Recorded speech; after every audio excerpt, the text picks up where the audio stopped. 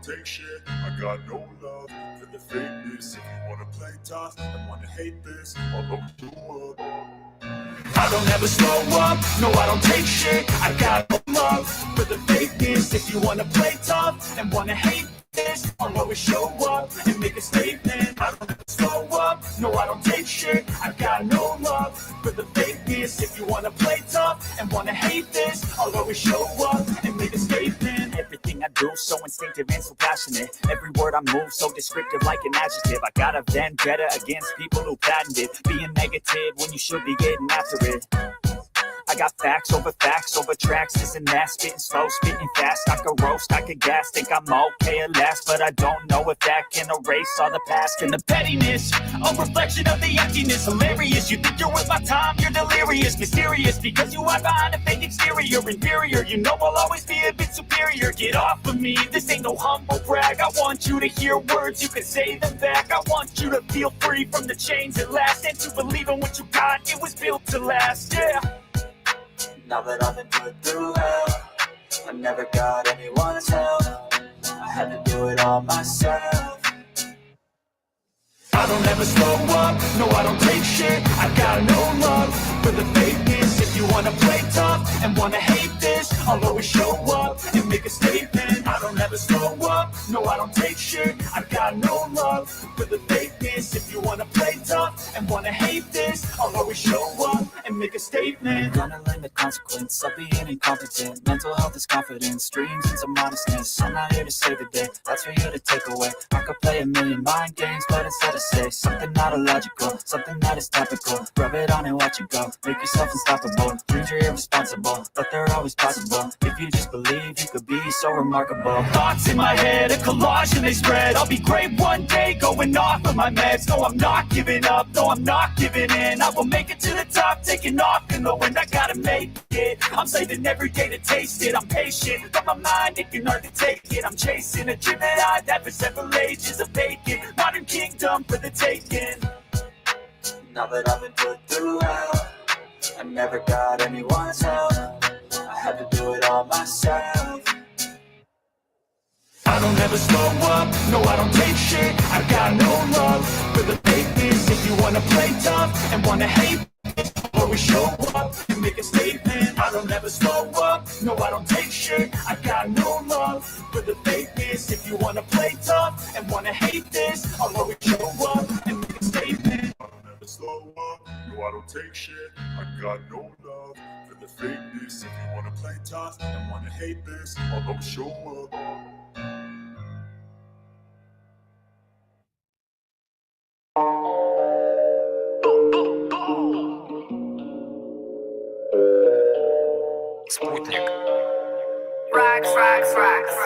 In the spot with the guys trying to make plays. I know I'll be there when it take place. When I blocked it 108 days. Shoot through the ops, then I switch up the fake place. Stand over ops, do a sim, but I keep faith. Get on his body, not shooting from deep range. The bowler on court trying to click first. Penning her slowly and dig it on 6 first. Before scoring on trust, had a miss first. Reload the clip and then I let it disperse. BO up and clutching, trying to drop one. Chase down king, I'm clicking to the cops car. Catch for one and living, not an option. G19 to 40 different options. That's what I got in the barrel. City Christian like the Christmas Carol.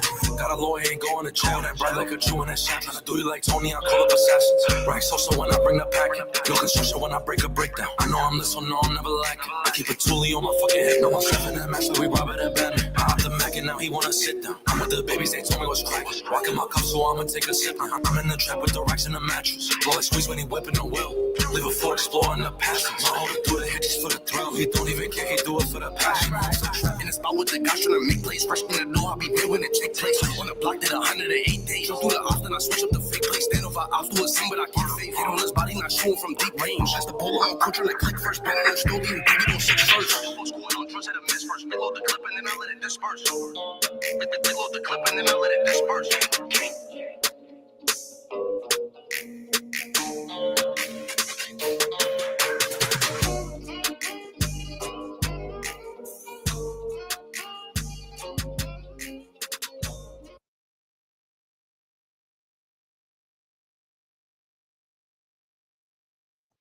And we are live.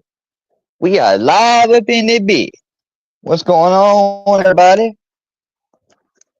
We are live. What is going on, everybody? Have y'all ever wondered why in the world have y'all see this? This is normal over in Israel. It's common to see people in civilian clothes carrying large firearms like assault rifles on the streets. For those unfamiliar, Ain't no such thing as an assault rifle. Just pointing that out. There is no such thing as an assault rifle. There's just rifles. it might seem surprising, but there's a reason behind it. Many of the young people you see carrying weapons are off-duty soldiers. In Israel, military service is mandatory, and soldiers are encouraged to take their weapons home even when off-duty. This helps them stay prepared for emergencies and adds a layer of security to the public. Despite the visible presence of firearms, the rate of accidents is extremely low. So, when you tell that to the left Democrats. See people carrying firearms on the street, there's no need to worry. Israel's population is well-trained, respectful, and highly educated, and, by far, one of the safest countries in the world. Besides the constant threat from, the other side. Constantly. Relatively safe.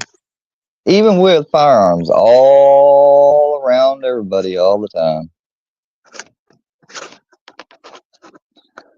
Let's see. The fuck?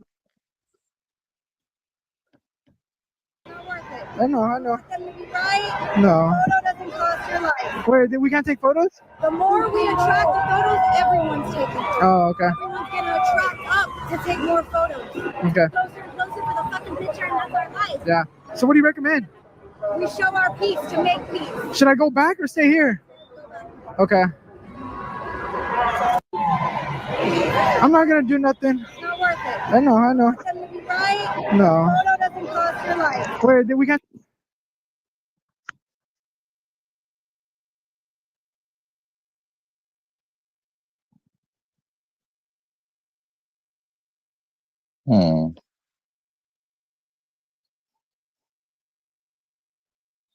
We got a sovereign citizen showdown with Judge Simpson, y'all. Ready for checking out? Let's get into that. Got Jane Doe. Hello, Jane. All right, let's get into this.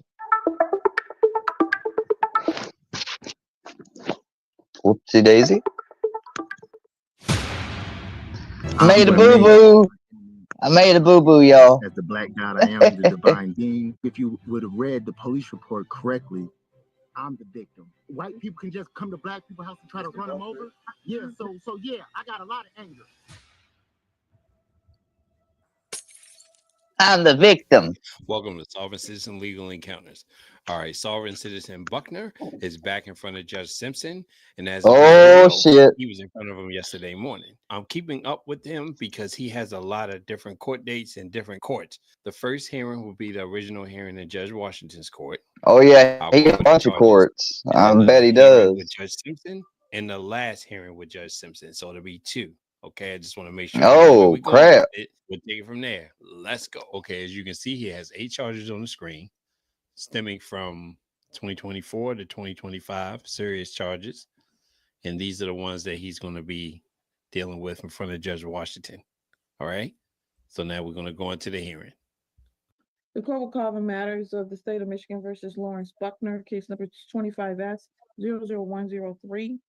as well as 25S-00102. Tiffany Woods for the people. Good morning, man. Please, this Honorable Court, Kareem Johnson, on behalf of Mr. Buckner. Thank you. Mr. Johnson, are you representing Mr. Buckner in both matters or just the 103? Pardon me? Are you representing Mr. Buckner in the 103 matter as well, or just the and the 121? I believe just the 121, but I can. I think it would be the 103 one you have. Okay. He's just representing him on the 103. That's the only withdrawal that I have and the only withdrawal that I've signed. Thank you, Your Honor. Assistant Public Defender Davy Lebo for Mr. Buckner in the 25S and the 25S-102 matter. Thank you, Mr. Lawrence Buckner. Can you please state your name? Good morning, Mr. Buckner. You're muted still, Mr. Buckner. Can you hear me? I can. All right, good morning, Judge Washington. He's got to be unmuted so he can say his little sovereign citizen diatribe. Oh, your bitch ass wants to come up. Sorry, you don't get to come up here, boy. You don't get to come up here no more, boy. Y'all planned to use you to get me and Bambi to be all fighting. That didn't work, did it? Yeah, it didn't work. It didn't work out too good, did it? So you got to try it again, huh? Bitch. Fuck you, you little abusing fucking women, bitch.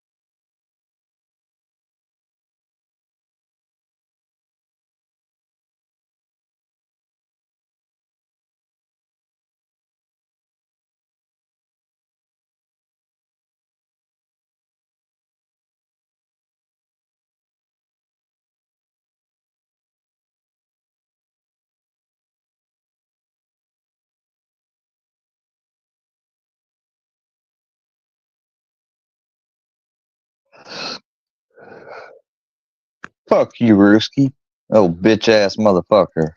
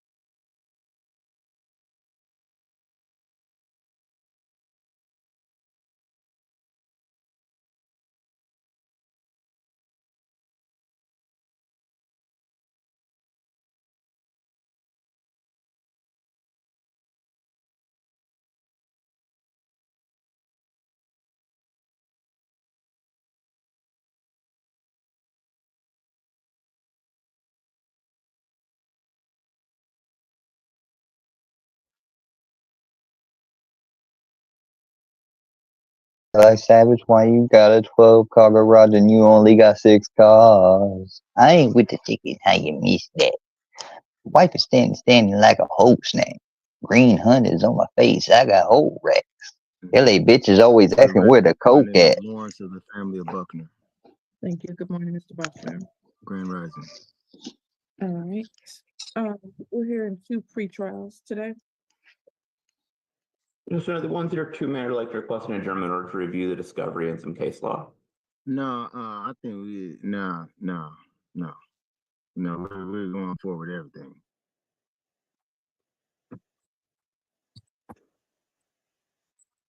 Mr. Johnson, what is your request? Your Honor, I was appointed to this matter late Friday, but I've heard the wishes of my client. I likewise do not have discovery, but if he wants to proceed going forward, I asked the court set this matter for final pretrial and trial date. So just so you know, Counselor Johnson, is once this gets set for the final settlement conference, which would mean it's going to trial, there is no plea offer. Negotiations are done. So I just want to make sure that you're aware of that if you're setting that for the final settlement conference. Mr. Buckner, are you okay with that? Yeah, and I also want to. I'm well aware of. I'm glad you said that. Fuck you, Rooski. You can suck my dick. What's up, Bambi? Let's see, we got Bambi right here up in this bitch. Fuck you, Rooski. You is never coming to my lives again. Never. Not unless Bambi wants me to have you up here, bitch. Fuck you. I wish she would go down to fucking 10th and Des Moines and fucking pop your bitch ass.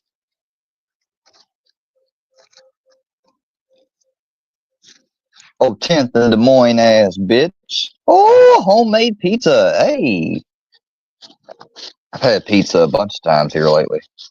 I know that's good.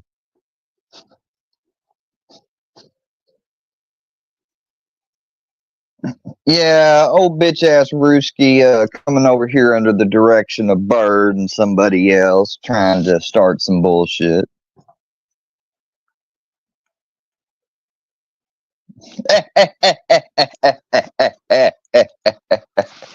Yeah, tell him, Miss Bambi. Tell his bitch ass. Oh, so you still are in Des Moines, huh, Rooski? You ain't never left, huh? You can't afford to leave, can you? Guess you should never came, bitch. That if he go ahead and go forward, that there will be no plea offer, and at this point, I'm going to maintain my innocence as the black God I am, the divine being. The divine being. You gotta love these sovereign citizens, how they be coming up with this. The divine being. I am the divine being. Like, look at this guy.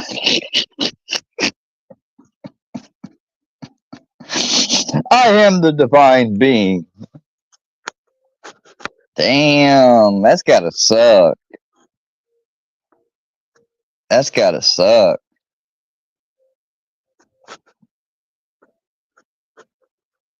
Yeah, Rooski, your bitch ass got one little sly comment past me last time, but you will not get another one past me, bitch.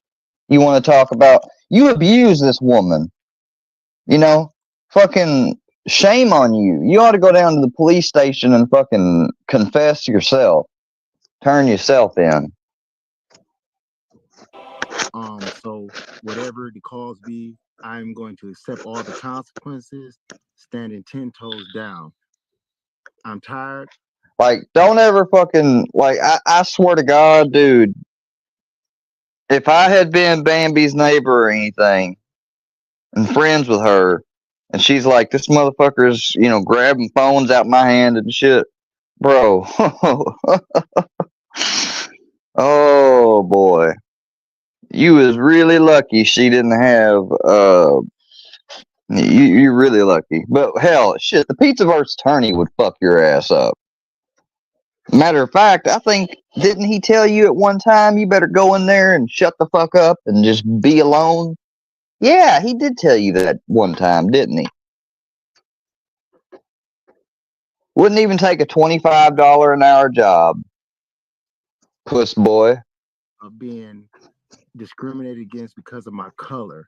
Maybe if you would have read the police report correctly, I'm the victim.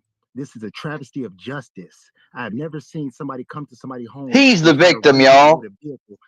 We got a modern day Rooski on the court cam, y'all. He's the victim, y'all. Rooski's the victim, y'all. Bambi victimized him, and she emasculated him. She made him feel like less of a man, so he had to put his hands on her. And then they go to jail. Yeah, so I'm ready to go to trial. I'm really ready to go to trial. Cause what? White people can just come to black people and try to run them over, and then yeah. So yeah, I got a lot of anger. Mr. Buckner, just because of this. Relax for me, Mr. Buckner. Relax for me, okay? Black Lives Matter. we gonna handle this in the appropriate form. That's not today. See right here. See nobody called me. See nobody called me. See. I'm gonna tell you something, man. See, nobody called me. See, nobody called me. Even though this is court and court don't call you. Like, bruh, court has never called me. Not unless there was some big deal or something. Court don't call you. The hell you think this is? That's what you get a lawyer for. A lawyer keeps up with what you got going on in court. They notify you. The court don't notify you. Not unless you're on some type of something. Maybe they call you and remind you every once. But this ain't your daycare. This ain't your personal daycare. This is the people's court. You know, they're not here to babysit. Yeah, I'd imagine that'd be some shit Ruski would be saying. Well, nobody called me. They ain't supposed to call you, bitch. You're supposed to pay attention to the paperwork and show up. That's what you're supposed to do. All right. Mr. Lebo, what is it you're planning to do with your case? He does not want to have an adjournment in this. He's still sitting there talking on mute. Requesting. I am not 100% sure what Mr. Buckner is requesting at this point. He wants to move forward with his trial rights, is what he has said. My understanding is Mr. Buckner doesn't understand that he'd be giving up any potential plea officer in this case, so we would be moving forward to final settlement. Clear. He's made that very clear. And Judge, just to be certain, so on 102, that's Lebo's case, is that correct? Yes. And you've already gotten discovery, so I just need to send discovery to Counselor Johnson. Okay. Yes, thank you. Final settlement in both of these matters, April 25th, 2025 at 9:30 a.m.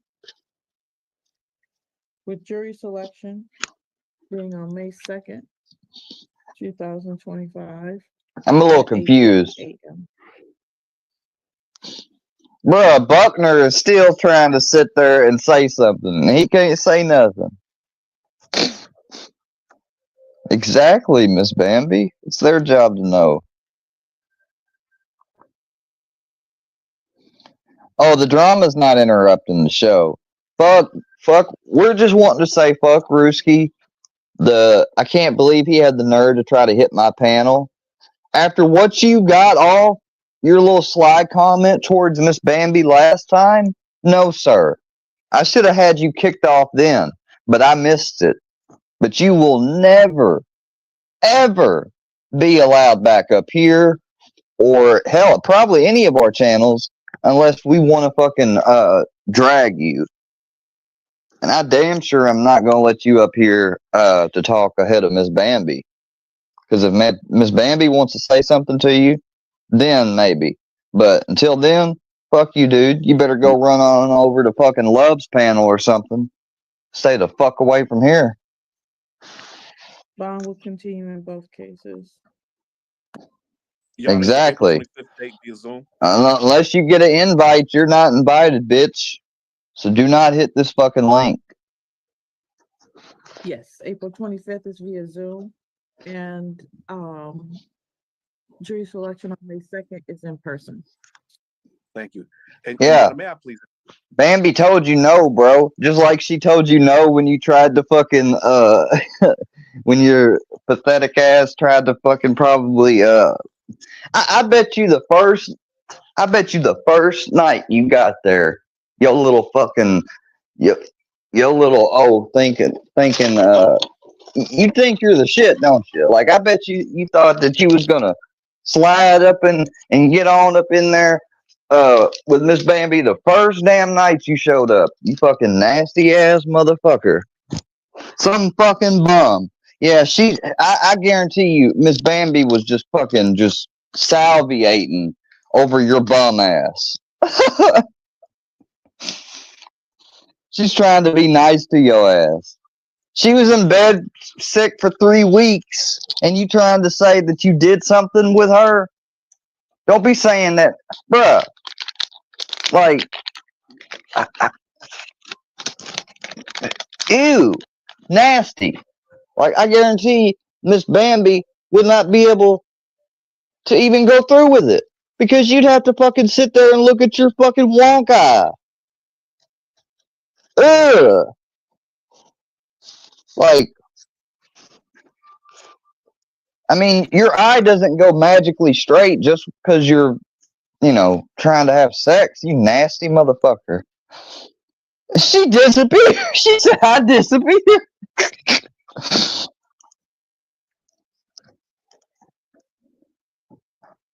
I remember. I know you was sick. I know you was. I remember. And then you still let that piece of shit over there. People take advantage of how nice you are, Miss Bambi. It's a fact.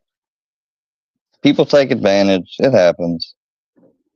Have a breakout room, Mr. Buckner, and co-counsel if he wishes to join.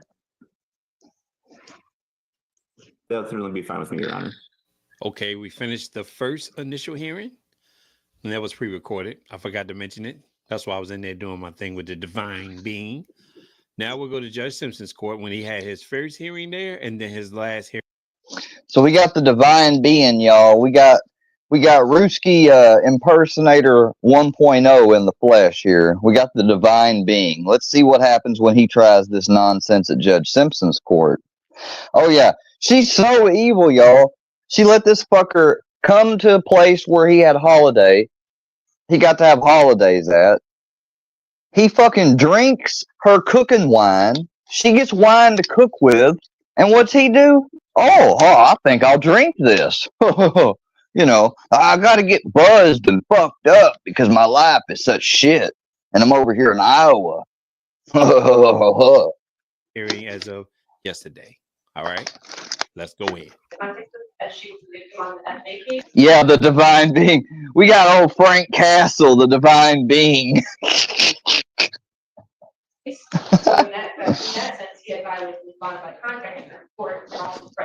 Bro, holy shit! He probably was wearing that shit the last couple of weeks to stay warm.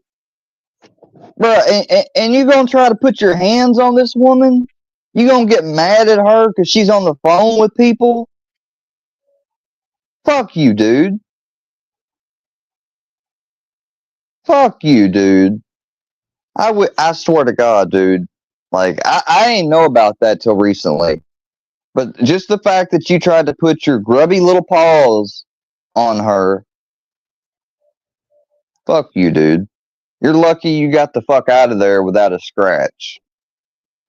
Like, if I was, I bet you her son didn't even realize it first. Because if he did, he would have fucked you up. Bambi, who the fuck is this? No, I'm not letting somebody up with their name, Bambi, whatever the fuck that's supposed to be. You can get the fuck up out of here, bitch. Oh, Bambi deserved to be beat. Yeah, I'm sure. Yeah, piece of shit. No, fucking Judge Simpson is not going to tolerate his bullshit. Yeah, see, he didn't know. Otherwise, I guarantee you fucking Pizza Burst attorney would have fucking took an assault charge on your ass.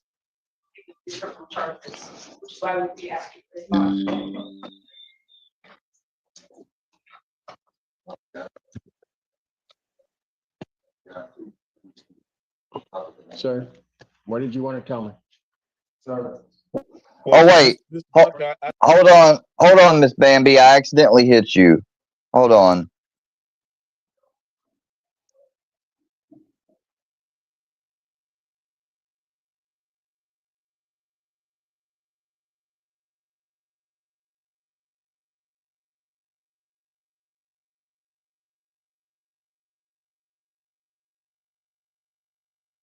Sorry about that, Miss Bambi. You're unhidden now. Damn. I fucking clicked the wrong goddamn thing. I fixed you, Miss Bambi. Say that again, Miss K. Say that again, K fam. Say that again. Shit, I can't believe I hit fucking Bambi.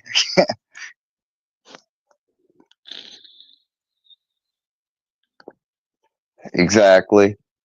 Exactly. I advise at this point you don't make any Mr. statements. Johnson, I need to speak because if I don't speak, if the prosecutor said they want to lock me up in remand, it's up to Judge Simpson. So I have to present my portion of the truth. If I don't, I'm going to jail.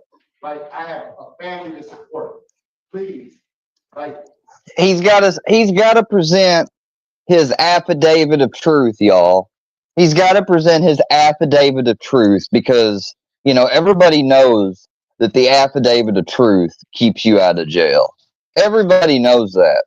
It's a secret little loophole.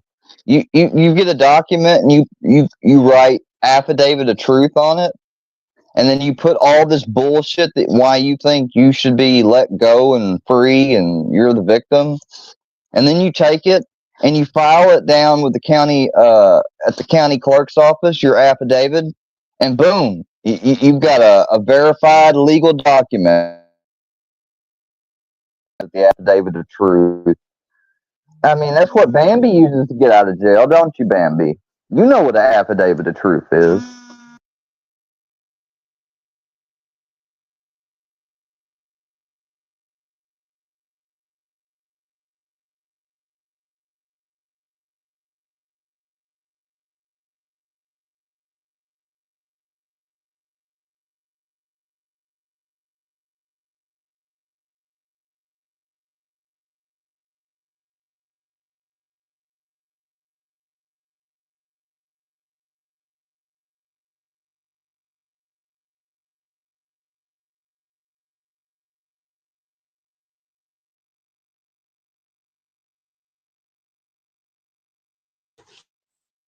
Phone call real quick.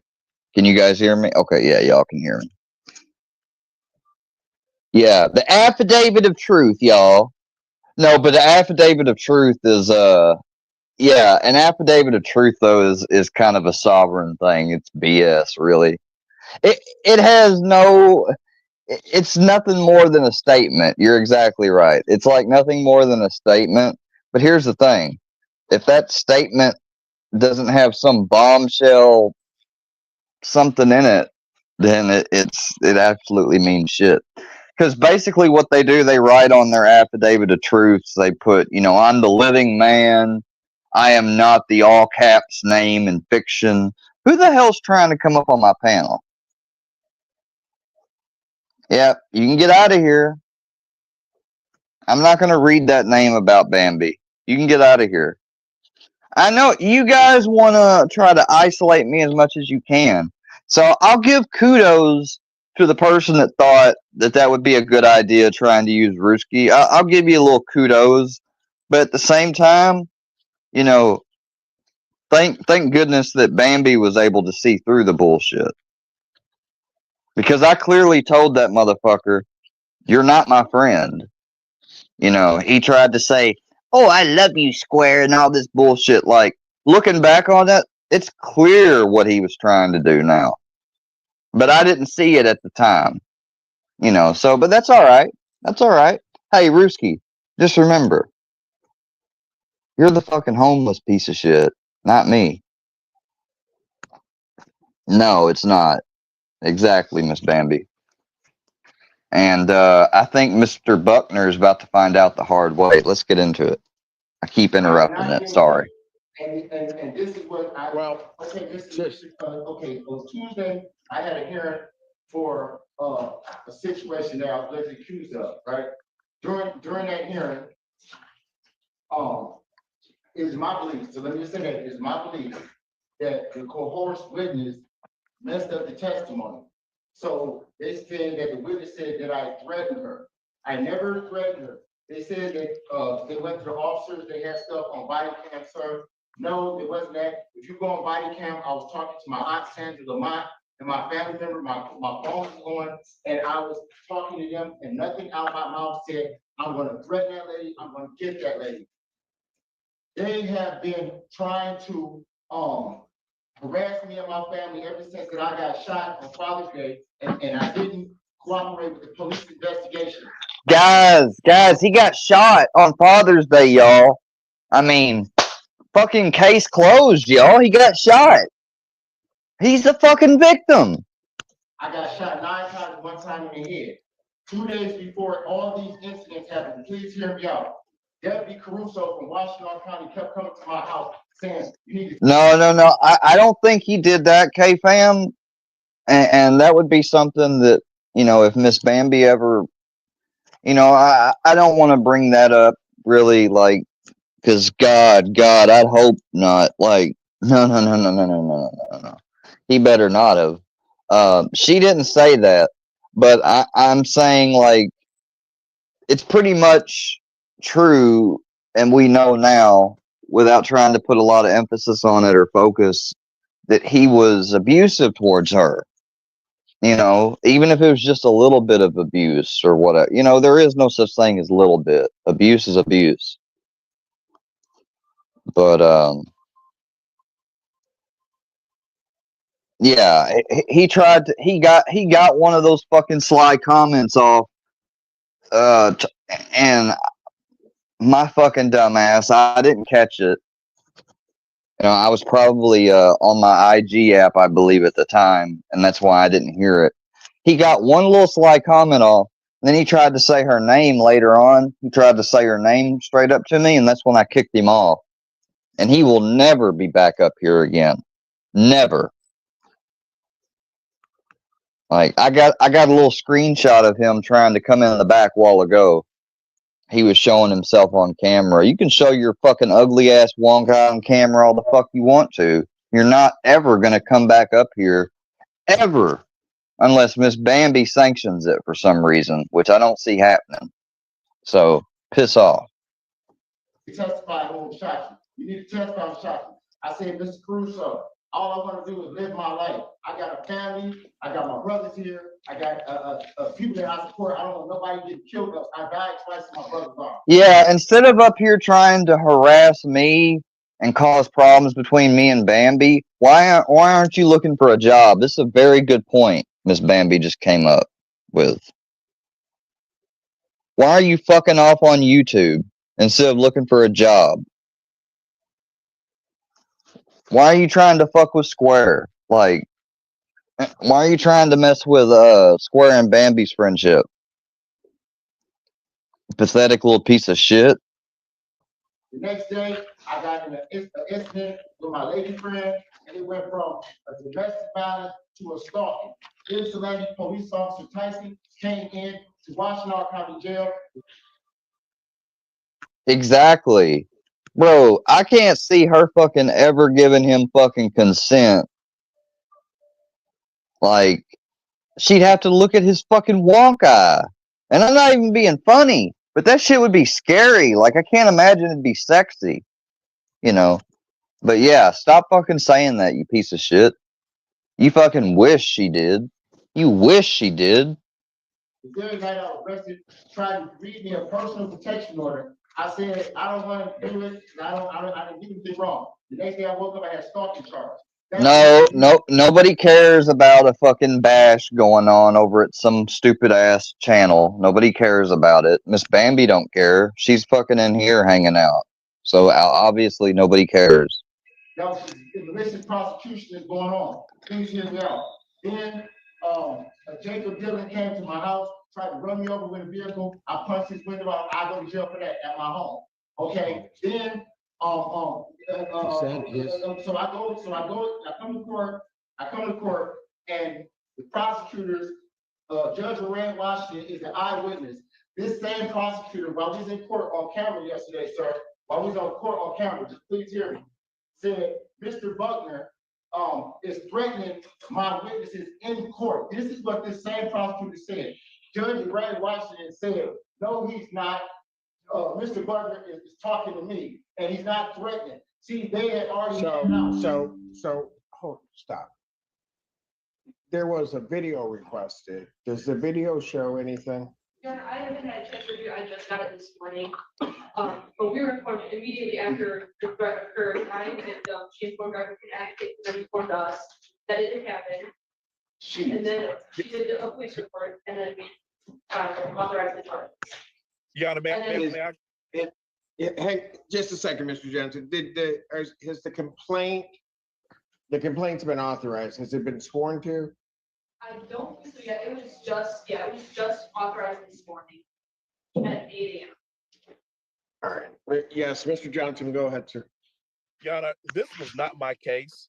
This was the public defender's office's case. My case was dismissed prior to this case on Tuesday. I have no knowledge of this. I have no discovery on this. So I can't effectively address this and make sure my He's got no knowledge, no discovery on it. He don't know anything. client gets his due process rights in terms of a bond revocation hearing. I understand that this may have just happened Tuesday and all the police reports and video camera have not been gathered. But I do think it is unfair to address this right now. Mr. Buckner has always showed up to court. He's always showed up to court timely. I think the request for the attorney who was present at that hearing to handle this bond violation, especially if that case is still ongoing, I just can't effectively represent Mr. Buckner on a bond violation that I did not know was going to occur this morning right now, Your Honor. Thank you. Mr. Brown, were you there on that? I was not there.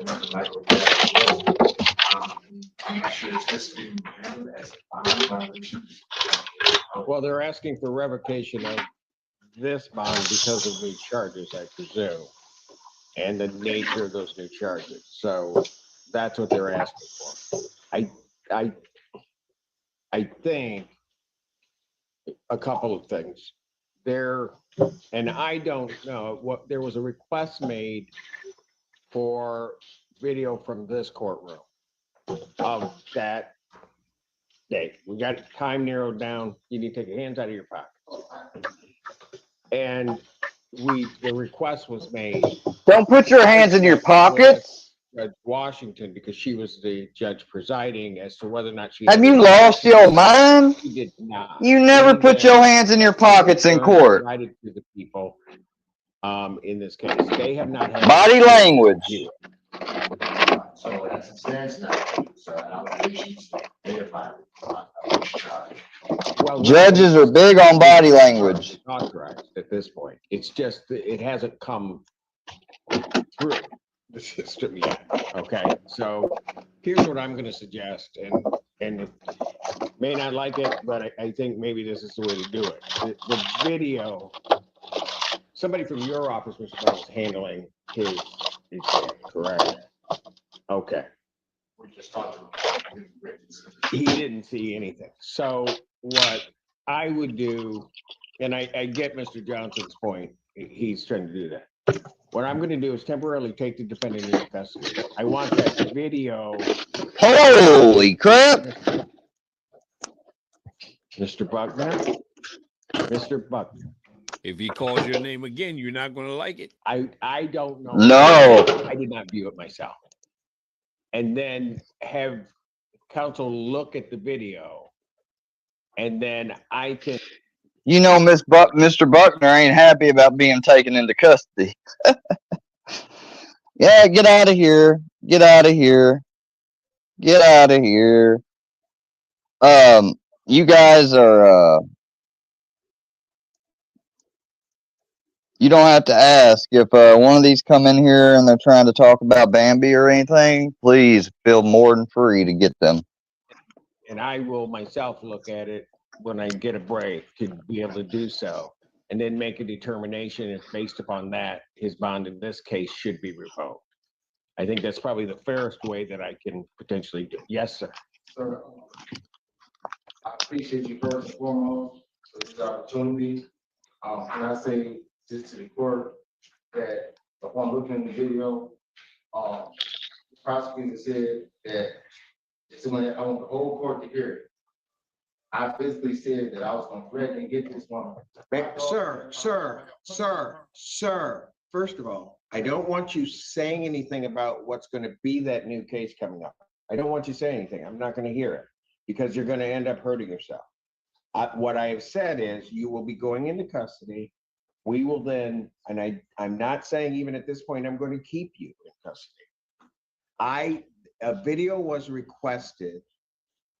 I'm going to give, the prosecutor's got to look at it.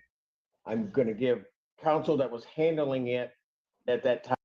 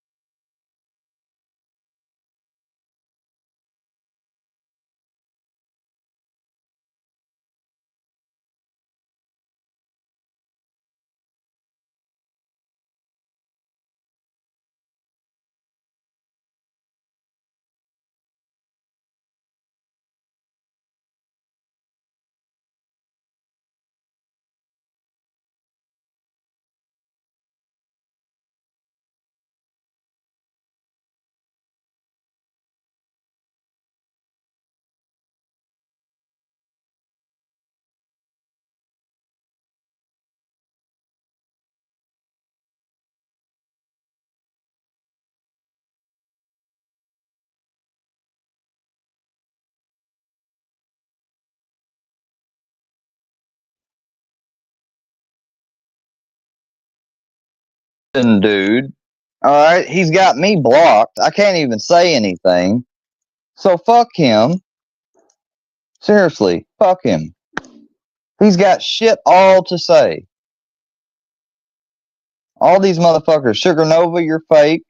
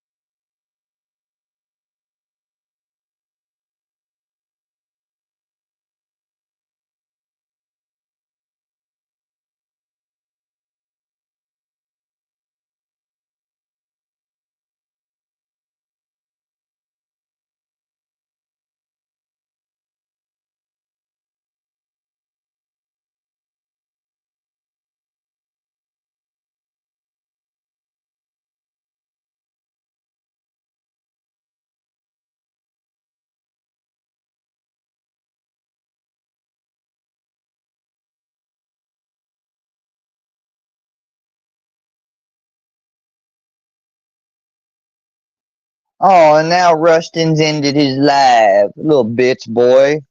You's a bitch boy, Rustin. You had the nerve to start talking about people calling people pedos that aren't pedos. Yeah, those are the fucking people that you're fucking co-signing and taking up for. You're talking about your own fucking people, you dumb shit. Time and opportunity to look at it also. Mr. Brown has already indicated they spoke with your attorney at that hearing and he did not witness anything. And I don't know because I was not the judge presiding.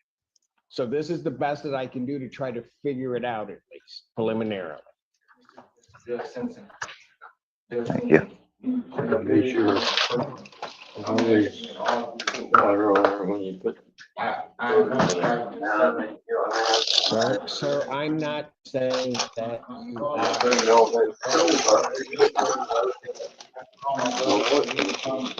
Sir, I'm gonna expedite it as best I can to make sure that I can look at it, get you recalled back up, and tell you what I'm going to do.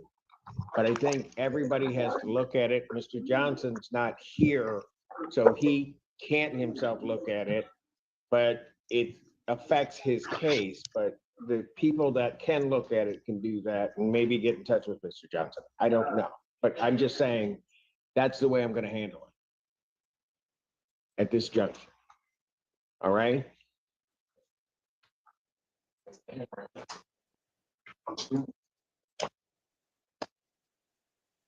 You can let him out if you want.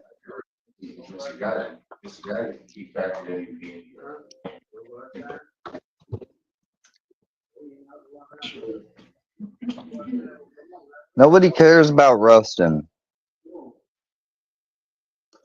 He's not baiting anybody. Mr. Buckner, they'll be able to talk to you back there, but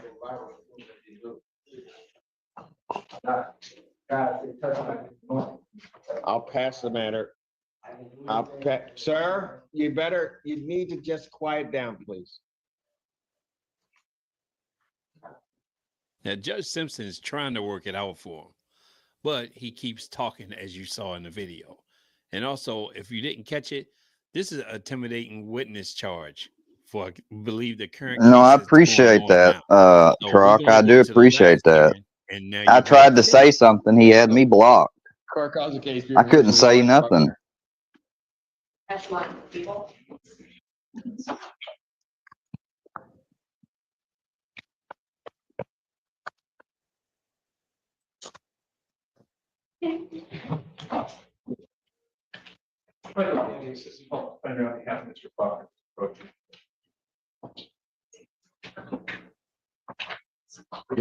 Your name, sir?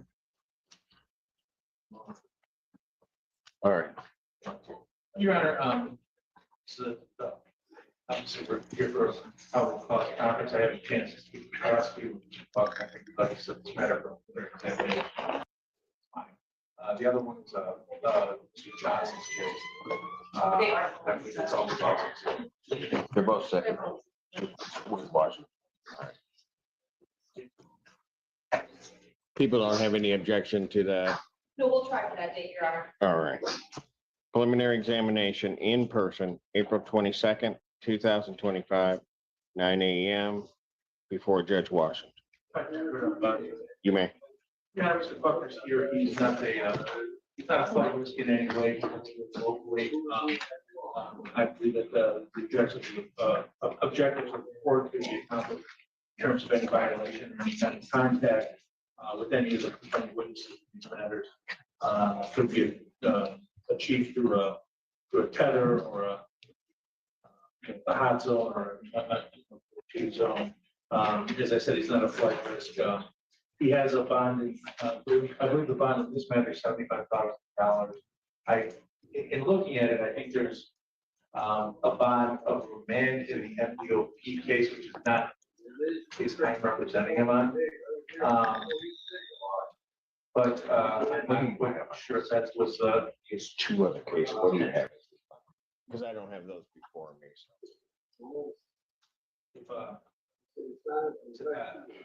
I don't. I need to address them. Well, Let me get this fixed for y'all. Mr. Buckner was going to try to say something, but I don't know if you want him to say anything. He always wants to talk. Now, what other sovereign citizen used to do that? Put it in the comments. Daryl Brooks.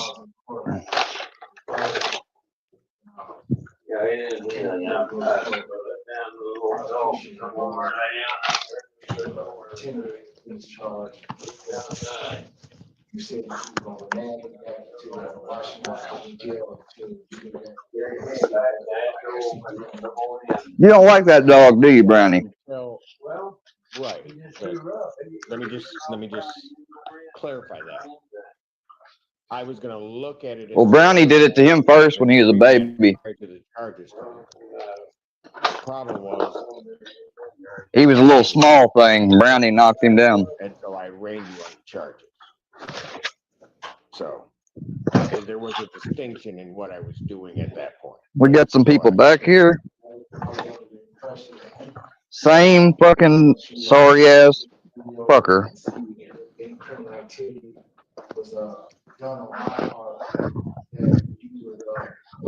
Oh, see, I want to call Bambi an N-word lover. Oh, okay. So y'all racist. He say, she say, I wasn't being quiet, so. Yeah, exactly, Bambi. Remember at the time that you appeared here, and a flight risk is not my issue with Mr. Buckner at all, because he voluntarily came in and he cooperated with the court in every respect whatsoever. But at the point at which we were addressing it and it was brought up to the court, I did not have a complaint in the case. And so what I was doing, people at that point were asking to have you remanded, defense counsel, and you were objecting to that. And at that point, I was going to make a decision as to whether or not I was going to remand with knowing that the charges may be coming. But I wanted to look at something because you were vehement in saying no, people, and I knew that there was this video there.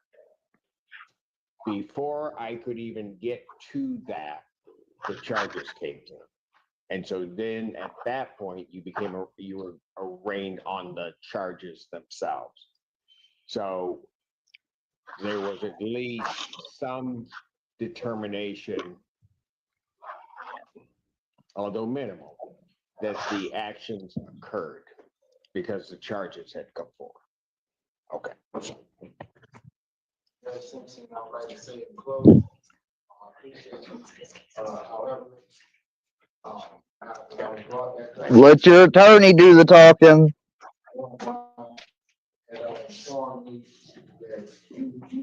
That's why you have the attorney, so they can do the talking. I know. Okay, so we can go, Mr.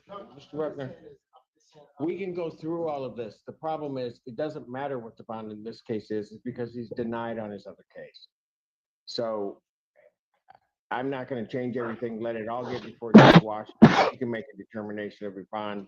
She can hear this argument of the bond in this case, as well as what's going to have to be your argument in the other case. Because I could change your bond in this one, it doesn't release you. I'm talking about the $75,000 bond. I'm talking about the bond. I came to court for I was at the court for Diddy.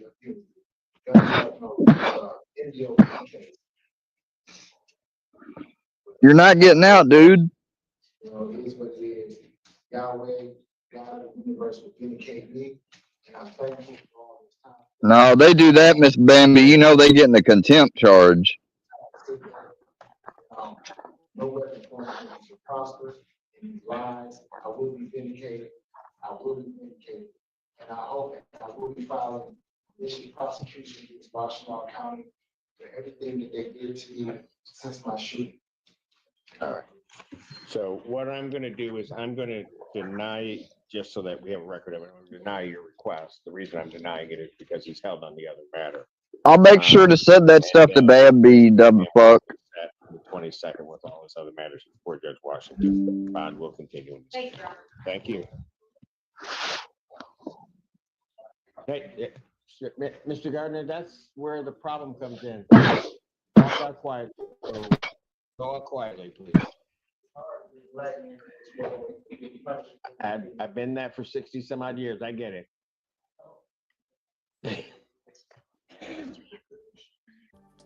Okay, you're all caught up. But that's funny how Judge Simpson said, just walk out of here. Well, don't say anything.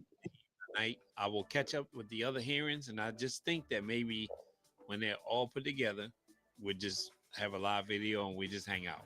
If y'all want that, put it in the comments. Okay? See you next time.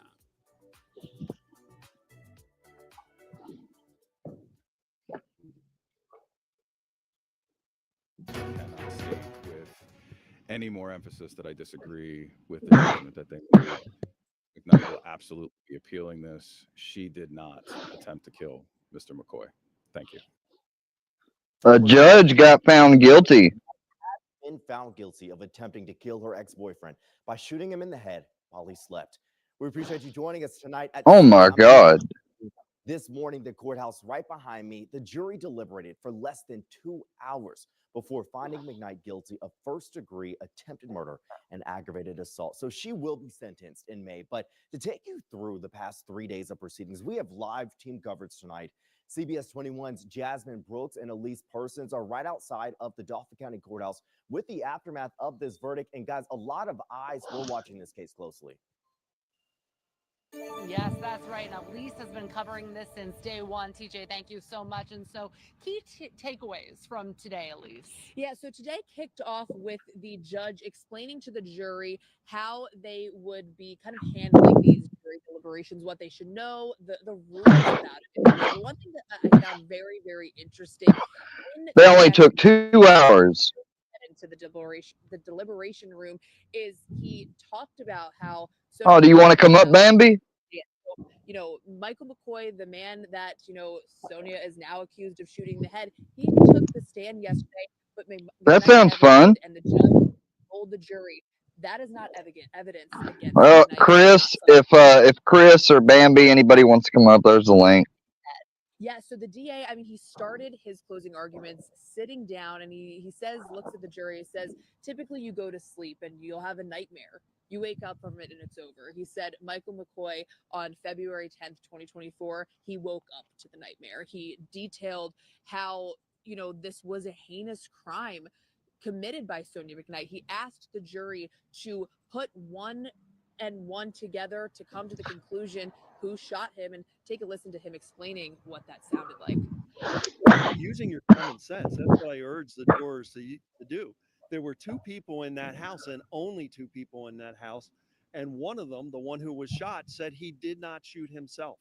The logical conclusion is the other person did it, and I'm glad the jury ultimately exactly in that statement, and they found her guilty on all charges here today.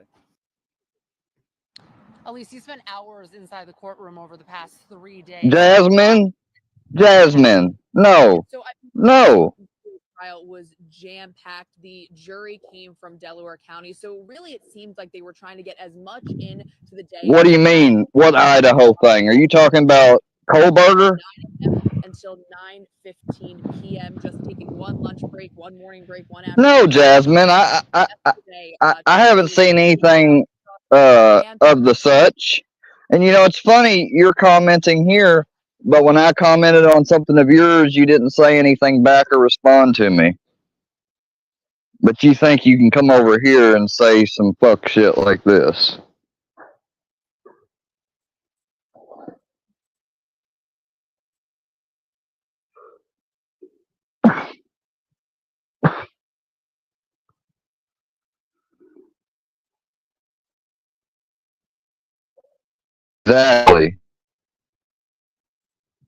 Exactly. And y'all feel free, if you want to hit her, hit her. Witnesses throughout the day on Monday, including Susquehanna Police Department patrol officers and detectives, the EMS crews that treated McCoy, and I deleted the message.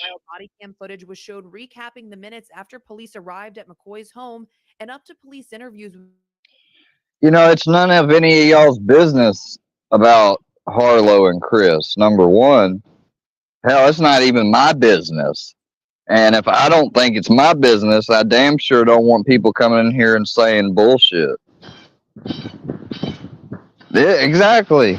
You took the words right out of my mouth. Monday morning, McKnight washed her hands and dropped her shirt in the toilet before being tested for gunshot residue. Day 2. Yeah, that one is not even fucking from this country. Testifying about the severity of his injuries. His trauma surgeon. Why don't you go fucking suck Lauren off? Why don't you go get you some of that Lauren, that Lauren's paranormal, ugly bitch. He touched on the year-long relationship with McKnight, saying, quote, like, don't make me have to strike you for using my face in any videos or anything, Jasmine. Like I've never done anything to you or nothing. But you've said plenty of shit about me. I've heard you speak about me before whenever it was trendy. Yeah. And I let the shit go. Shot in the head. When asked if he shot himself, McCoy answered no. Very well said, Miss Bambi. Tuesday afternoon, McKnight told the judge she would not be taking the witness stand. Her defense lawyer called for the case to be thrown out. That request was denied. In closing She took the fifth.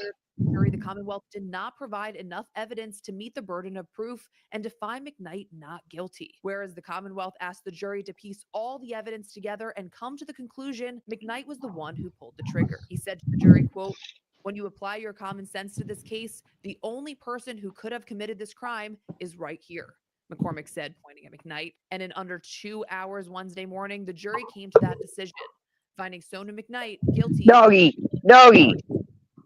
Come here, doggy. Okay, so because you were in the courtroom and Sit. cameras weren't allowed, you Sit. can give Sit. first experience of what you saw. I want to know what McCoy did when that Sit. verdict was read today. So I was watching him closely as the Doggy. verdict came in, and he was sitting in the front row behind the Commonwealth, behind the prosecution, and there was a small ledge right there. We got this big puppy As they read guilty, next door, always coming over here giving Brownie shit. Pounded lightly that ledge a little bit. Brownie runs circles around his ass. Sensation. So really, just a moment to Say, you just a puppy. You just a big old puppy. Hell, he's still got his balls. Hell, no wonder he's so energetic. And I was looking for any sign of emotion, if you would, looking at her shoulders, and I didn't see it. They need to get you fixed. Yes, they do.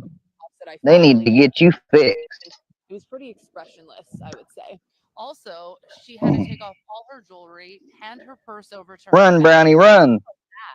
Yeah. Somebody who had so much power kind of in that moment stripping their sense of identity in a way. Right. I mean, it was really interesting because as the jury went in, He's running circles around your ass.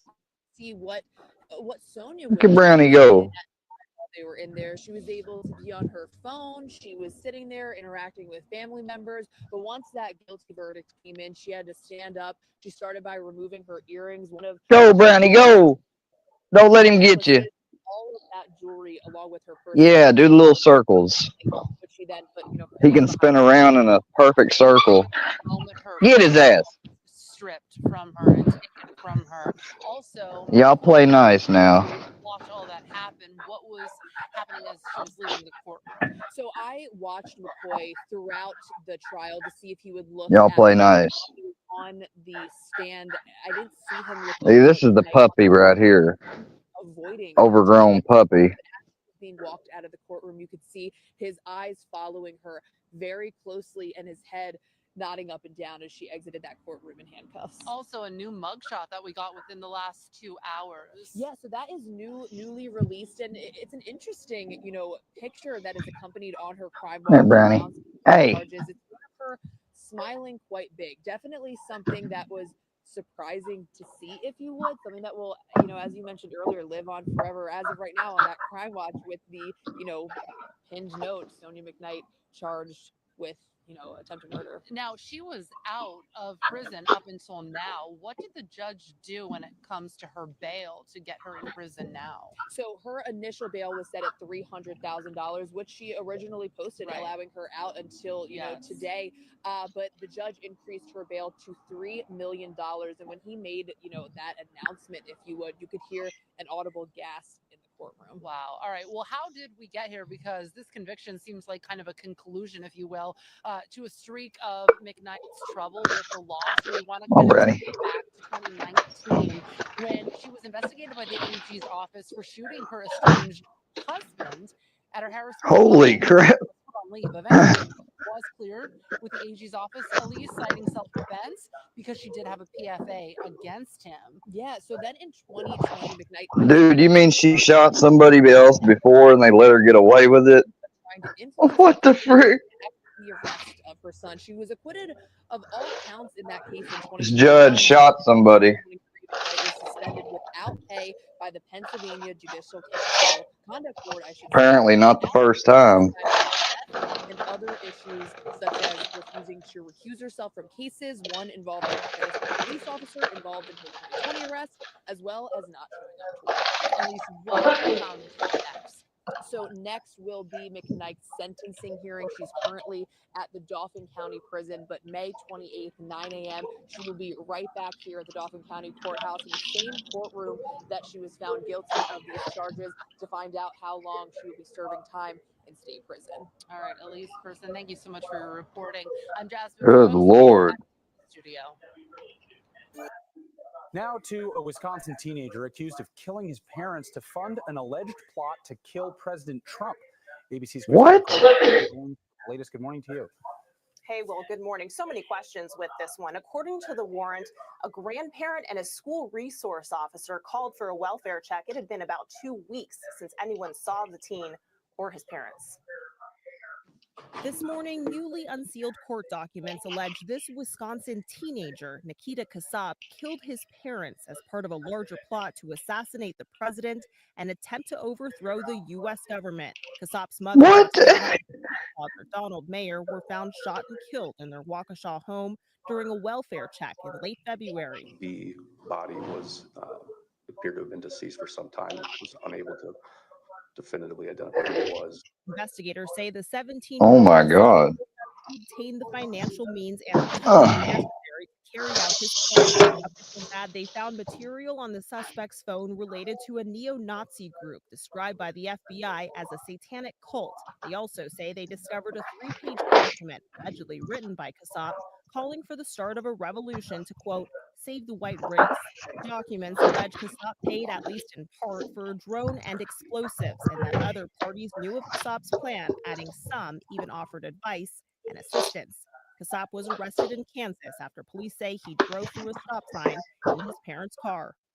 Kassab is in custody on a $1 million Idiot. bond. He has not yet entered a plea, Gio, and is scheduled to be arraigned in May. Gio. Okay, all right, Christian, thank you so much. I was going to do a deeper dive on it to see whether there's probable cause. It's the first time I've seen something like this. Yeah, same here, Judge. All right. So, Mr. Martinez, you were charged with operation of a stash. Hey, folks, I'm Court Guy. Today's case is something you don't see every day, and neither does the Operation of a stash house. I cannot believe that kid tried to kill the president. And killing his parents would be part of the plan? Like, that's just crazy. When a man is charged with operating a stash house, Judge Fleischer openly admits he's never encountered this charge before. What follows is a legal deep dive, a discussion about changing laws, and a moment where everyone in the courtroom, including the defense and prosecution, is trying to make sense of what exactly is happening. It's rare, it's raw, and it's real courtroom problem solving. All right, then, let's get to court. You are facing up to a year in jail and or a $4,000 fine. We are going to do probable cause. You have the right to remain silent. Anything you say can or will be used against you. You have the right to have an attorney present. If you cannot afford one, one will be appointed to you, sir. Yes, Judge. On November 24th, 2024, officers were dispatched to an apartment in Harris County, Texas. The officer located 5 adult complainants locked in a bedroom while conducting a welfare check. The officer observed the defendant to be the sole person in the apartment that was not locked in the bedroom. The officer determined the apartment to be under the control of the defendant. All complainants gave similar statements and stated they were held in the locked bedroom without the ability to come and go free. Complainants were all found to be in possession of identifying documents, but their cell phones had been taken away. The complainants stated if they needed to leave the bedroom, they had to knock on the door and be led through the apartment, sometimes with a bag over their head, by one of 2 males in charge. The defendant stated he lived at a location with another male, but that he did not know the other male very well. The defendant denied knowing the 5 people in the apartment. Instead, they were dropped off in the morning that day, but he did not know who dropped them off. The defendant was found with $5,999 on his person, and the officer further observed the door where the complainants were being held was only locked and unlocked from outside. The room was bare of any furniture. No mattresses were in the room. Only 3 pillows and multiple blankets and a large sheet of plywood covering the window. The officer also found the room had no working light bulbs. The officer observed a desk in the dining area with 4 envelopes with names and 36,000 written on them, containing cash, a total of 11,200.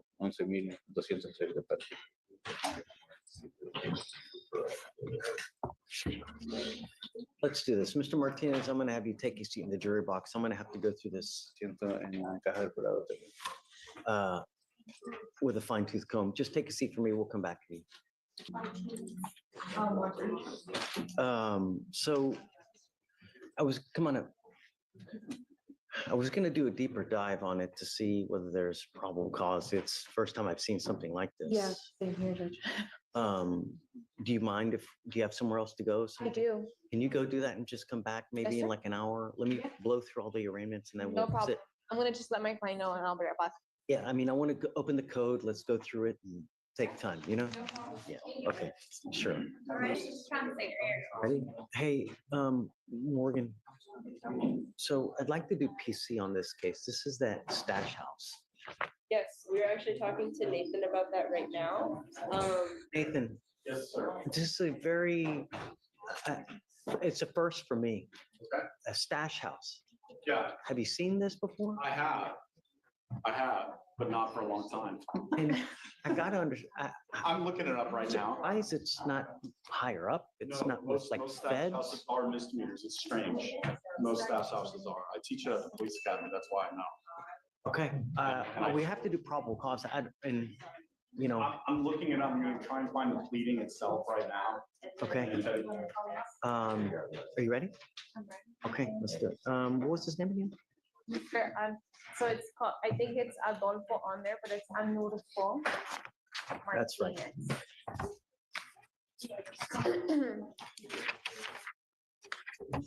Mr. Martinez, come on up.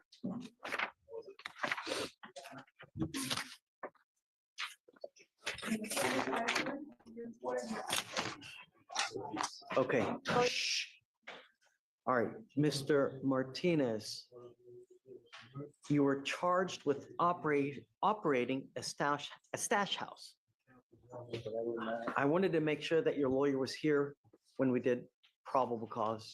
You have the right to remain silent. Anything you say can or will be used against you. Here we go. Yes, sir. On November 24th.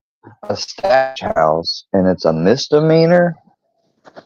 Like, that is weird. That is a very weird case to pop up around here.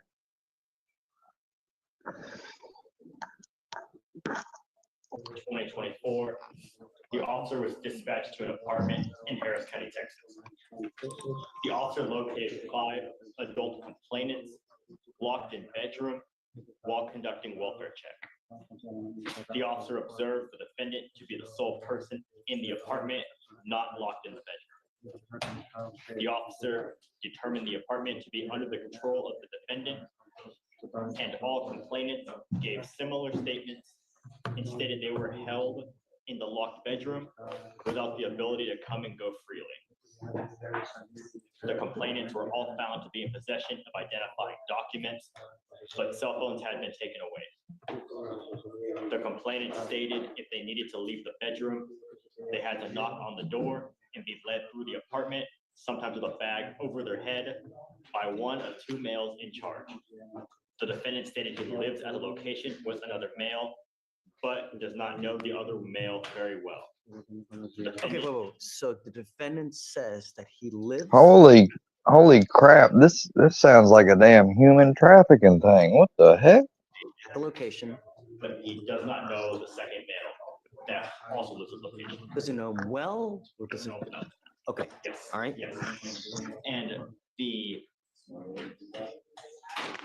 defendant denied knowing the 5 people in the apartment. Instead, they were dropped off in the morning, and that he did not know who dropped them off. The defendant was found with approximately $6,000 on his person, and the officer observed the door where the complainants were to be unable to be locked or unlocked from the inside, only able to be locked from the outside. The room where the complainants were found was free of any furniture, with no mattresses on the floor, and only 3 pillows and multiple blankets. Officers also found a large sheet of plywood covering the window and no working light bulbs. The officer observed a desk in the dining area with 4 envelopes with names in 3,600 written on them containing cash, a total of 11,200. Officers also found a brown wooden baseball bat on the desk with the envelopes. If I may, Your Honor. So my understanding is that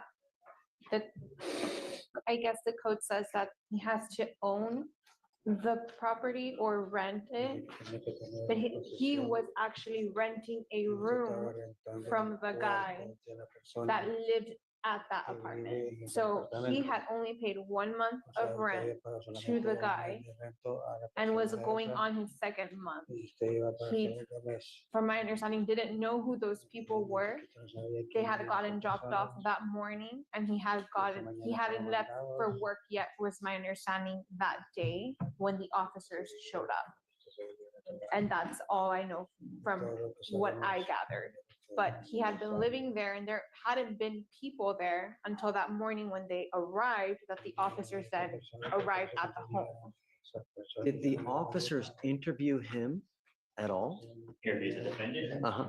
Yes, Your Honor, and that's whenever he told them that he lived at the location, but did not know the person very well, and that he did not know the 5 people inside. Hell to the no. How the hell is Barlinetta going to try to come up here? The hell? Like, I'm going to talk to your fat ass. Oh, Shrekanetta. Shrekanetta, be gone.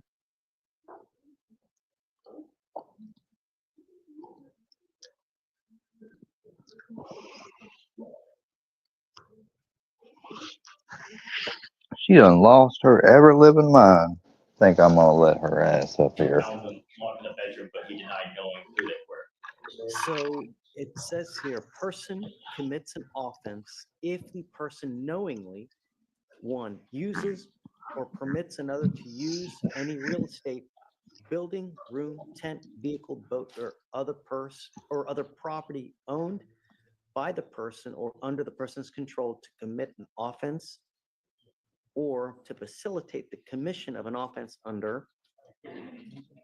Which is, Judge, those other sections are smuggling or trafficking. Right. Or rents or leases any property to another, intending that the property be used as subdivision 1. Which would be him allowing them to use the property for such commission of alleged offense, but it wasn't his. I guess my issue is that it wasn't his property. He was not on the renting or. And Your Honor, the officers found him to be under the property to be under his control, as they found him to be the only person on the premises at that time, not locked in the bedroom.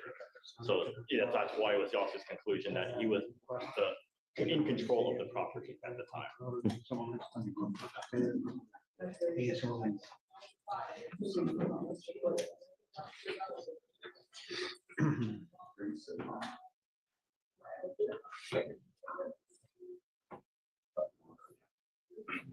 I don't know if he'll find probable cause or not. He's on the fence.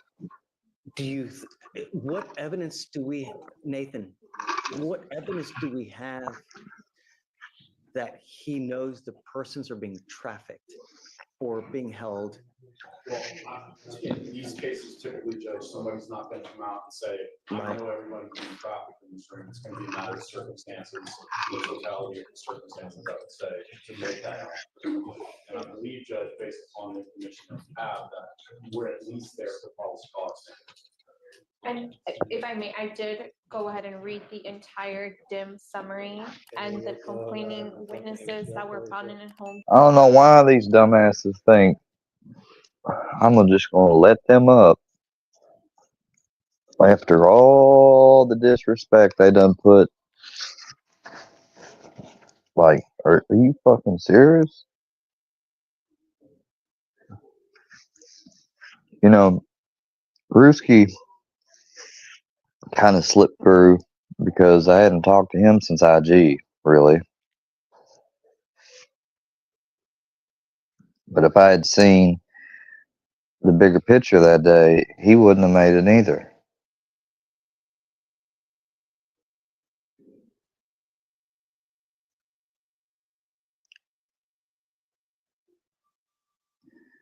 And then Shrek and Netta,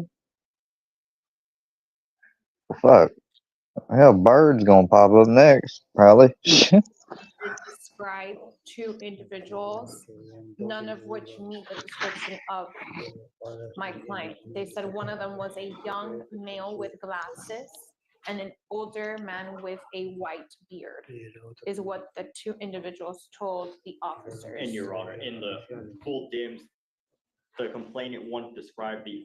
So hold on a second, because that, are you telling me that the people who are held captive are saying that it's another two people who are acting? There was, Your Honor, there was a description given, older with gray hair, a round face, and a beard, and the officer observed the description given to fit the physical description of the defendant. So there was a description given by the complainant, and the officer observed it to match the defendant. Well, the time he got arrested, he didn't have a beard, so because the mugshot doesn't show a beard, so I would assume.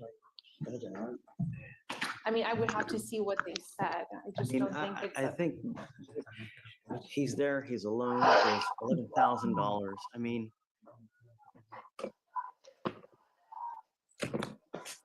The other thing too is, Judge, it's my understanding based upon ADA Farmer's recent, I guess, knowledge of the statute that modified felonies in some cases, which we may be refining this case as a felon.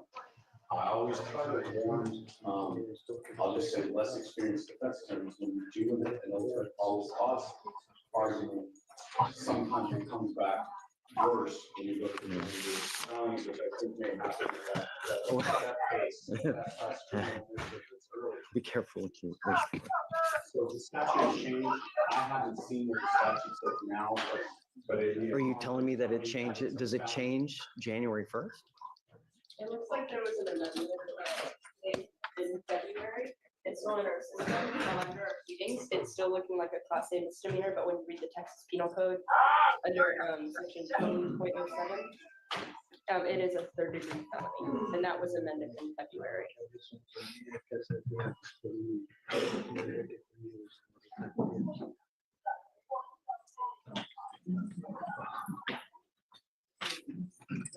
Oh, yeah. Yeah, look at that.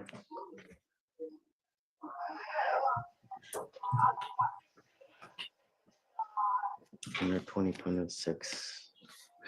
All right, so Mr. Martinez, I am going to find that there's probable cause to go forward with your case.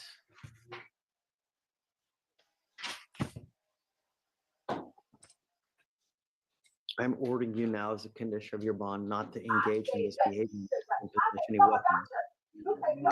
If you pick up a new case, if I find you with a weapon, if you engage in this type of behavior, I will put you in jail. I will not give you a PR bond. I don't know what your status in this country is, but if you're in this country without permission and you go to jail, immigration finds you while you're in custody. They will put an immigration detainer on you, and you will be stuck in custody until the case is over with and then shipped off to immigration. You are on notice now that I'm going to do everything in my power to protect my county. I don't care who, what, when, where. But if I find that you're a public danger, then I will put you in custody. Do you understand?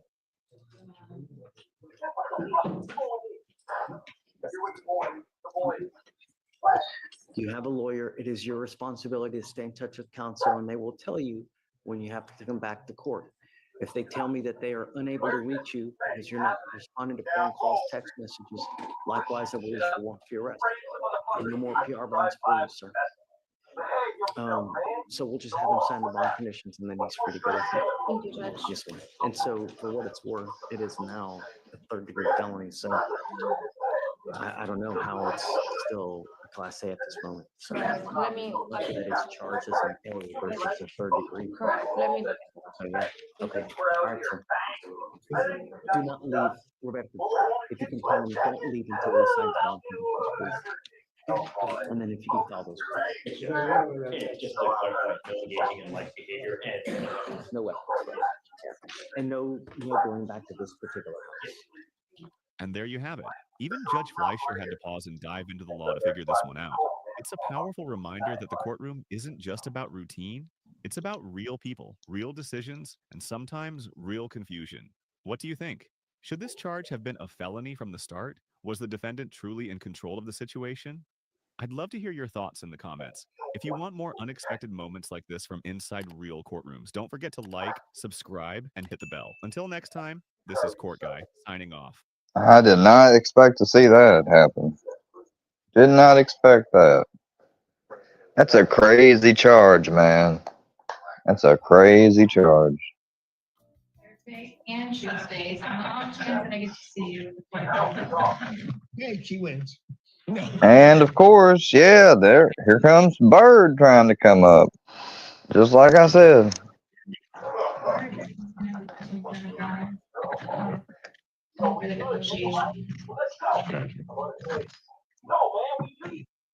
Public cause conference April 24th, 2025, 9 a.m. bond continued. Yeah, go ahead. Yeah, but that could take real fast. Go ahead.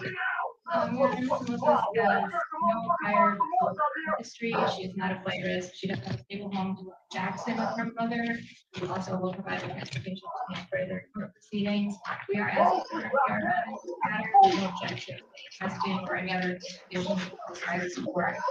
Yes. Your response.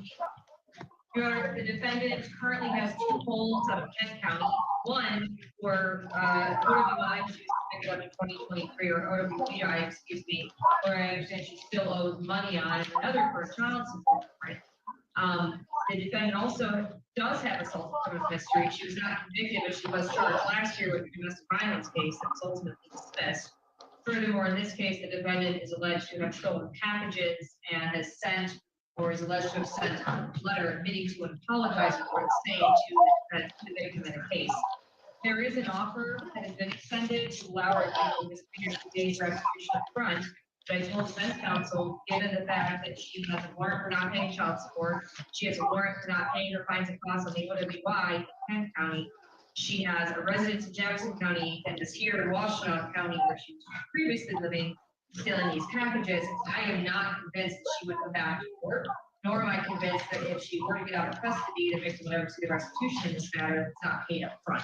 So I am requesting the court continue the bond as currently set, finding it to be appropriate. But how's she gonna even have a shot at trying to get restitution if she's incarcerated? Defense counsel told me this morning that her mother will be helping her make those arrangements and that she is going to be using her tax monies. And Your Honor, if I may, you may have to read that, right? Which I would like to. My client does need to get out of jail to secure employment and to start paying off all those fines and costs that she needs to pay off. And federal tax day is coming up next week. So April 18th, so if she's here and can't pay that off, that adds to it. And Ms. Moses did make clear to me that she does plan on securing employment and her mother will be taking her to the court proceedings moving forward. Where would she reside if she were out in Jackson? Jackson. So all of her holds are financial holds, Yes, sir. right? I do believe that the child support is a child support case related to nothing.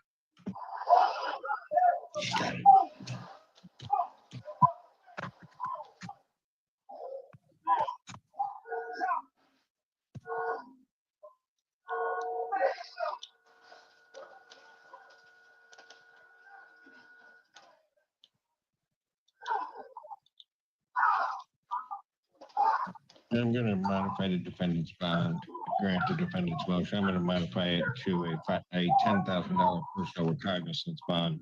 Defendant must be placed on a GPS location only tether prior to her release.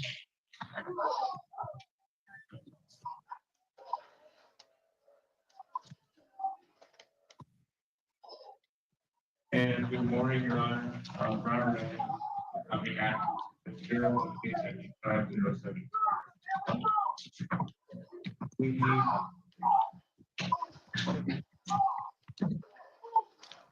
Okay, where's my second ruling? No, send her up. We'll wait.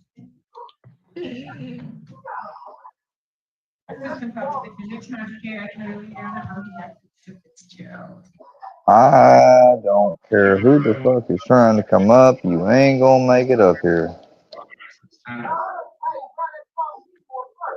right. Have you seen the community corrections violation report? Yes, we have, Your Honor.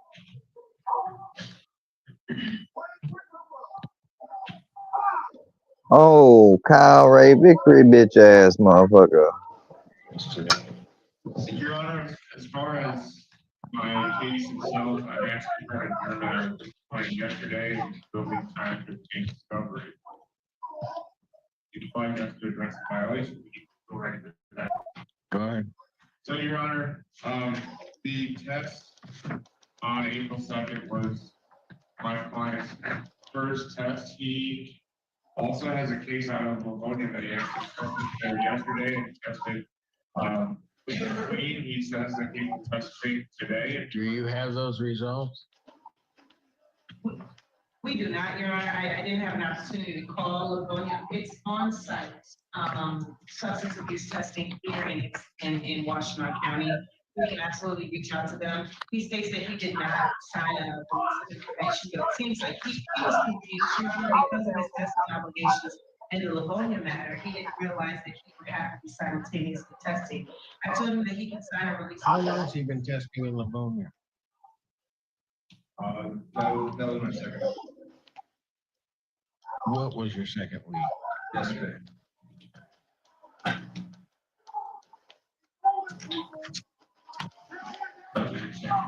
Yes, sir.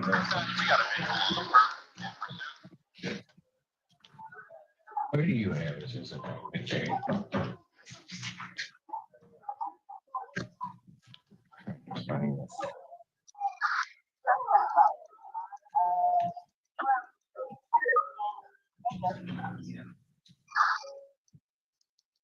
Well,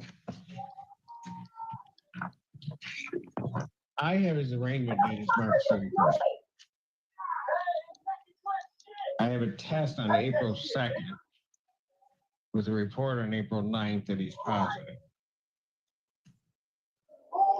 He was instructed at the time of arraignment he's not supposed to be using drugs. He's positive for fentanyl, cocaine, opiates, and amphetamines.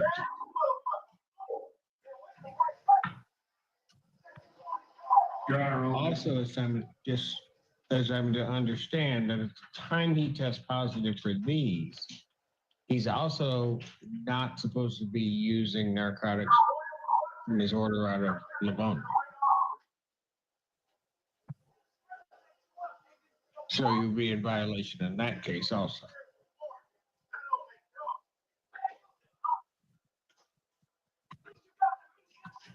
Go ahead, you wanted to say, Mr. Allen.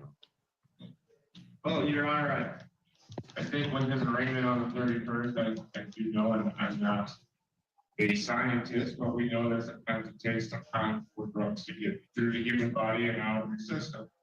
And as I said, is he going to tell me that that he did not use after the 31st?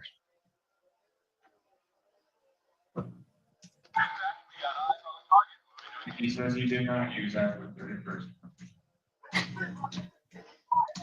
Again, the positive test was on the 2nd. When did he test in Livonia before that? I can tell you the exact date, but it was around the same time. It's the exact. Your Honor, if it helps to establish the timeline, Mr. Fitzgerald would have been arraigned on his OWI out of Livonia on February 4th of 2025. He then, his next appearance in that case was when he entered plea on April 1st. I'm assuming that he was transferred there after being arrested on this matter, which obviously occurred the day prior to that. And controlled substance abuse is obviously one of the factors there.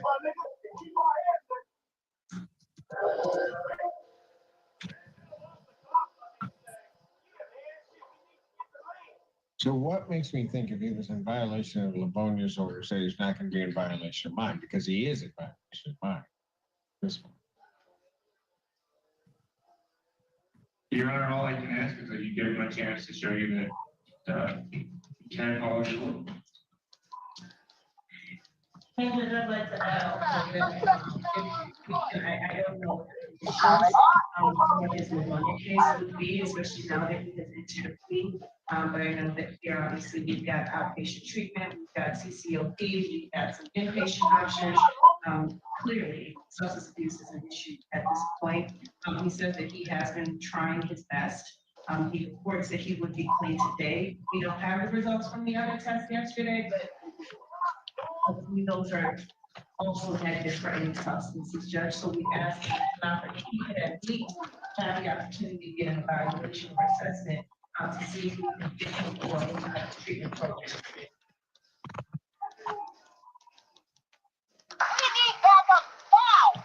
Anything else you want to say? No, Your Honor, just that you give him a chance, like I said, he can, like co-counsel said. Well, let's do this.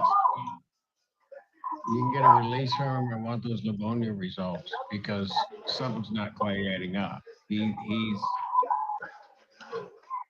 and it's not like it's one drug. He's got a whole cocktail in him when he comes here to testify or comes here to test. So I'll adjourn his probable cause conference to next week, the 17th, 2025 at 9 a.m. And I'll just say this, I also am not believing, given the basically shelf life of some of the drugs in his system, that he didn't use after I am not convinced that he didn't use after he was arraigned. So at this time, defendant's bond is revoked, and you guys can get a release of information from him and make a determination as to getting those test results to me, and I'll take another look at it.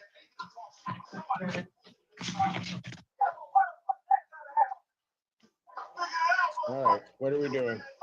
So, today's the date and time. We've adjourned this a couple times. I did file a motion for discovery. There was one set of medical records that were provided, though not the ones that I actually requested. I'm not wanting to fight over discovery at this stage, Your Honor, and without giving up my right to get those at a later date in circuit court if it goes there. I think we should just try to get an exam date. I'm not setting an exam date if discovery is not complete, because then you're going to get to exam. Somebody's going to say, well, I don't have this and I want an adjournment. So we're just going to do it here. What do you need? So there were 2 hospitalizations that I had advised the government, the people on. There was a Mott hospital in April of 2024. And then there was a IHA hospitalization. Actually, both were in Mott Hospital, 4/24 and 6/2024. So that's what I'm looking for. Yes. Your Honor, and I want to just make a reference to some of this. Mr. Margolis already knows I've been sitting in on this case a few times. I'm somewhat advised in communications with Ms. Reiser, but not fully. So I'll make the record as best as I can. Last time I spoke to Mr. Margolis when I stood in on this case, I asked him to be very specific about what records he needs and to communicate that to Ms. Reiser. He may have done so, he may not have. We may have different definitions of what specific is. At this stage, I do not schedule an exam just made by Mr. Margolis that he has everything that he is entitled to for this case. So I again encourage him to be very So he's got everything. Exact date, exact report, and to communicate that to Ms. Rice. I have no And problem. if you could please have it confirmed. Thank you. Sorry, I have no I problem. remember this coming up the last time. Did you send those dates to Ms. Reiser? So I sent an email to her office on October stating Trinity and U of M emergency within the last year on 2 occasions, but I did not send those specific dates. Okay, so that may be a problem. So are you gonna do that now? Of course. Okay, That will solve it. Thank you, Your Honor. so let's just put this over. Continue. Thank you. Well, is that it? I mean, he's just gonna do it now. Well, that was kind of anticlimactic.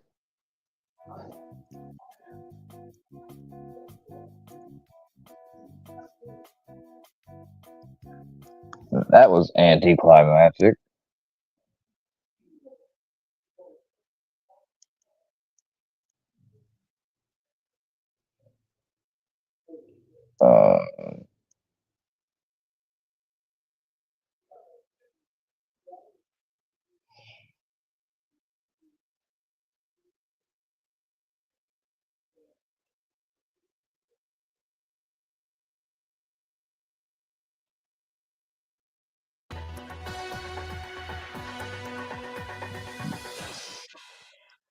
Welcome to Solving Citizen Legal Encounters. I'm glad you stopped by. We got a good video for today, but first, I'm going to do this real quick. Got a damn good video for you. Got a damn good show. Unmute your device and tell me your name. Brian Musgrove. All right, Mr. Musgrove, your attorney is Michael. Dagger Margosian. Oh, y'all, I'm getting view botted. Oh, hell yeah. I'm getting them views, y'all. Mr. Dagger Margosian, come to this store, and I will bring you back in then, okay? All right, thank you. Thank you. All right, Mr. Musgrove. So let me grab this file. All right, Mr. Schultz, I'll help you on your way here. Okay. Thank you. All right, so this is in the matter of the people of the state of Michigan versus Brian Joseph Musgrove, file number 23-21461 FH. I have Oh, whatever shall I do, y'all? I'm getting view botted. Oh, no. Musgrove. This is a Oh, no. trial. Mr. Dagger Margosian, how would you like to proceed? Your Honor, today is the time and date scheduled for the first pretrial in this matter. I am of the living man, Willie. On this case, Y'all only got me 150 view bots? Come on now. Y'all can't be cheap with it. Come on. I deserve at least 300. And once that occurs, Mr. Sneed and I have a prearranged plea that will Yeah, make them bitches go up. Yeah. Adjourn the case. As far as timing, I spoke with Mr. Sneed. He would prefer that it be at least a few months. As this is the first pretrial, I think that would be okay. But obviously, Wanna pop your pussy like this? The yin yang twins gonna stop. That's fine. I think Mr. Musgrove Woo! has, is there any way that we could go into January or December? January 3rd at 8:30 in the morning. Okay, thank you. All right, can you do this if in order to adjourn? I will. All right, so Mr. Musgrove, our next court date will be January 3rd at 8:30 in the morning. Pop your pussy like this. And if it is worked out, just call, we'll set them any other day than a Wednesday. Okay. And get that plea in, okay? Will do, Your Honor. I have a question, Your Honor. I got a paper in the mail the other day for an order for fingerprint. It says that it needed to report Clinton Police Department. I contacted them and they said that I needed to get a hold of Lenawee County because they don't do fingerprints there. But they took my fingerprints when I got arrested. Yeah, well, I don't doubt that. Unfortunately, where did you get those fingerprints taken at the jail? Yes, ma'am. The order for the fingerprints came from you. I'm just trying to figure out where I had to go. Mr. Musgrove, here's what happened. So we have not been provided with what we call a TCN number. So you were arrested by the village of Clinton and you were taken to the Lenawee County Jail. Is that correct? Yes, ma'am. And when you were at the Lenawee County Jail, did the Clinton police officer fingerprint you or did someone from the jail staff do it? The jail staff. Okay, so we will check on that. And where are you living? State, just city and state, not address. I'm right in Adrian. I'm for like 5 minutes from the courthouse. Oh, okay. So, I mean, I can go wherever and get them done. Did you contact? Stay where you are. I got a driver right around the corner. I called them and I left a message and they called me back and I left a message and said that I needed to get a hold of Lenawee County because they don't have a fingerprint machine there. Okay, so you need to go to the jail and take that order and get your fingerprints done again, all right? Okay. All right, perfect. Okay, so we will see you back on that day for a pretrial. Mr. Deggermark goes in, we'll prepare the in order to adjourn. Mr. Fleming, he can sign your name with permission, and you're all set, Mr. Musgrove. All right, thank you. Okay, that's hearing number one, and we get ready to go to the next pre-trial that's already scheduled. Oh crap! Nice defendant, paying attention, following the rules. Let's go to the next one. Let's see this next one. Yeah. Hour and a half ago, he said to ask for an adjournment. Okay, so this is in the matter of the people of the state of Michigan versus Brian Joseph Musgrove, file number 23-21461FH. Mr. Musgrove is represented by Michael Daggermark. Mr. Armstrong, you're good. Just have a seat. By Michael Daggermark-Gosian, and I have Phoebe McClure appearing on behalf of the people. Mr. Glazier, my notes show that you were covering for Mr. Daggermark-Gosian today, and Mr. Daggermark-Gosian wanted this adjourned out. How long? Either to the end of this month or beginning of February. Okay, to the beginning of February. Any objection to that, Mr. Daggermark-Gosian? No, Mike has no. Or Mr. Glazier, I'm sorry. Okay, so what about, and I need a notice, Ms. Adams, because Mr. Musgrove is here. So why don't we adjourn this out to February 7 at 8:30 in the morning, and we will give you a notice. So you won't have to prepare a notice, Mr. Glazier. Why don't you have a seat back on that bench? Your bond's continued. Thank you. All right, thank you, Your Honor. Yep.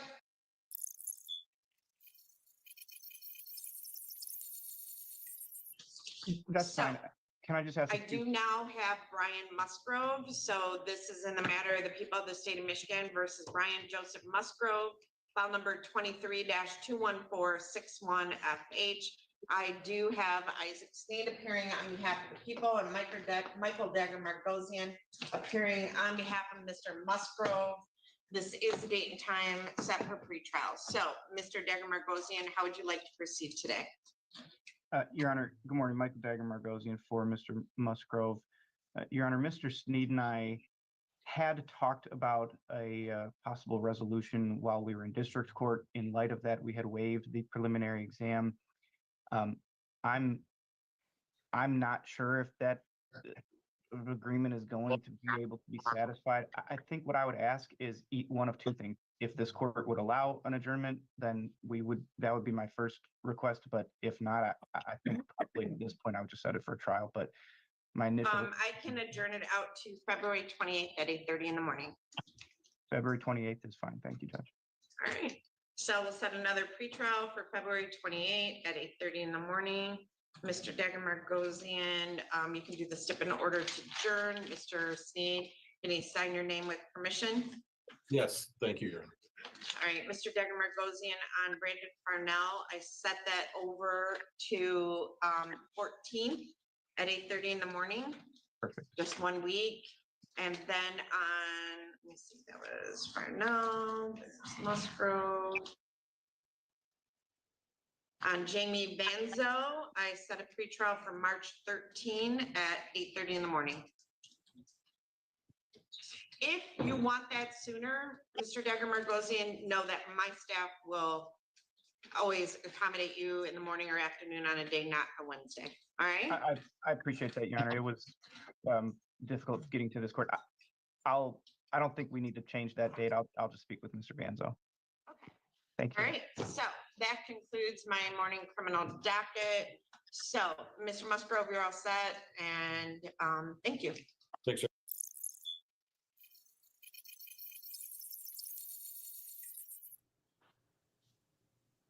What's your name? I'm here representing Brian Musgrove. You're Brian Musgrove? I'm here representing. I have no idea what that means, so why don't you come up to the podium? Here's sovereign citizen time. Watch her shut this down.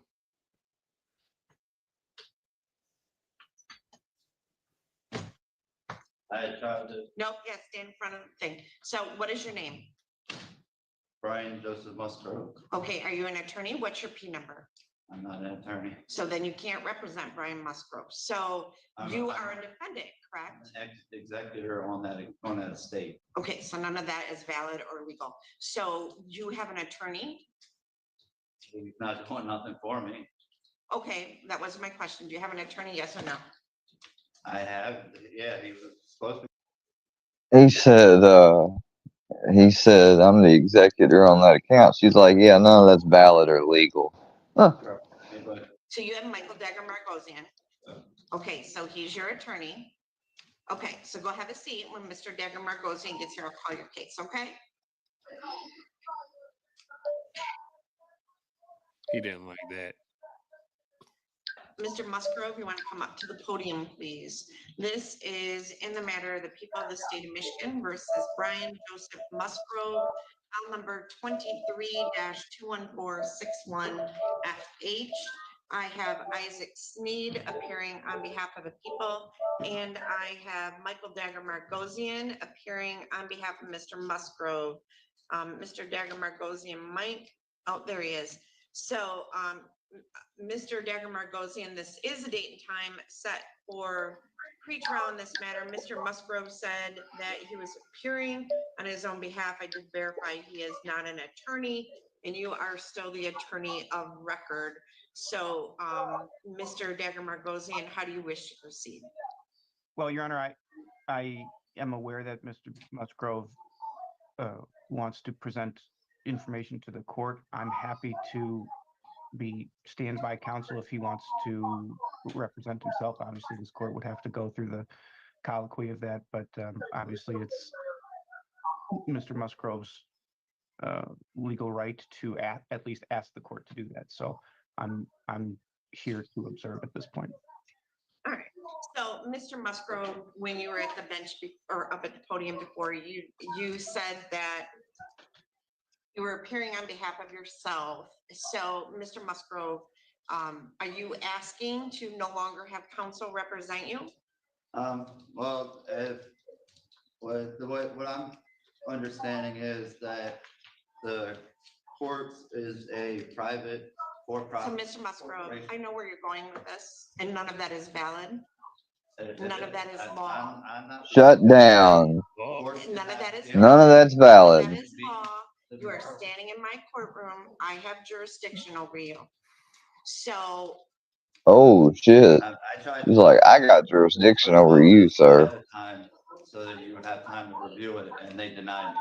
I know what you're talking about. None of that is valid under the law of the state of Michigan or the Constitution of the United States of America.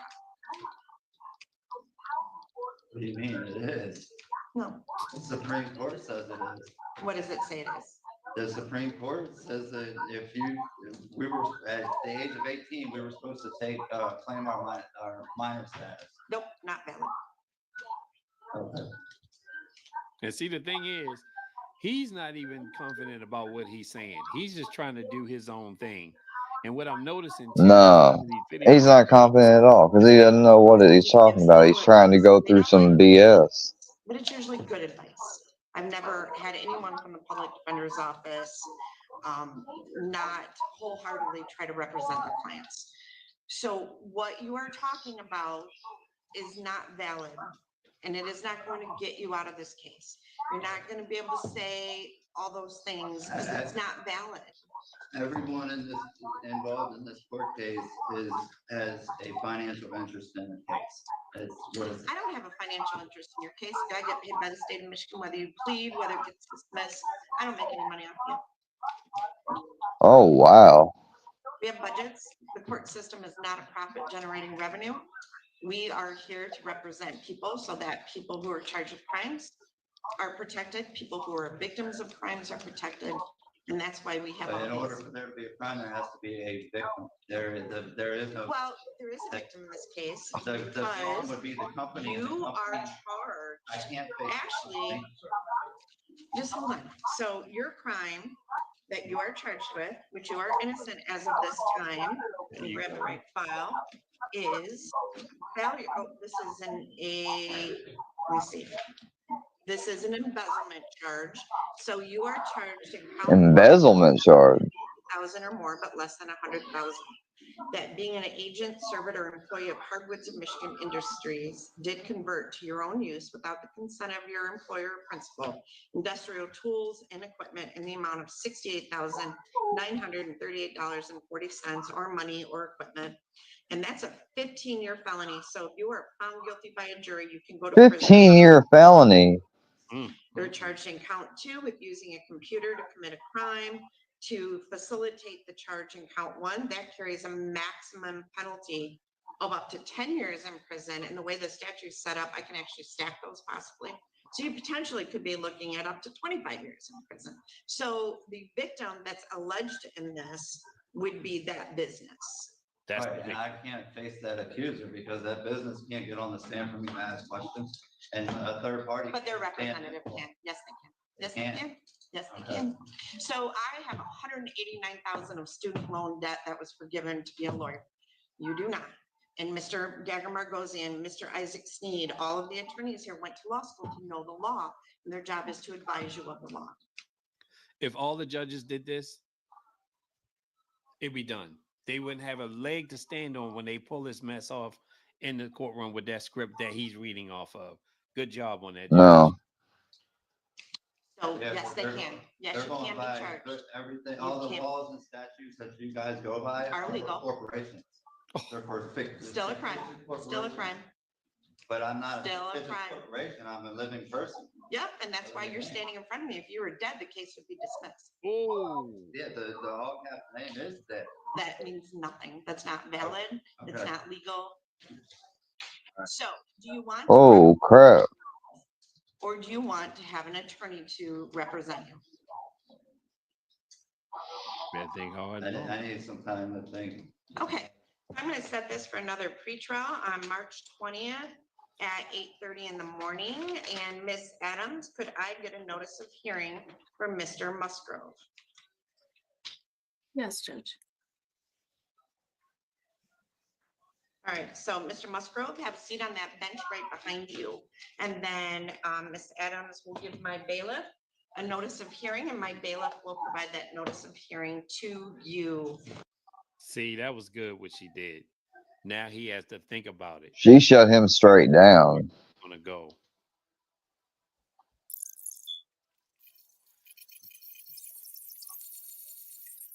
Mr. Musgrove, you want to come up to the podium now?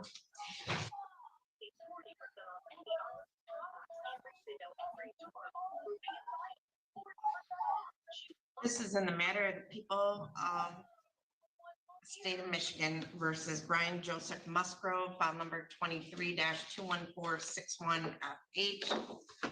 I have Isaac Sneed appearing on behalf of the people and Michael Dagger Margosian appearing on behalf of Mr. Musgrove. This is the date and time set for a pretrial conference in this matter. So Mr. Dagger Margosian, how do you wish to proceed today? Your Honor, Mr. Sneed and I have reached a resolution in this matter. Mr. Musgrove will be pleading guilty to 2 counts of LIB, and in exchange for that, the original accounting information will be dismissed. I'm sorry, he's going to plead guilty to 2 counts of what? I'm sorry, LIB, larceny in a building, And I don't know if there needs to be an amended information.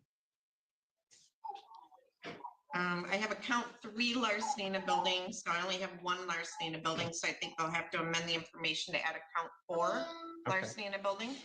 Okay, and then He's pleading to 1 count of larceny in a building, is that correct? That's I fine. mean, we That's fine. discussed it, but I'm learning this morning that he's pleading, so. 1 count or 2 counts? Mr. Sneed? I thought we discussed pleading to count 3, so we don't need an amended information. Beautiful. One count of larceny in a building. Count 3. All right, so just count 3. Okay. And then additionally, Your Honor, there's an agreement for no MDOC and no upfront jail, and also that the amount of restitution will be paid back over the course of probation, which would be ordered anyway. Okay. And then count 1, 2, and obviously the habitual offender 4th offense notice will be dismissed, right? Correct. All right. Mr. Musgrove, you want to raise your right hand? Do you solemnly swear or affirm to tell the truth, the whole truth, and nothing but the truth? Yes, ma'am. Now, I'm going to need you to speak up a little bit. You're soft spoken. So, Mr. Musgrove, you've heard the agreement that was placed on the record. Is it your intention to plead guilty to count 3, larceny in a building?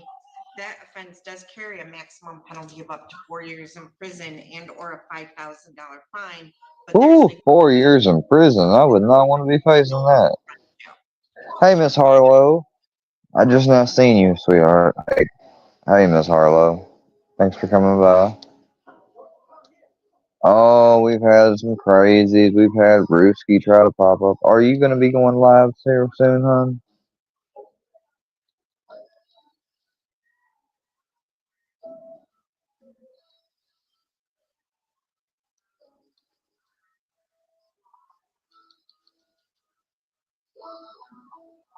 Miss Harlow?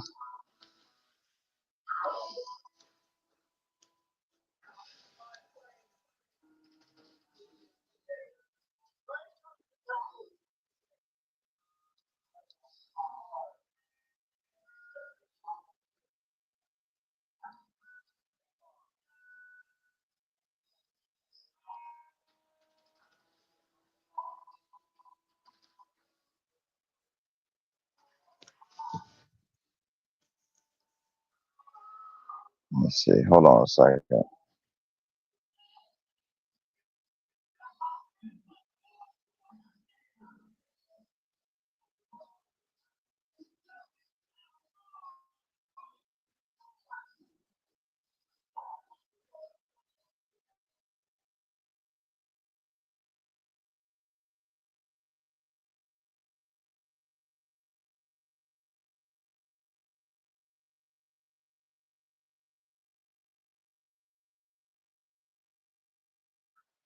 Oh, I got you. I got something for you, Diddles.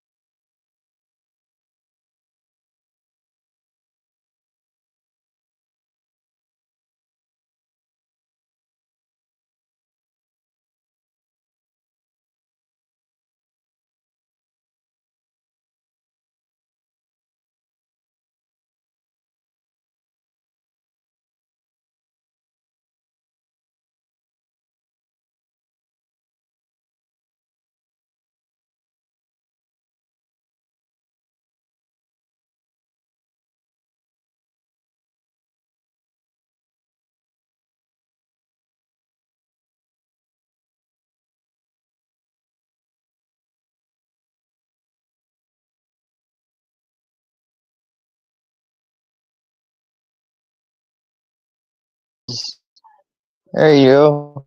Oh, I wear turban. Oh, I very cultured man. Yeah. My name is Dudley. Dudley the Diddler. Hello, I am Dudley the Diddler. Ooh, you made a video about me, Harlow. Don't do that. Look, y'all, I'm popular as a motherfucker today. I got 200 people up in this bitch.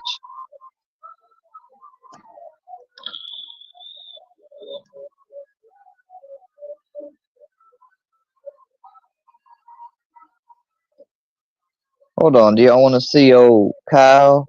Old bitch ass Kyle? Oh, look at Kyle Victory. Oh, look at this little domestic violence perpetrator. Yeah, looking like a skinhead, don't you? Yeah, you look like a little skinhead, you little rat. Old mouse ears looking motherfucker. Old orange is the new white looking ass. Orange is the new white looking ass. Ow! I'm on your ugly ass. Hold on, y'all. Hold on. Let me get, yeah. This is old Mustard and his shot collar day. This is domestic violence number 3. You know, 3rd time's the charm, y'all. First 2 times he beat up people at the house, they ain't worked, so he had to do it a 3rd time.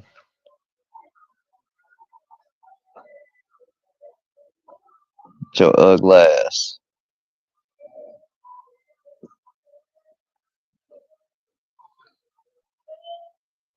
Don't he kinda look similar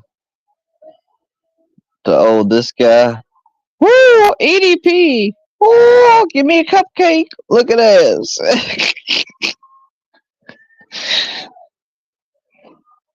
Then of course you got this guy. Oh, I'm gonna go to jail and get kicked out my halfway house looking ass. And of course then you got old Dill. Oh, don't forget old Smelly Kelly. Smelly Kelly. Smelly Kelly. Smelly Kelly. Oh yeah. Can't forget about old Smelly Kelly. I know it's Sunday, motherfucker. It was just a mistype, dumbass. Dumbass. You dumbass. Somebody just rage quit they job, bruh. They job, bruh.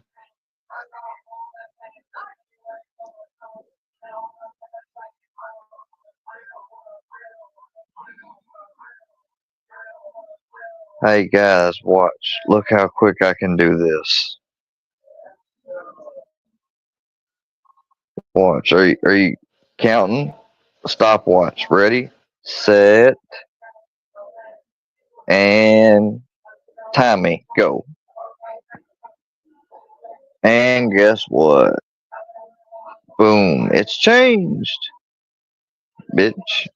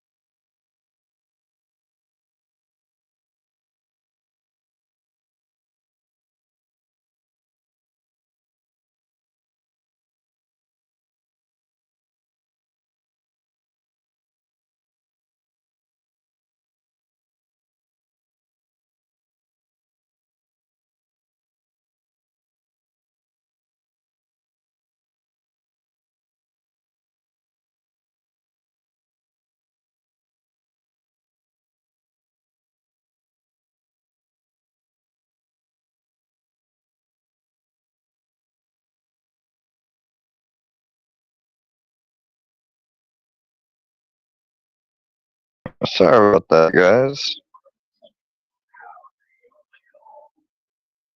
I fell out there for a second. Sorry about that.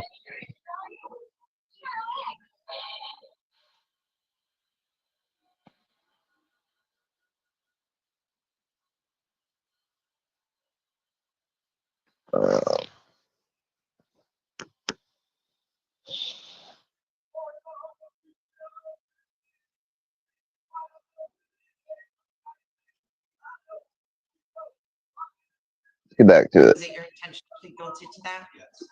Now, you've had an opportunity to meet with your attorney and discuss this plea. Are you satisfied with Mr. Dagger Margosian as your attorney and the advice that he's given you? Yes. All right. Neither the prosecutor, the defendant, or anyone on the defendant's behalf has discussed any other possible sentence with the court. Is that correct, Mr. Sneed? Well, Your Honor, we did agree upon the restitution being set in the amount of $21,660, I believe. Other than that, no. Is that correct, Mr. Dagger Margosian? Yes, Your Honor. Okay, and you understand that? Yes. Okay, and you would have the term of probation to pay that off. Okay. Anything else, Mr. Sneed? No, thank other you. discussion. Mr. Dagger Margosian? No, Your Honor. Okay, and would you agree with that, Mr. Musgrove? Yes. All right, so if a guilty plea is accepted, there will be no trial. This means that you will be giving up rights you would have had at trial. I'm going to explain those rights to you now to make sure that you understand them.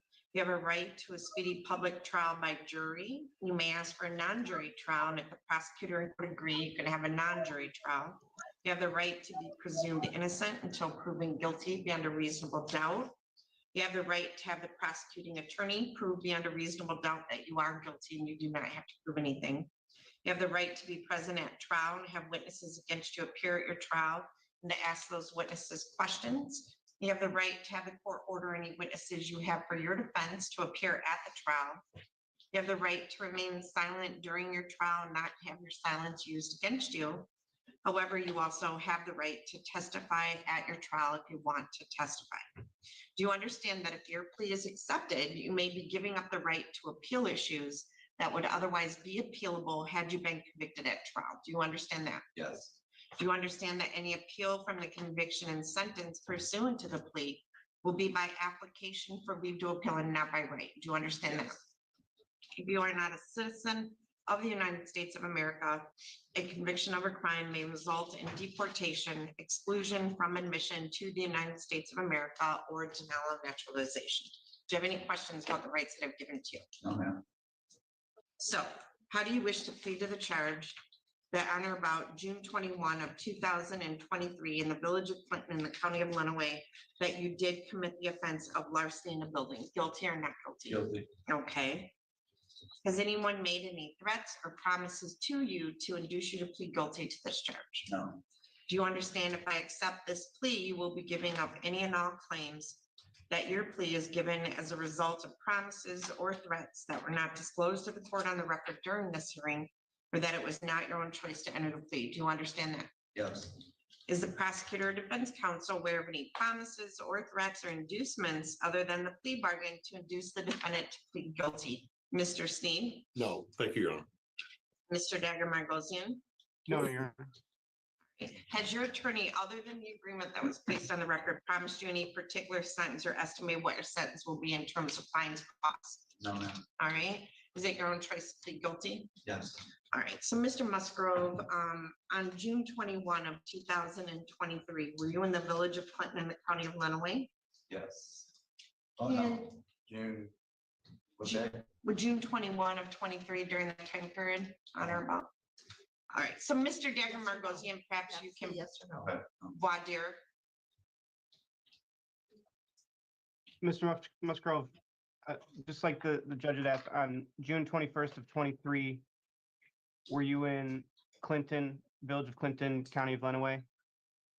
No, I was already terminated from employment at that company on May 5th. I wasn't there after that. The charges came after June. All right, so on May, Mr. Sneed, any objection to amending it to May 5th? No objection. Mr. Musgrove, on May 5th of 2023, were you in Village of Clinton, County of Lenawee? Yes. Okay, and on that date, did you enter a building, specifically Hardwoods of Michigan facilities? Yes. Okay. And did you take property from that company without their permission? Yes. Okay. And it was, I mean, it was multiple items, true? Yes. Okay. I guess I'm satisfied, Judge. Mr. Sneed, are you satisfied? I am, thank you, Judge. All right, has the court complied with MCR 6.302 B, C, and D? Mr. Sneed, Yes, it has. Mr. Dagger Margosian? Yes, Your Honor. Accept the plea. It has been given understandably, voluntarily, and accurately. The defendant has full knowledge of his rights and he does have competent counsel. This court has made no agreement regarding the possibility of a plea or possible sentence in this case with the prosecutor, the defense attorney, the defendant, or anyone acting in the interest of either of them. And Ms. Adams, could I get a notice of hearing from Mr. Musgrove for his sentencing? I'm going to set this matter for sentencing on May 23rd of 24 at 8:15 in the morning, and I'll get you some paperwork today to take with you. Do you want to come in person or via Zoom? I can do it in person, it's fine. Okay, so we'll do that in person.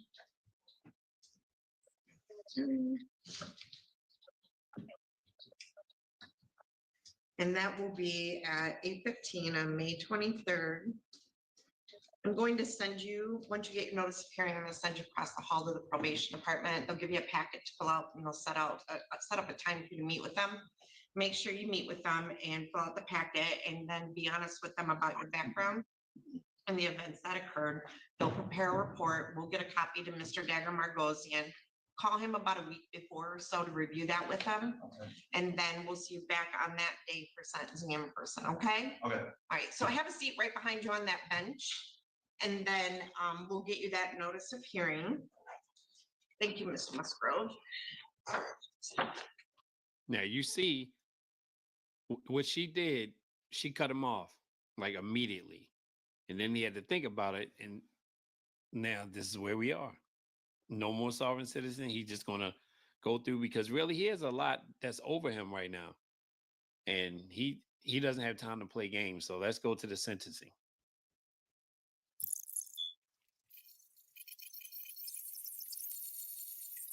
This is in the matter of the state of Michigan versus Brian Joseph Musgrove, file number 23-21461FH. I have Phoebe McClure appearing on behalf of the people and Michael Dictor Margosian appearing on behalf of Mr. Musgrove.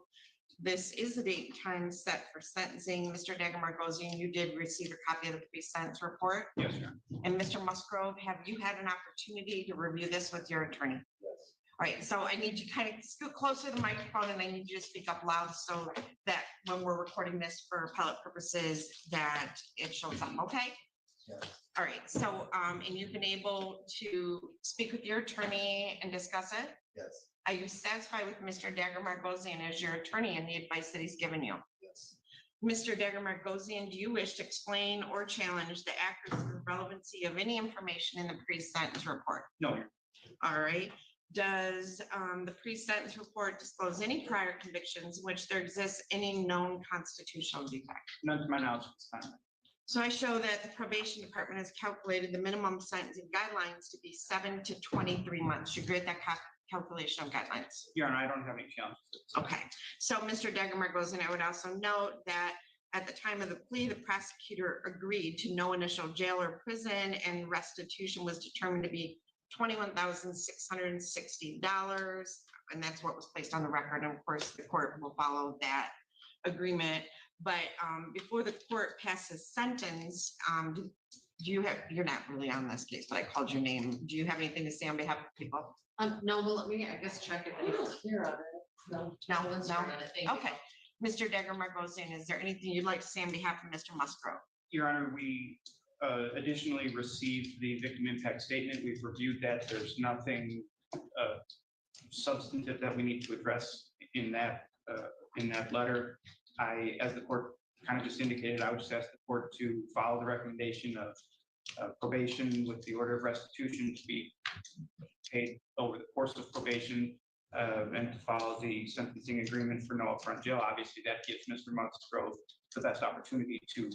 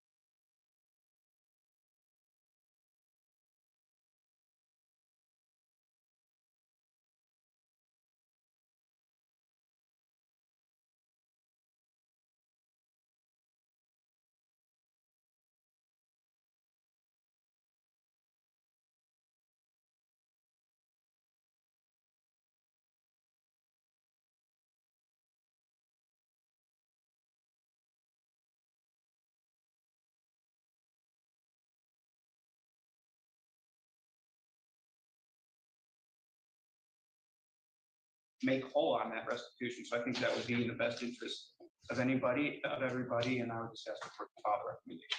All right. Mr. Musgrove, anything you want to say in your own behalf? No, ma'am.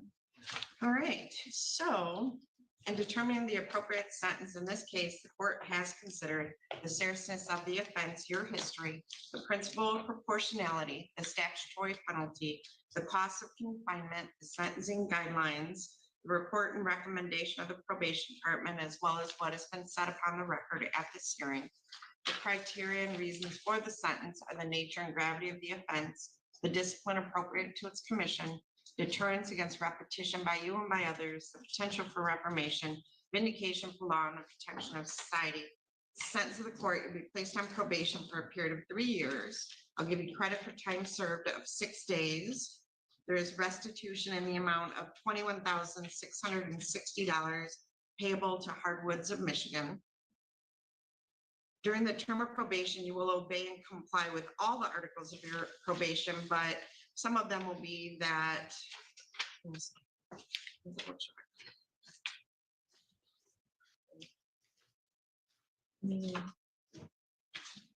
don't see any alcohol offenses, so I'm not going to order the term that you cannot consume alcohol.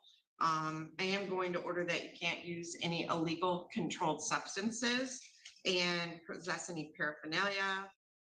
You must use all prescription drugs only as prescribed. Have any assessments done as required. Complete any counseling they refer you to. Not have or use any object as a weapon. You must submit to search of your person and property, including but not limited to your vehicle, residence, computer, phone, without need of warrant if they feel they have reasonable cause to believe you have items that would violate the terms of your probation. I mean, she pretty much shut down any attempt he tried to do at the sovereign shit. She shut it all down. I ain't nothing special. This boy gets the job done. All right? Wait here, so you want the job. Oh, taking on the system with birth certificate proof.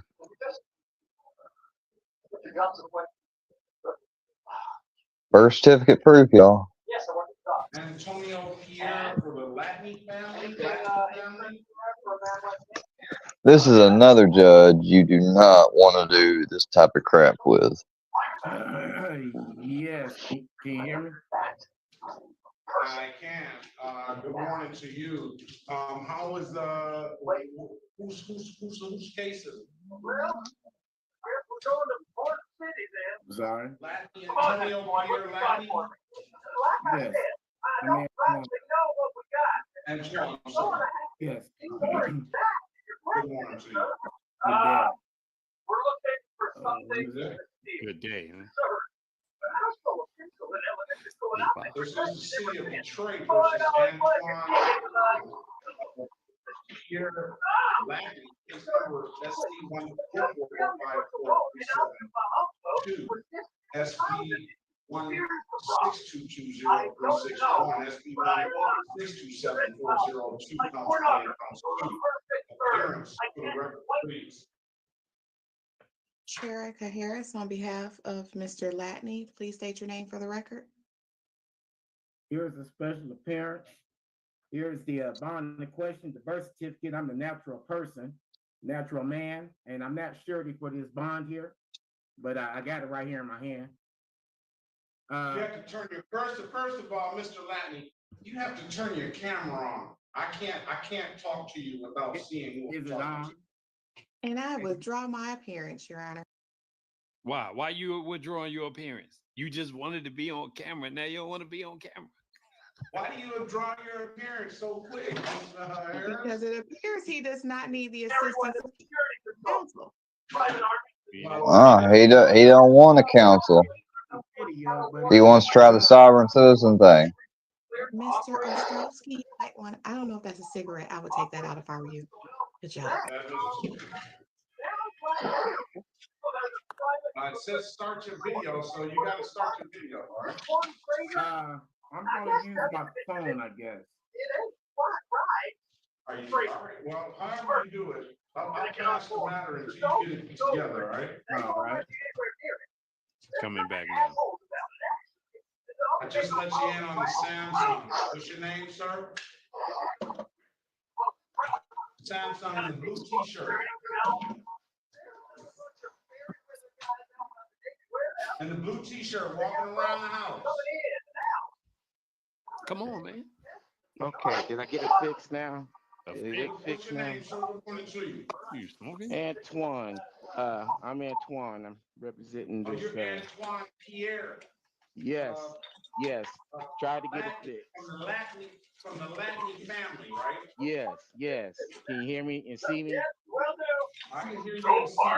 Let me get you identified on here. I can hear you. All right. Let's go back on the record with Latin. So, Mr. Latney, state your name for the record, please. I'm making a special appearance. I'm Antoine, the natural man. And here goes his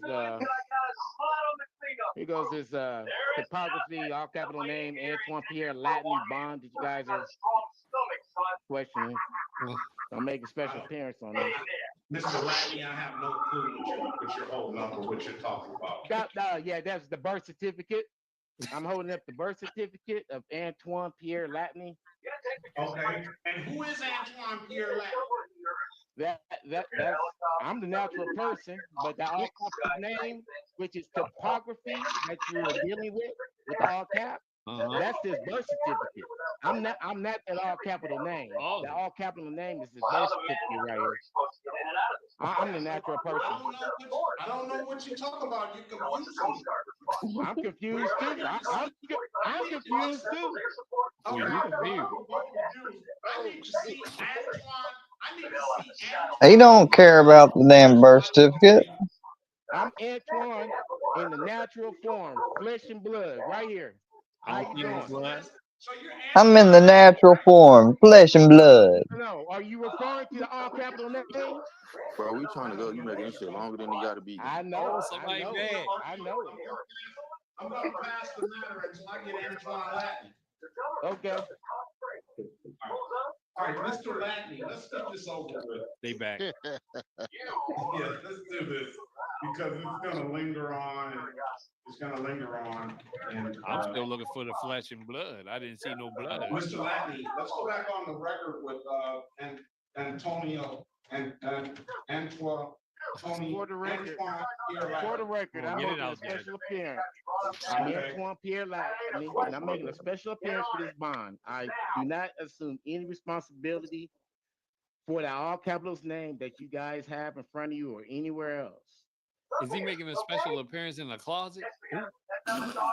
Your Honor. Yes. All right, I'm gonna put my appearance back on the record. Sheriff Harris, on behalf of the natural person, Antoine Latney, and I will ask for a breakout room, but I am ready on Johnny Gatewood if we could do that matter first. We'll get Johnny Gatewood out here. But you know something, Ms. Harris, I don't know if Mr. Latney knows that we get a lot of attention from these bloggers and these. Well, it's just that it's like I drive for a living, but when I get into my regular car, I Mr. don't get Latney, paid. Mr. Latney, Mr. Latney, if I were you, I wouldn't talk. I mean, well, I'm sorry, you might not be Mr. Latney, but the person representing, I wouldn't talk if I were you. Leave me alone with you in the breakout room before you make a whole lot of statements on the record, please and thank you. You're not representing him yet, huh? He didn't say yes or no, huh? Oh. All right. So, let's, I'm gonna put you in a breakout room, Mr. Latney. Have a conversation with, you don't object to that, do you? Having a conversation with Ms. Harris? No. No. So have a conversation with Ms. Harris, and then just wait on her. I'm gonna get Mr. Gatewood out of here, and then we'll hear what you have to say, all right? Yes, sir. That's great. Let's go back on the record with Latney. Mr. Latney, what is this? How is this dismissed, Ms. Harris? Your Honor, I've had an opportunity to speak with Mr. Latney. I was able to ascertain that he does have insurance that expires December 2nd, 2024. He did show me his receipt. Mr. Bowman was kind enough to take the receipt for the registration. And he also showed me his Georgia license that was issued in January of 21 and expires March of 29. My understanding is that would take care of the matters that were before the court. We would ask the court to adopt the recommendation to dismiss. All right. If that's the recommendation, we will adopt it. And to get How is he going in his cabinet? Look at the. I don't know how you check a Georgia license, but we'll just adopt the recommendation. Mr. Latney still owes $175.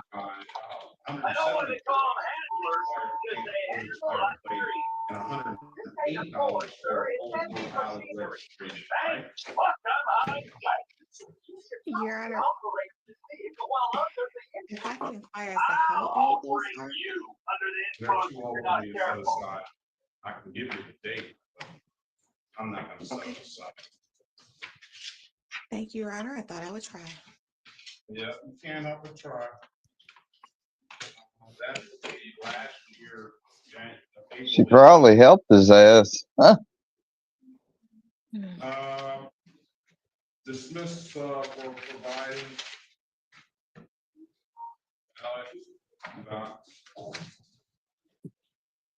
Thank you, Your Honor. Mr. Latney, those matters were dismissed, but you do have some that still have to be paid. All right, Mr. Latney, you understand that? What's the criteria?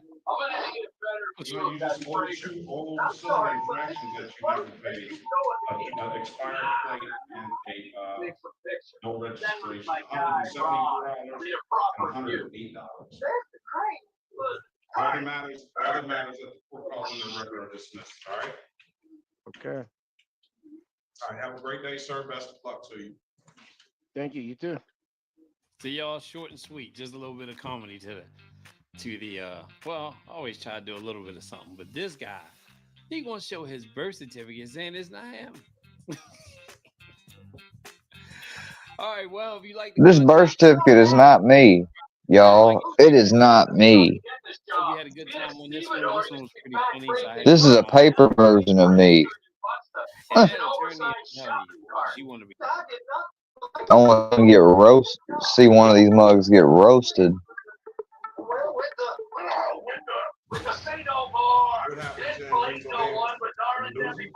Maybe his corporation said he had a board meeting. Welcome to Solving Citizen Legal Encounters. All right, as you saw in the clip, they're gonna be having a good time with this sovereign citizen. And I never seen this guy before.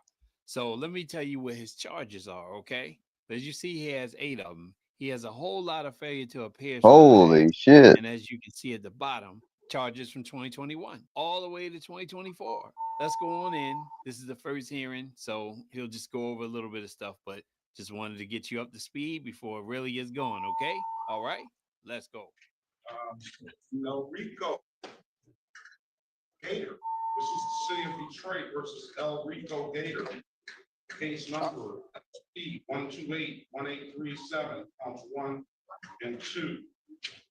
SP-156-07261, SP-162-49. If my work here is done, I'm going up again.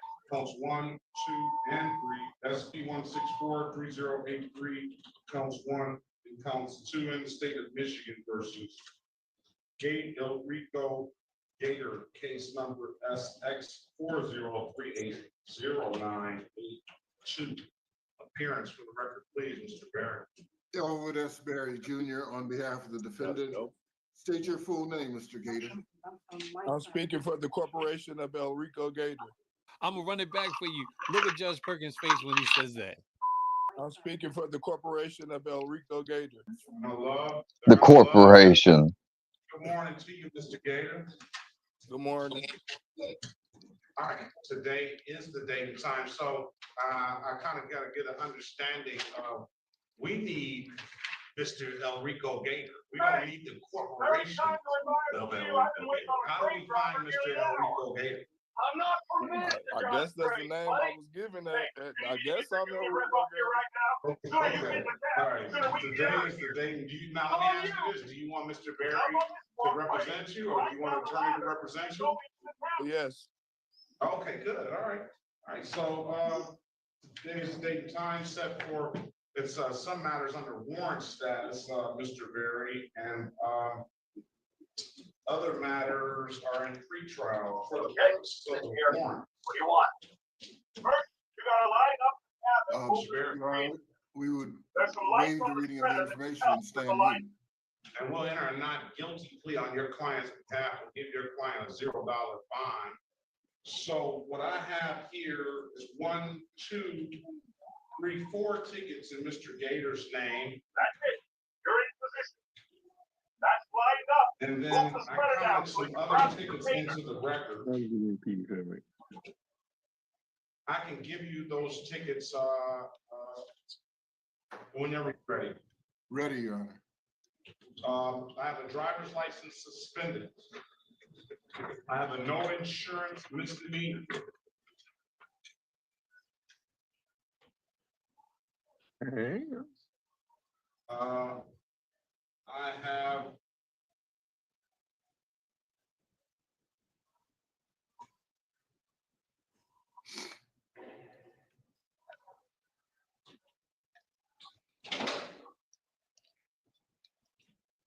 I have no ops.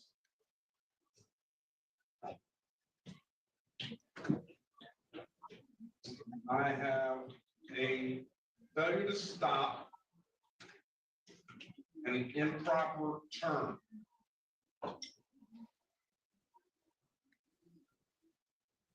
So it should be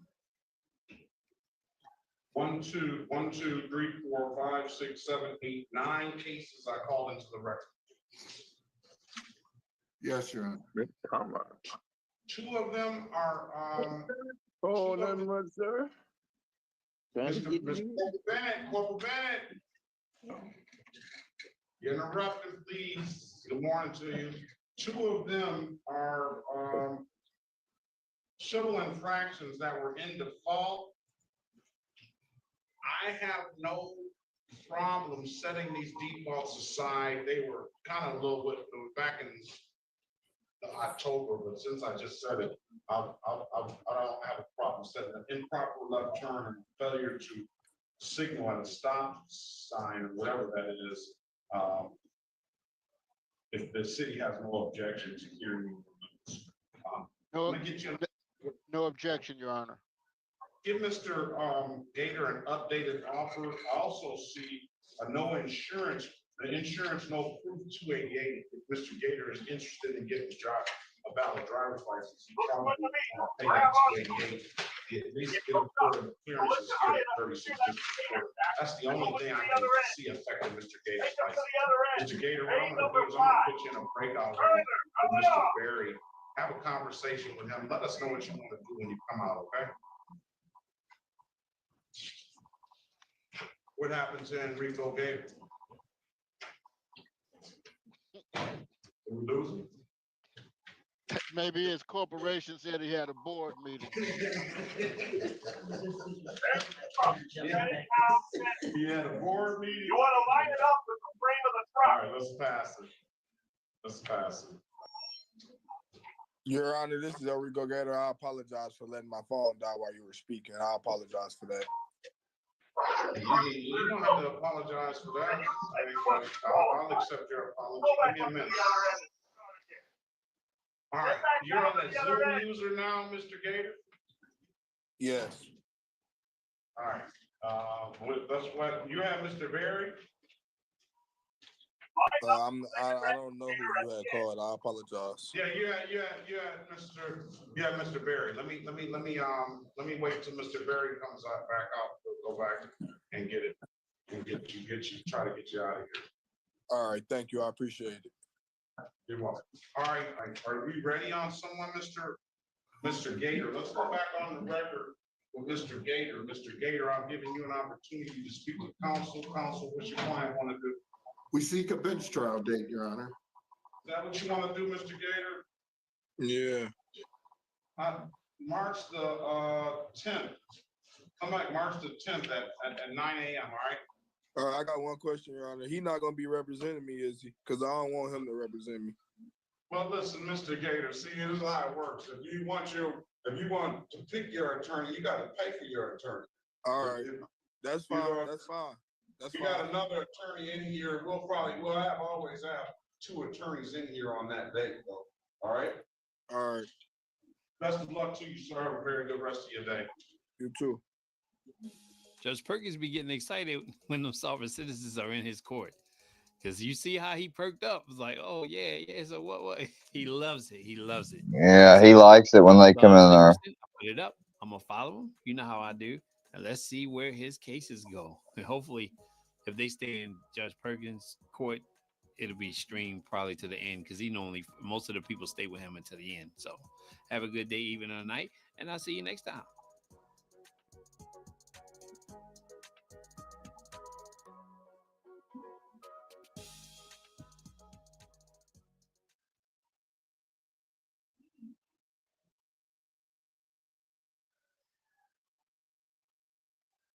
He likes them sovereign citizens. Boy.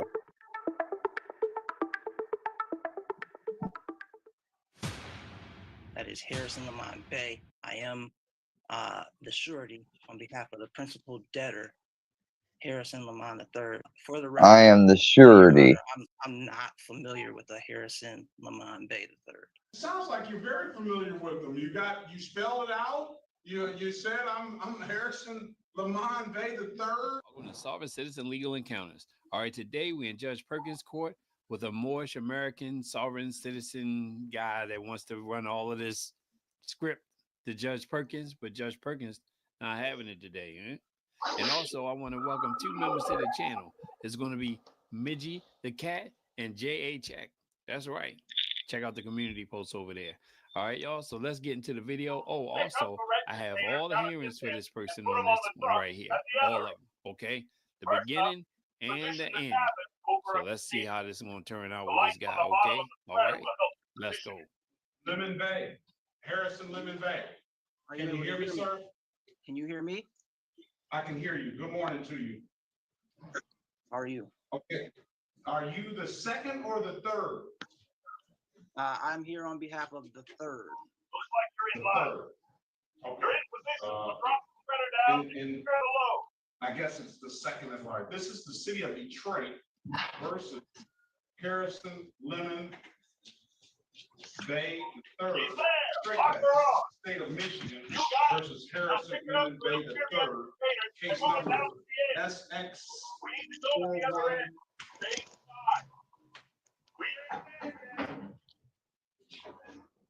419-5968, counts 1 and counts 3. Appearance for the record, please. Howard S. Berry Jr. on behalf of the defendant. State your full name, sir. He's representing himself. Yeah. Yeah.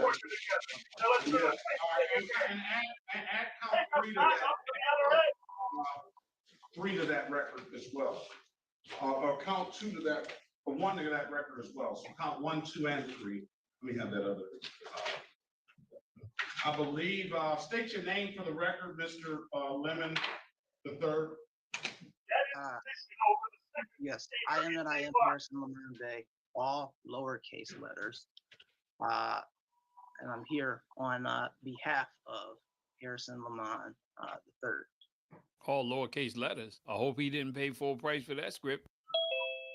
I've never heard of the all lowercase letters. What does that mean? It means that the name is to be spelled with all lowercase letters, not all capital letters, not part capital and lowercase, strictly all lowercase. So today is the date and time set for a pretrial in the matter. How do you want to proceed, sir? I know you filed some documents with the court, and I did have those up in my chambers. But how do you want to proceed? Your Honor, I'm the surety on behalf of the principal debtor, strawman Harrison Lemon III. I've given the court notice. He's the surety, y'all. I'm here to tender a special deposit to the court and make clerk fiduciary, the prosecutor, as well. And I'm looking for a plea of release today. Will you grant a plea to release? No. He said, no. A pretrial. I can grant you the opportunity to speak with the city attorney, or I can grant you a trial date by judge or by jury. Yeah. So what would you like to do, Mr. Lemon Bay? Well, do you mind if I ask a couple of questions? Just want to make sure that I'm comprehending it. You may. All right. So as you gave the name, I heard you mention a few different names. I heard you mention Harrison Lemon Bay the third, and then a Harrison Lemon the second, and various different names. I just want to make sure that I'm clear on who or what it is that we're here to discuss, because I don't want to speak on behalf of It does have an error. It does have an error. It appears to be an error on the computer here. So entry date, one of the counts was entered into as one count was entered into as Harris Lemon III. The other count was Harris Lemon II, and the other count was entered Harris III Lemon. So I think that's just a typo. There's the nature of the offenses. There's the misdemeanor case is driving without a valid operator's license, no ops on person, and that is a 93-day punishable by the maximum possible penalty, 93 days in jail and or $500 in fines. And you have 2 civil infractions, one expired plates, and the other one speeding at 16 to 20 miles an hour over the speed limit. So those are the nature of the charges. I'm going to offer you an opportunity to mitigate this by taking the better driver's course, sir. I'm going to put that in the chat if you choose to. And I can give you time to do that. If not, you can set it for a trial date or whatever set it for a trial date or speak with the city attorney today. What would you like to do?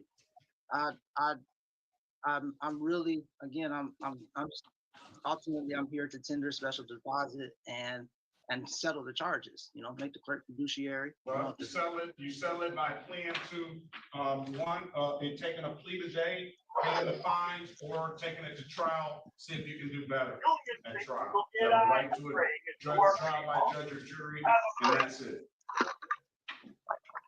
Those are your only options, sir.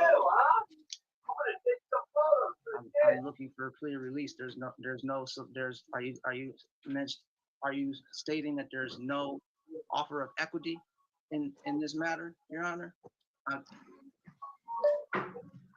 don't know what you're talking about. All right, we're gonna move on, so I don't have time for this. Judge Perkins said, enough is enough, huh? Would you like to speak to an attorney? Would you like to speak to an attorney, sir? I don't. I'm not for counsel. Okay, well, we're gonna pass the matter and we're gonna move on, and he can just watch and see how it works in here, because I have too many people that are waiting, that want to be heard and hear their claim, and I don't understand what you're saying. I've given you your options, and you can sit back and ponder those. I'll give you time to ponder those options. Other than that, sir, I don't know what else to tell you. All right, let's move on. Next time. No, I've already answered the questions I'm gonna answer. No, please mute your device, and you either take the offers that I've given you, speak with the attorney, or take the deal, or set the matter for a trial date. Those are your options. Maybe set the matter for trial. Set the matter for trial. Okay, I'm gonna give you a trial. Now, do you want to judge or jury, sir? Your Honor, by jury. Okay, jury trial. I have received your motions. If you have any more motions, make sure they're in before the first date, and then we'll proceed with picking a jury, setting the jury panel at 9:30 on June the 2nd. You don't have any further questions, Mr. Lemon Bay, then have a very good day, sir. All right. Good luck to you. Thank you. I don't know if you caught it or not, but during the time he was running off that script, his eyes was like, yeah, and coming back to the camera. He did that a whole lot, so he don't know the script. And that fez he had on his head looked like he just got it. He might have got it from the rental store in one of his cases, or we gonna return it. I don't know. Maybe his buddies gave it to him. Maybe he bought it, part of the script package. Let's go. Harrison Lemon III. Yeah. And look at you. You're a failure. You're in a loveless relationship. I think he represents himself. Harrison Lemon III, can you unmute yourself, please? Maybe 7. I think so too. Harrison Lemon III. Good morning to you, sir. Good morning, Your Honor. Harrison Lamont Bay here on behalf of Harrison Lamont III. So let's call the case. We had an issue with summons in a jury. Where's the trooper? You know what, Judge, unfortunately, I told him it was up tomorrow. I don't know what I was thinking. I said we have a jury trial Friday. It was up tomorrow. Oh. But this was the final pre-trial to see if it was going to work itself out, but it's not, I'm sure. Oh, because he just called me and asked me if he needed to appear, and I said, no, I can call him right back if you. He's in here. Let's call the case. Let's call the case. Thank you, Judge. I'm sorry, I'm City confused. of Detroit versus, straight that, this is the state of Michigan versus Harrison Lemon Bay the third. Case number SX 4195968, counts 1, 2, and 3. Appearance for the record, please. Call on behalf of the people. Shields, can you put your appearance on the record for me, please? It's Trooper Butchkaya who's on summons, and he's the one who called me. I told him he didn't have to zoom in because it's. Okay, very good. Mr. Harrison Lemon Bay the third, can you put your appearance on the record, please? Yes, Your Honor. Harrison Lamont Bay, spelled all lowercase, HARRISON space LE space MON space BEY. That is Harrison Lamont Bay. I am the surety on behalf of the principal debtor, Harrison Lamont III, spelled with all capital letters. Your name don't change because you spelled it different. For the record, Your Honor, I'm not familiar with the Harrison Lamont Bay III. It sounds like you're very familiar with him. Trevor, these photos, you've really stumbled. Lamont Bay the third, or Harrison Lamont Bay on behalf of that and the surety of that. I mean, you sound like you're very familiar with him. Your Honor. Sound like, and maybe, I would guess that your mom probably named you Harrison Lamont Bay when you were born. Your Honor, the name Harrison Lamont Bay III is a name that I am completely unfamiliar with. If this matter today is related to a name that is Harrison Lamont Bay III, I'm not authorized to speak on that name. Okay, all right, we'll see, huh? I'm not trying to bring any type of controversy to the court or anything like that. I'm just simply here to be able to settle this matter and settle the charges and bring this matter to a close. That's it. All right. Well, we can bring the matter to a close by taking an offer. We can give you an offer, Ms. APA Cole. You want to give Mr. I don't know how you want to be referred to, but Mr. Harrison Lamont Bay III, an offer. You want to take that offer, we can satisfy it like that, or we can satisfy it like we had set for a jury trial. And the note that we received this morning was that from nobody's fault here, the court did not summons a jury for some reason or another. That's why we're not going to have that trial tomorrow. So we can schedule it for another jury trial if that's what you want, Mr.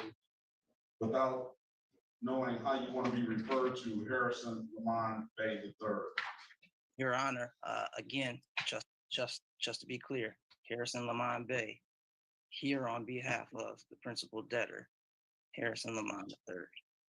Okay, so Harrison Lamont Bay, what would you like to do?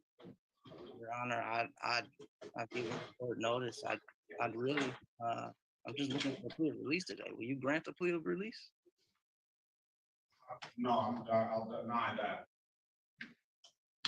Okay. So how else you want to proceed? I gave you the two options: taking a plea or going to jury trial. Do you disclaim the trust? I don't know what that is. My name is granted to the court for future return with my interest. I gave the court notice, and I'm here again simply just to be able to settle these charges and bring this matter to a close. Okay. And I gave you the two ways you. Pardon, self. I'm not looking to overspeak you either. So. No, I'm sorry. I gave you the two ways that you can settle it. You can settle it by taking a plea, or you can settle it by going to jury trial. I'm assuming that you want another jury trial because you said that the first time. But you got the option of Ms. APA Cole giving you an offer of taking a plea. Just for the record, Your Honor, this is Paula Cole on behalf of the people. It's my understanding it's just two charges today: no operator's license and no insurance. And there was a violation of basic speed law. But that was an informal hearing. I just want to make sure I have the charges correct so that Mr. Bay is aware. And certainly I would be willing to work out an offer with him if he is interested. Yeah, 16 to 20 in a construction zone.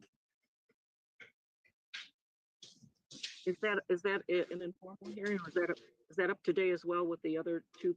Well, if it's in default, I don't see any reason to set it aside because it's just, you know, when we're it just befuddles me how the sovereign people come in and they say that the court has no jurisdiction over them.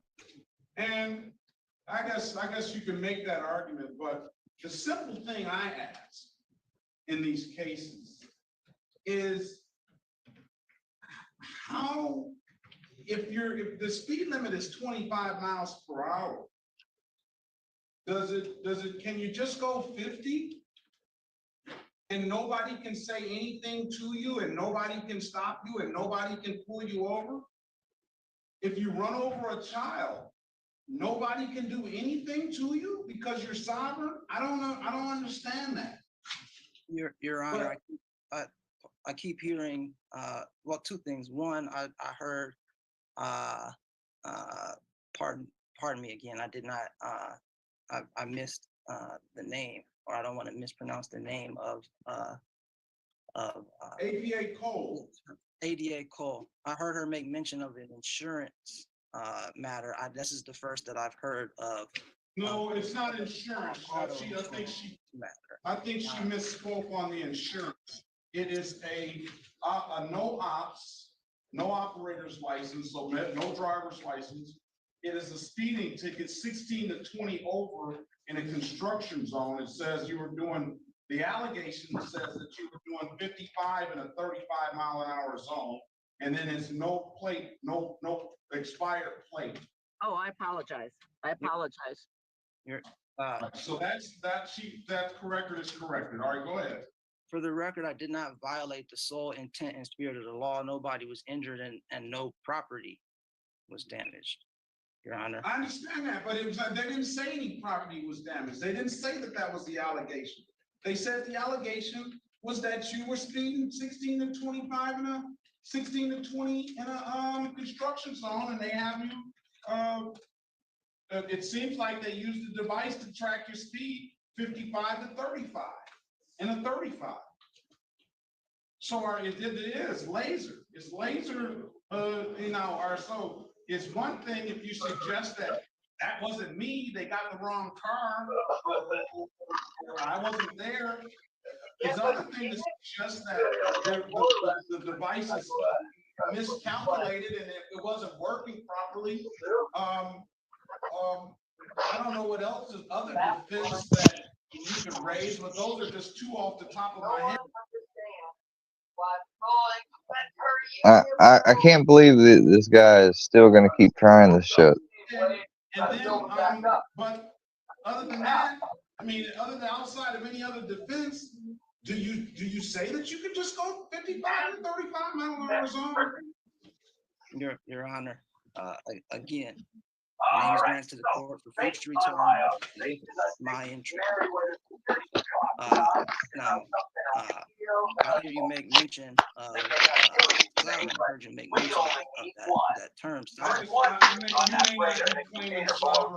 know. That's just what I hear most of the time when I hear these arguments. Your Honor, I'm a friend of the United States, not neutral, not anti-government. I physically reside, not statutorily, in the Union State in a non-military occupied area without the territorial jurisdiction and without the District of Columbia. I don't have a personal military. I depend on the United States for protection and security found in Article 4, Section 4, making me subject to this protection. I spent a lot of time learning on how to comply with the law of my creator and my government, not defiling and opposing those laws. Where did he get that script? Okay, so let me stop you right there. You depend on the government for protection, right? Did you just not Yeah. say that? That is correct. I did just Yes, he did say that. You depend on the government for protection. So the government is saying they're protecting other people because Mr. Golson depends on the government for protection. ADA Cole depends on the government for protection. Attorney Harris depends on the government for protection. They want to be safe, and they want their kids and their families to be safe. So when they cross the street, people are abiding by the speed limits and the laws of the government. Why do?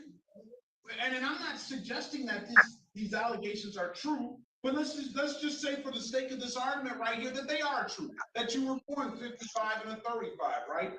How are you able to do that and not have, and suffer any repercussions and nobody else can? Your Honor,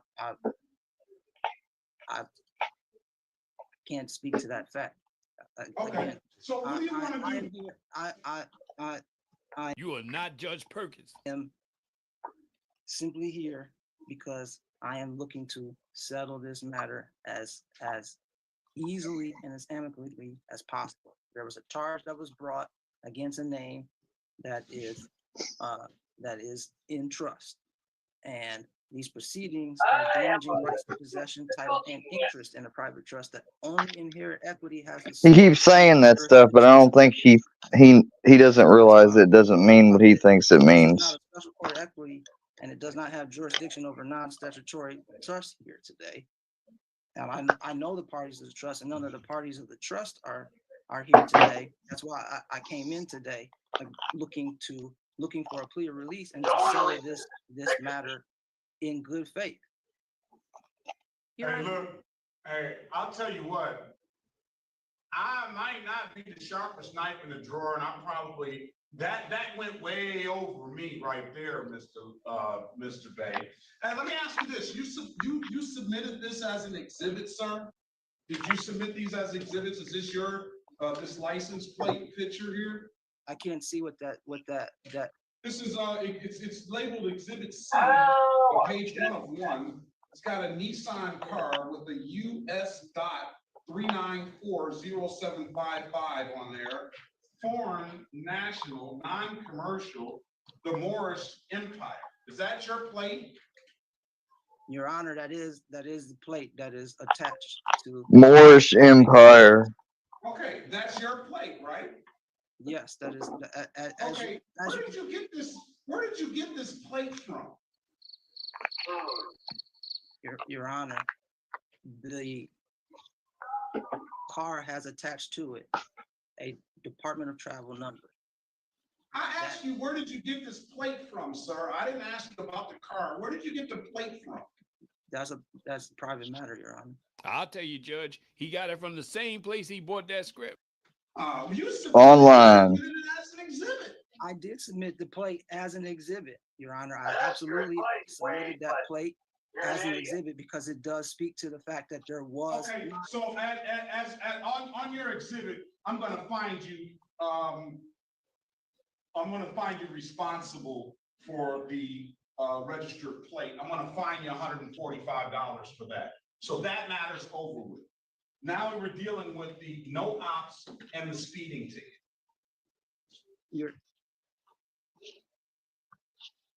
Now, I'm going to give you an opportunity to set a jury trial, or I'm going to give you an opportunity to take a plea on those two other matters.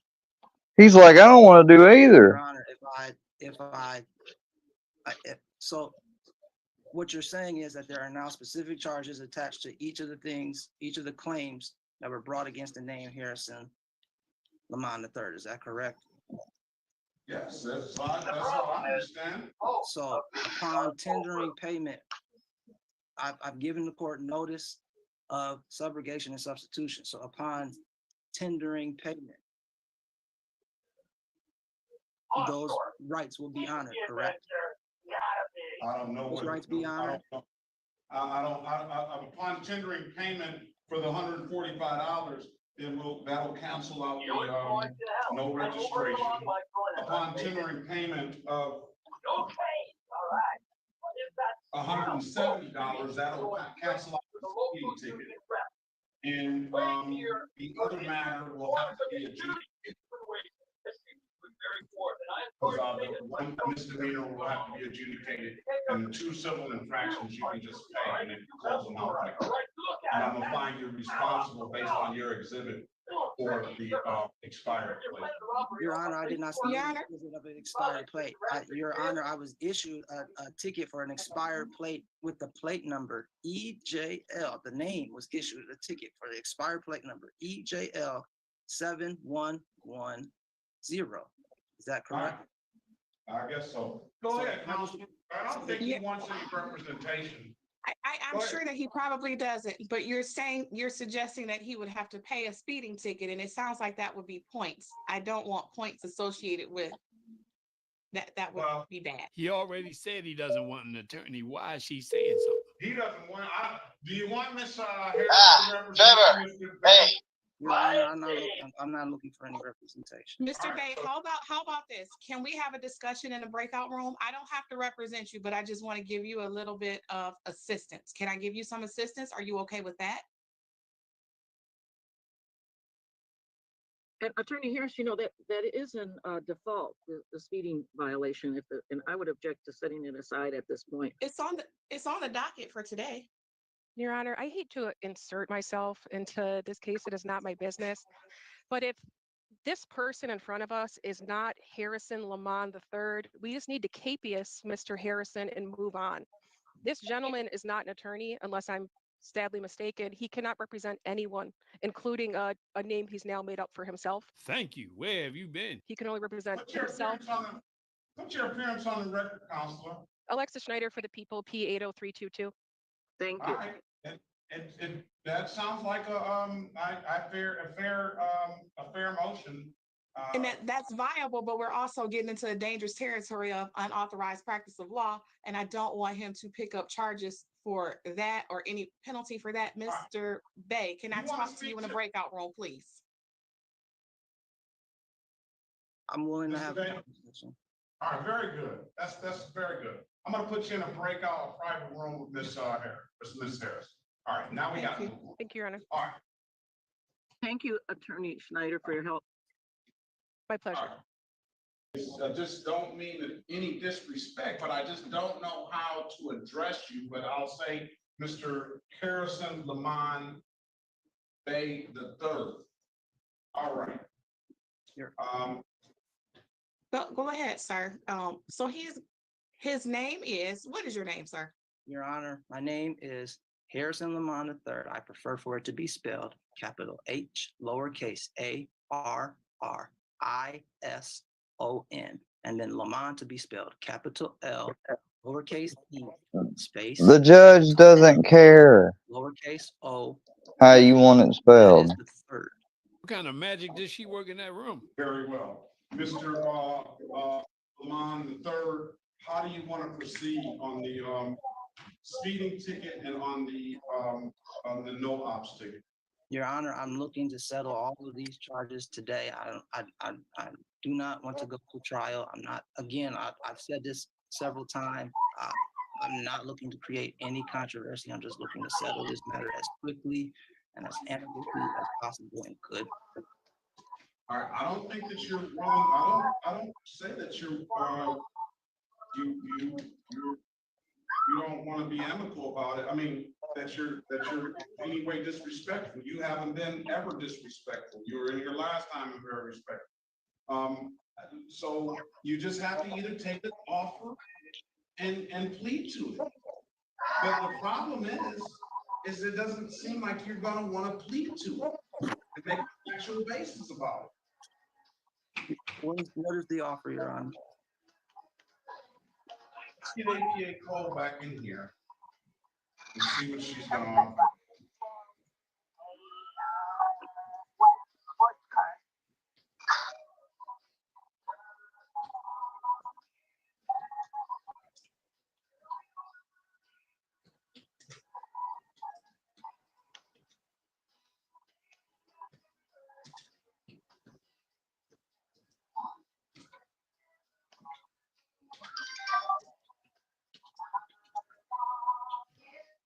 Let's pass it until she gets back. I just sent her a note to come on back in here. All right, let's pass that. Let's move on to, as soon as we get her back in here, we'll get you out of here, Mr. Lamont. All right, let's go back on the record, Mr. Lamont III. Now, APA Cole, Mr. Bay wants to offer to resolve the matter. What would his offer be? And we'll just I did, Attorney Harris did email me recently. It was expired plates, isn't that correct? It's My only expired plates, speeding, in 1620 in a construction zone and a no ops ticket. Let's check out some whatever podcast. Why not? And I would do a fail to display. And dismiss the expired plates. But he would have to plead on the nose to the speeding, because that's in a construction zone, which is very dangerous.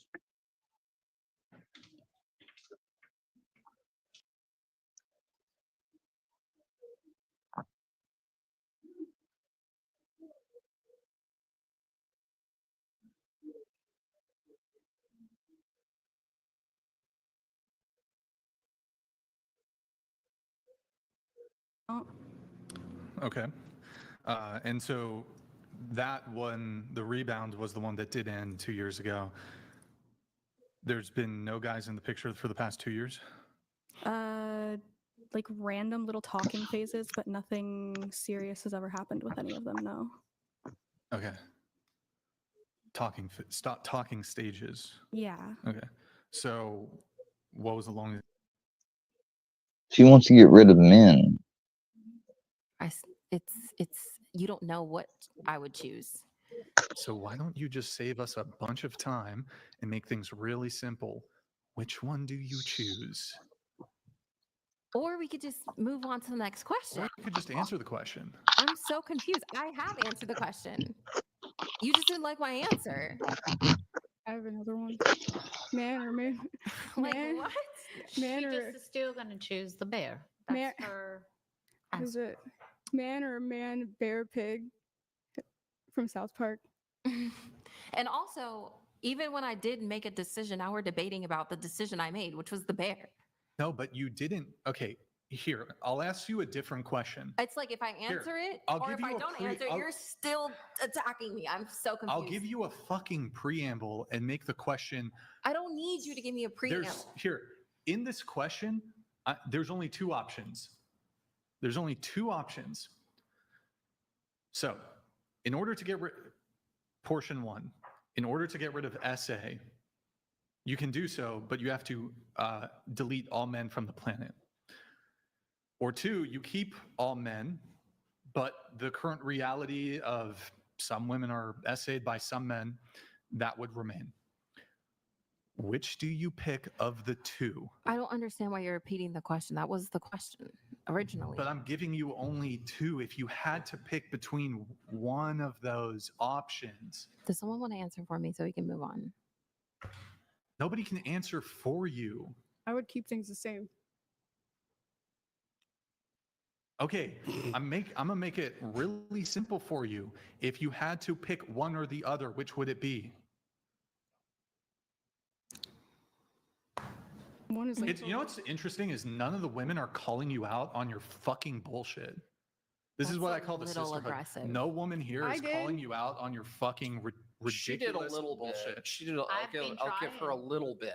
I've been trying because it makes no sense to me, and I said that a couple of Literally times. incoherent. It's incoherent. I've refined the question where the answer you have to give is one or the other.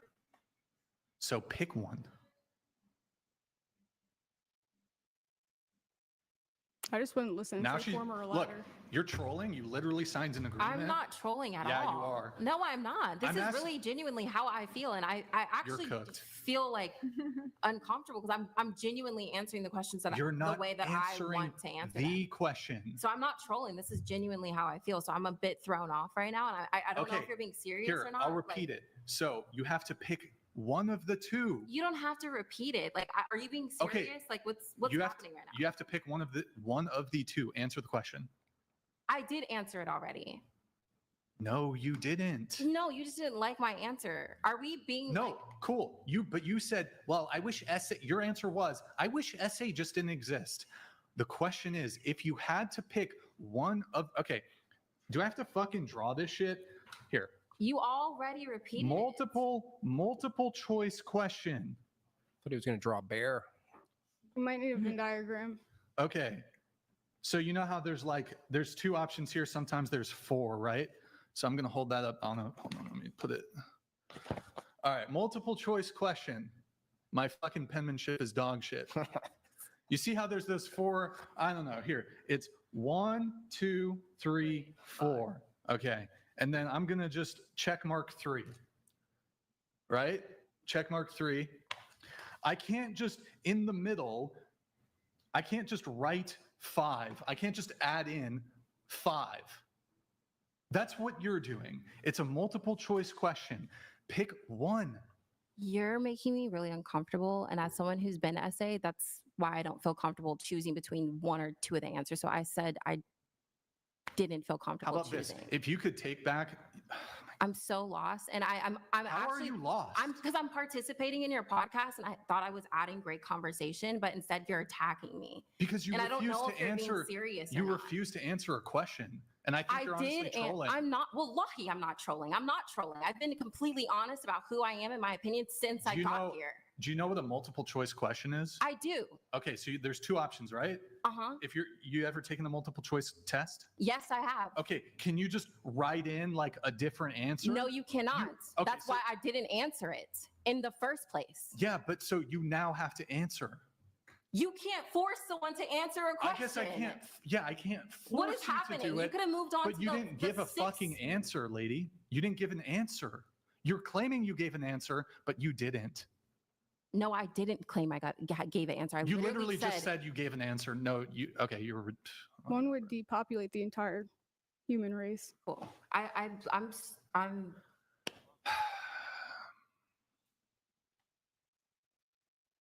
Did she give an answer, Jim Bob?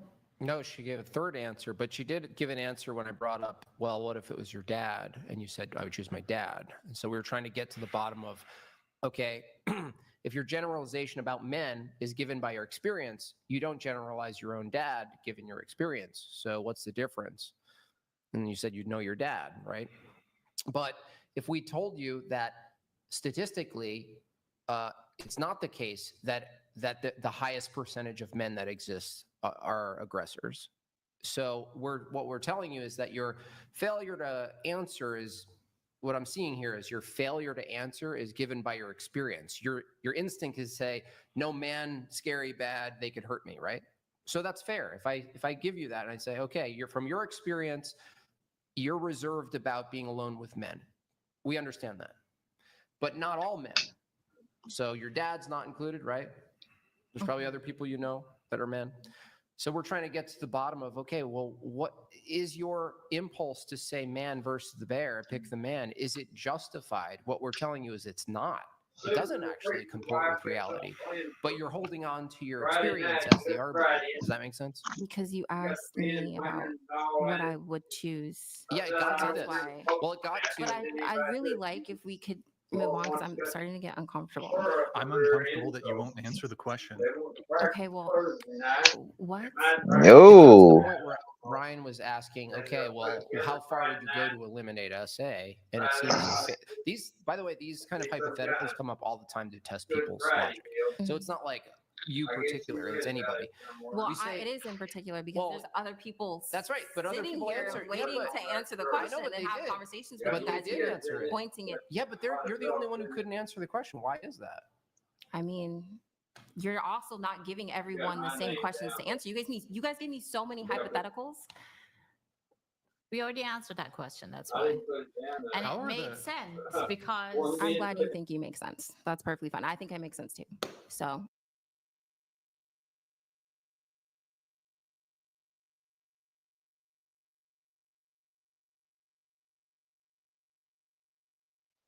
We got a video of the diddler. Let's check out the diddler, y'all.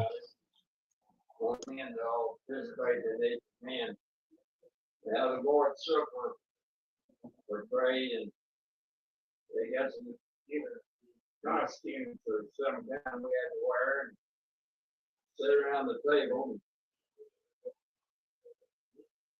You know, the last supper, the Lord supper, somehow.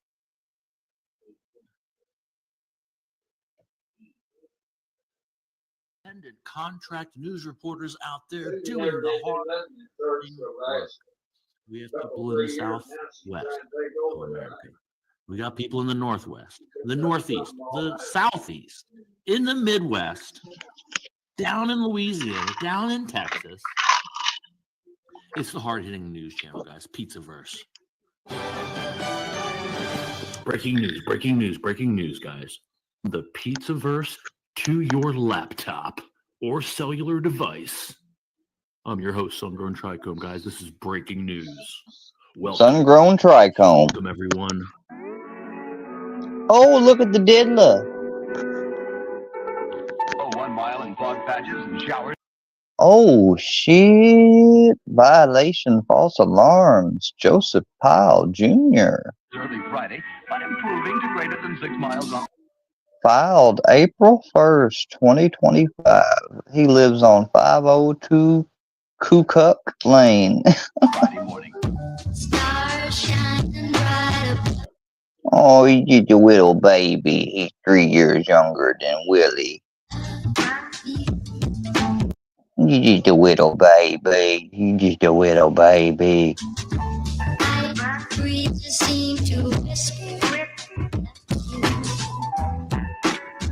Just wait till tomorrow, Diddles. This is going to be your last day of freedom. I can't wait for 8 a.m.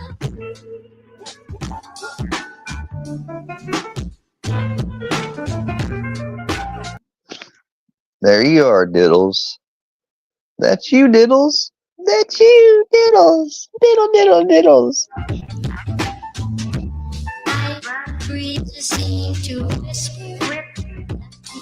Oh, fat ass, ugly motherfucker. Motherfucker wishes he could get some of that pussy. He can't get no pussy. He can't get no pussy. No pussy for you.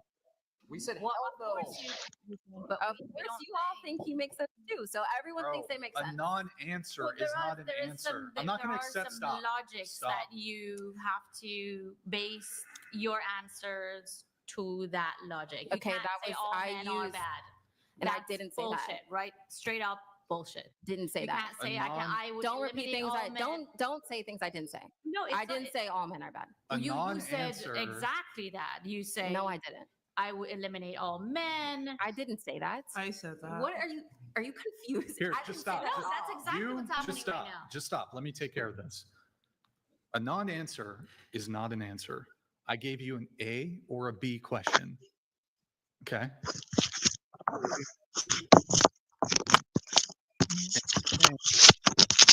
I don't like this component of the question. You pick A or you pick B. If you had to pick one, which is it?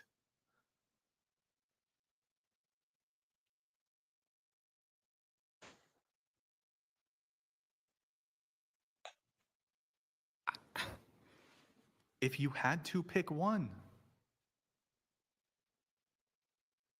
Like on a mass scale, if you think about it as like a mass scale. I don't need you guys to tell me. I understand Guys, the fucking just question. allow silence until she answers. What? Don't just answer the question. That's really weird. Just like Yeah, what is happening right now? Like I thought that. Yeah, you can keep, or you could just answer the question. You're being extremely disrespectful. You're being disrespectful. I'm not being disrespectful. If I I've been ask you a contributing question, to all of the if I ask you a conversations. I've question, been nice to everyone. No, you haven't. No, yes, you haven't. I have. You're fucking late. You're super rude. If we want to talk What about was rudeness, super you rude? were I super late. apologize for being late. I Didn't drove from apologize LA to me. be Didn't here. apologize to me. So anyways, I do you did. wanna When just I answer walked the in, I said, question? I'm so sorry that I was That's cool. late. do you want to answer the question?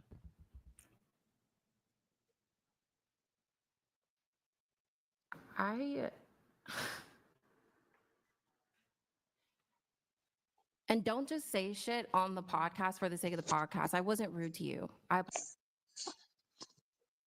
apologize to both you and Yeah, cool. Do you want to answer the question? I feel What uncomfortable is this now. called? Obfuscation or whatever? Is this rage quit? Okay. Cool. I think that's a rage quit there. Well, hey, you know. Yeah, you got to leave. You just got to leave. You just got to leave. Yeah, but Nah, you gotta leave the studio. You just gotta leave. Hold on. What's she asking? Mary, what is she asking? No, just say it. Just say it. Oh, yeah. Okay. Yeah, you just gotta leave. Nah. Adios.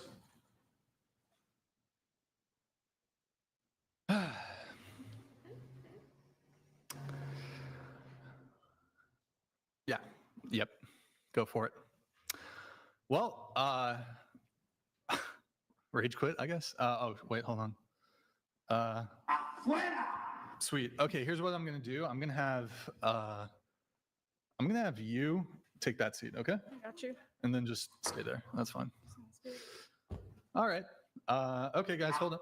Oh, wait. Oh my goodness. I don't understand. I don't understand what's lost. I don't understand what's lost by answering the question. Even if it was a wrong answer, I don't understand what the hill to die on was. I guess let's assume she did have an answer to the question. It was either she would not get rid of all men, and it's just so it'd just be the current status quo, or she has to eliminate all the men. Yeah. I don't understand. Does that her refusal to answer it? Does that mean that she would kill all men to prevent this particular crime from happening? Is that eugenics or what is it? What is yeah, that? basically, yeah. I mean, it's it's just like a utilitarian, I don't think so. approach. And by extension, wouldn't this be the end of the species? Because I think she's just scared of sounding like she supports SA. But we already granted to her. Yeah, that doesn't mean that. It I doesn't don't- mean that at all. I think she just didn't want to change her answer no matter what. She just predetermined how she wants to answer it, and she did, and she just didn't want to change that for the sake of even argument. And it's, to me, made no sense. Yes. Well, it's just being stubborn. now we can, it's good that she left because now we can actually get back to the show and get through some of the other stuff.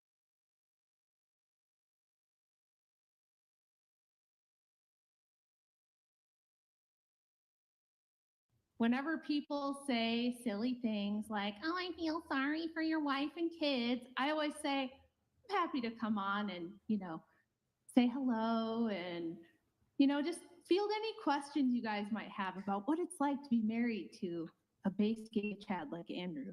So if you got anything to say, here I am.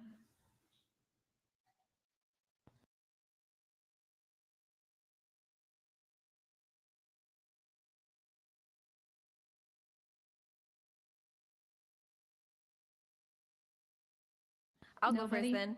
How do you Okay. feel with your husband making these comments on What live as comments? well? Well, just saying rude things to women or screaming over them. How do you feel with that? Well, he doesn't say rude things to women until they say something rude to him first. So Bangs was the first one to say, he's got wrinkles and he's old and he's got gray hair and he's gross. So of course he's going to say something back. And they've had exchanges back and forth before. And she's plenty happy to be rude. I had to and drop say out. mean things to him first. Everyone thinks that's okay because she's a woman. But if Andrew just simply gives her a taste of her own medicine back, you all go, oh no! He said that? It's like, not a woman! Why is it fine for her to insult him? But it's uncalled for when he just simply gives it back to her. What's wrong with that? Also, last time I was on here, he said that I wasn't a 10 because I had small boobies. Oh! And I didn't do anything. I just said I was a 10. I have a question for you too. You got small You boobies. said that you're getting worse with age. How do you feel about that? Well, I've been on the show myself and I'm 44 years old. I've had 5 kids. So no, I'm not as hot as I was when I was 22. This is a fact of life that all women have to deal with. The time of your life that you're hot it's short and it's limited. You're not going to always be a hot chick. So you can't expect that part of your life to last forever. It's just a fact of life that we all get less attractive as we age. Doesn't mean he's not attracted to me or I'm not attracted to him, but it's I'm not as hot as I was when I was 22. In fact, when I was on the show, I rated myself a 5. And everybody always gets upset with Andrew because he rates me a 6. And I'm like, I think he's giving me just a hair more than I deserve. But I'm a normal, regular, 44-year-old Midwestern mom of 5. You want me to come on here and say I'm a 10? Do I look like Pamela Anderson? You know what I mean? It's like, come on, just be realistic. You guys get upset with him because he tries to give you a little tiny dose of reality and he doesn't blow a bunch of smoke up your ass. But he's never rude or mean unless you do it to him first. That's not true. Okay, can you give me an example? I just gave you one. Well, you had an attitude. So you were Oh, so- being kind of like how you did earlier, where you're like, I'm gonna dominate a man and I'm gonna. No, So if but you come with when a sassy attitude and then call yourself a 10 when you're clearly objectively not a 10. I can have that's Well, just you're my, not that was just my personality. But when I said it was like that comment, like when you're like when the person said rate yourself 1 through 10, I literally when it was my turn I said 10, and then I was like, do you want me to stand up? You know, because I wanted him to rate me, and then he gave me an 8, but then he was like, he had Andrew rate me. He said like a 3. Or he's like, she's not a 10. She has no boobies. Doesn't that make you uncomfortable? I was like, that- what? Like that I didn't do anything. I just rated myself. Isn't Like, that weird this that is- your man is looking at her chest? Isn't that weird? She stood up and asked to have her body evaluated. No, So- but no, I said I wasn't asking for him. By the time I asked, he wanted what's his name? Andrew. So just a second here. Brian? You said you were a 10. Andrew said, no, you're not a 10. And he had to explain why. So that was the reason he gave. That's his opinion. No, it doesn't make me uncomfortable. It doesn't bother me. But it was so unnecessary. That's why I'm saying that he is mean when there's no reason to be mean. Like that was like I was like, oh okay. I guess. Yeah, I Like, watched that was whole his comment was episode. so unnecessary. I watch every episode. You were no little angel. You were not some sweet, nice girl. I who's am just not really an angel. I'm kind. not. I never said that. Right. So you had attitude. You had sass. You Yeah, but never. Yeah, but like, and that he said small boobs. Then you have small boobs. Like, what do you want me to say? Like, I'm sorry that the comment you wasn't noticed it. necessary. The comment wasn't necessary. We're just asking for how you feel about your grown-ass husband saying that stuff. First of all, don't ever say grown ass man. It's ghetto. I don't give a fuck. Whoa. Try reading some books. Do you know what ghetto maybe- is? All of you've been to all this college, and I'm like, where's all the college education for all these college educate? You're all in college, and you can't put two. You're not even using the word. You're not even using the word ghetto right. So you have like no he's a grown backbone. ass. He's not a grown ass. That's but saying those words does not make her ghetto. You have Like, no you backbone. know what ghetto Ghetto is? thing to say. A white woman is saying the word backbone. ghetto. Crazy. I feel bad for you. Crazy. I feel bad for you because you're 22 and you're on OnlyFans and you've already hit your peak. And you're plenty happy to be rude. You have been so rude on this show, Bangs. Don't sit here and gaslight this whole audience. We've all seen you on here, multiple appearances. You are rude and nasty as you can be. And then you that they're gets literally the perfect for each other. views. That gets the views. Why do you think I keep getting invited back? Why do you think I keep getting invited back? She's literally. I'm every time I'm on here, I am the title. I am the title every time, lady. I can't hear them. When you both start clucking. No, I said that it's like I just complimented. Like you guys are literally the perfect couple. Like I see why he's attracted to you. Like yes, you guys are a perfect couple. Definitely. Listen, I think it's mean. I think it's actually the cruel thing to do to let young women have free license to act terrible, to be entitled, to be rude, to think that they owe everything handed to them on a silver platter because they push their boobs up, to act like this short phase of life when you're at your peak fertility is going to last forever. That is what's mean, because what happens I'm sorry, is, you can't live that anymore, and we're going through it. Like what? See, this is the thing though. I never did that. I didn't do this thing where I was just like It's giving promiscuous old and all mad. through my 20s and 30s. Are you gonna let me talk or what? So I didn't do this thing. I'd never did hands. I didn't sell pornography. I didn't go through a party phase. I was a mom when I was 20 years old. I only ever wanted to be in long-term committed relationships. I was hoping I would just get married and that would be it. I did get divorced. Wasn't my fault. Wasn't anything that could be done about it. Lesson learned, didn't repeat that. But what I'm telling you is the mean thing is the whole world telling you that you guys are strong, independent women where you're going to cry because your hair straightener stopped working on your Not birthday. so much on me. You said that you were being, or your man was only being rude to people who were being rude. I haven't been rude. So I don't feel like you should come for me. Did you say confront you? Come for me. Come for you. I'm not coming for you. I'm saying it's absurd for you to believe that it's like normal behavior to cry because your straight iron broke or cry on every birthday. Like, young women live in such delusion nowadays. That's why everything's all messed up. That's why everything's gone to hell in a handbasket. You guys are not acting like the grown, strong, independent, equal with men, women that you claim to be. And when I just come on here and say, look, this behavior is ridiculous, this is silly and absurd, you can't even take it. You can't take the slightest bit of just like obvious criticism. I'm not calling you names. I'm not swearing at you or anything like that. I'm just saying, you guys were like, well, we want to know how you feel about this, and your husband is rude, and we don't like, and it's like, okay, I'm trying to explain it to you. Okay, I'm trying to explain to you that this princess fantasy world that you live in does need to be, somebody needs to break that down for you, because that's not reality. Can I ask you a genuine question? Yeah. How long have you been with Andrew? Like married, or like in a like dating and married, I would say, like in a romantic. 17 years. Okay, 17 years. So that's a long time. You guys seem like a relatively happy couple right now. I'm sure you guys had to have some sort of like emotional connection, right? To like make your whole relationship last 17 years. Can you tell me of like course. how you guys do that? Because he made a remark earlier about women not liking, like men not being vulnerable because women will use that against them. And so like he was saying men shouldn't really show like a lot of emotions. And I'm genuinely curious, if you've been with him for 17 years, like how do you guys keep that? Because I'm sure you guys get into fights too. You guys are human. Early on, we got into more fights because I still, look, all of you girls, and me included, okay, I wasn't like born a great wife. I don't think great wives are born. I think they're made. I think it's something you have to, it's like anything else. It's a skill you have to learn and you have to work on. So early on, yeah, I had some attitude issues here and there. Probably not to the extent that a lot of women do, but I would do stupid shit like if he gave me like a little bit of, stern, if he would say, no, we're not going to do that. And I'd get like pouty and like throw a remote control at him or something. And he'd be like, excuse me?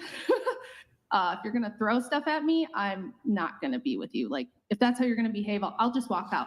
He wouldn't get angry or yell at me. He was just like, I'm not going to tolerate that.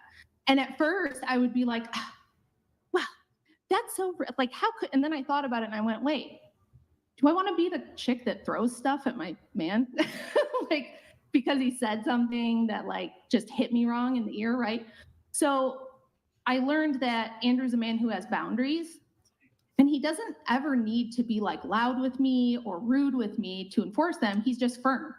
He's just, and he'll just be like, nope, I'm just not going to accept that. So as time went on, of course we got closer, and we share things, we share life experiences, and he'll tell me how he feels about things to a certain extent. But what he doesn't do is talk to me like I'm one of his girlfriends, right? He doesn't come home from work and be like, it was just such a tough day at work, and this guy said something to me and it really made me feel unappreciated. And like, he doesn't dump like all of his emotional stuff on me. He has guy friends for that. He has a dad he can talk to if he's got like man stuff to talk about. We talk about what's pertinent, and we're super close. Like, anybody who watches the show probably already knows that he and I are like inseparable, super close, best friends, but it's still like a male-female relationship. I don't expect him to act like one of my girlfriends. And I think a lot of young women especially, they want their boyfriend to act like one of their girlfriends would. And you shouldn't expect that from a man, because here's why. If he actually did that, you wouldn't like it. If your boyfriend wanted to cry in your arms all the time when he had a bad day at work, you would very quickly be like, you'd be dry as the Sahara, right? It would just not be a turn on for you. So I think when you're young, you think you want that stuff from a man, but you really don't. So yeah, we're super close, but he doesn't have to like pour out his emotions to me all the time. He does when he wants to, and when he feels like that's something he wants to do. The rest of the time, I respect it if he doesn't want to do that. Okay. And like, do you kind of, I mean, you guys are 17 years in, do you know like his like childhood, the way he grew up, and does that help you like understand him a lot better on why he acts the way he acts in certain situations because you know his like background? Well, yeah, I mean, yeah, but that's because, you know, you get to know their family, you hear stories, you know, like, of course, I know his parents and his siblings. And so I've heard stories about him growing up. He'll tell me stories about growing up, but he's not going to sit down with me like a therapist and be like, you know, when I was growing up, I felt like my mom did this or my dad did that. And here's how it affected my development. Like, he's not going to talk to me like that, right? So I do know him. I know him really well, and I can observe his dynamic with his family and hear stories. So that's like how you get to know a man. It's not going to be like he's going to sit down on the phone with you for 4 hours and pour out his heart necessarily. Maybe some guys do that. Maybe it works for some people, but Andrew is like, he is a pretty stoic guy. He's the same guy at home that he is on the show. The difference is that he never has to have the same dynamic with me that he has with you guys because it's a different relationship. Number one, I'm like pretty smart, to be honest. So he feels like we're on the same level. And I'm really respectful. I'm very submissive. Are you implying that we're stupid? I'm not saying you're stupid. I'm saying that it tends to be the case that a lot of the young ladies who come on here are not like, so Andrew's like a logician. He knows philosophy, he knows history. He's like a really, really, really smart guy. And so sometimes there's a little bit of a mismatch there, and the girls will take what he says wrong because they think he's talking down to them when all he's doing is talking how he normally talks. So he and I don't have that like discrepancy. I'm like, also, I write books and I'm pretty educated and stuff like that. So I just think we're like on the same level and we have similar communication styles. So we don't have the same issue. Like, I don't take offense easily either. If he tells me, oh man, I really like, if I got bangs once and he was like, really don't like the bangs, babe. Like, you're very pretty, don't like the bangs. I'm just like, okay, no problem. He doesn't like the bangs, we'll grow out the bangs. Whereas a lot of women I think would like cry and get very upset and it would be like a whole issue, and it's just not for me. So I'm just saying, like, personality wise, we match up pretty well that way for the most part. Noted. Thanks for sharing. Yeah. So, I mean, I'm just saying, don't sit there like victims. If you're willing to dish it out, bangs, you got to be willing to take it. You can't sit there and call him wrinkly and old and insult him first. And then if he goes, yeah, well, you know, looks like you've gained some weight since the last time you've been here, says something like that. It's like, what do you expect him to say? You knew what he was going to say if you said something like that to him. So, but I'm not getting mad at him when he says anything. I literally just laugh and I smile and okay. nod my head. If you're and that's cool like, I don't know, with do you guys want me to get mad or what reaction are you, what reaction is he looking for then? Because it's obviously not good enough just smiling and nodding my head when he calls me fat. He's not looking for reaction. I wanted to come on because you say now to me, now that I'm here, like, oh, it doesn't really bother me. I just give it back and we do the back and forth. That's fine. There's nothing wrong with that. If you like to give him some shit and you don't mind if he gives you some shit back, there's no problem with that. I don't. What you can't do is give him shit and then go, oh, he gave me shit back. Girl, no one did that. No one did that. You said, I wonder how I feel sorry for your wife, and you don't have to feel sorry for me. Every freaking day in our county, someone dies from an alcohol-related collision. Don't become a statistic because of a boneheaded move that you make where you kill something. Life is short. Life, when you end up with a bunch of convictions, it doesn't become a fun life. What makes life fun is you get knowledge. When you get knowledge, you buy things because you get money. But you only do that. Your lawyer's asking for me to set you a bond, but I don't know. I've never met you before. I don't know you. You know, one of the things that I consider is, number one, are you going to go back if we set you a bond? Number two, are you a dangerous person? Because I don't want to set you a bond and then you leave a wake of destruction on your way to Louisiana. I mean, I don't want that. Morning, Mr. Smith. How's jail? The worst experience of my life, bro. Makes me really happy. It's supposed to be. You know, the idea of jails are that you learn. And unfortunately, we have people that just don't get it. No matter how long the sentences are, no matter how cold the bars get, they just don't get it. You're wanted out of Louisiana for this this car. So Your lawyer's asking for me to set you a bond, but I don't know. I've never met you before. I don't know you.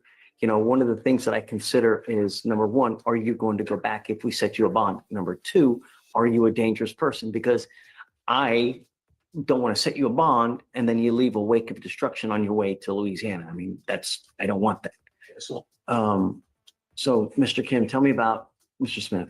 Your Honor, this now defendant, along with 3 co-defendants, stole a vehicle out of Louisiana and transferred state lines on the same day and was apprehended in Harris County. He's facing a felony charge there due to the fact that they transferred state lines within 24 hours of stealing the vehicle, which was captured on surveillance video. State would be opposed to a bond as state considers him a flight risk. Any prior criminal history? No, Your Honor. Judge, he is from Natchitoches, Louisiana, which is where the offense is from. His family lived there and he was born there. They moved to Manning, Louisiana. I talked to his wife and his girlfriend. Wife? Mother. 23. That's what I call his mother and his girlfriend. Okay. I spoke to his mother, Sophia Smith. She lives in Manning, Louisiana. She will post his bond. And I spoke to Sophia Smith and she'll come over and pick him up.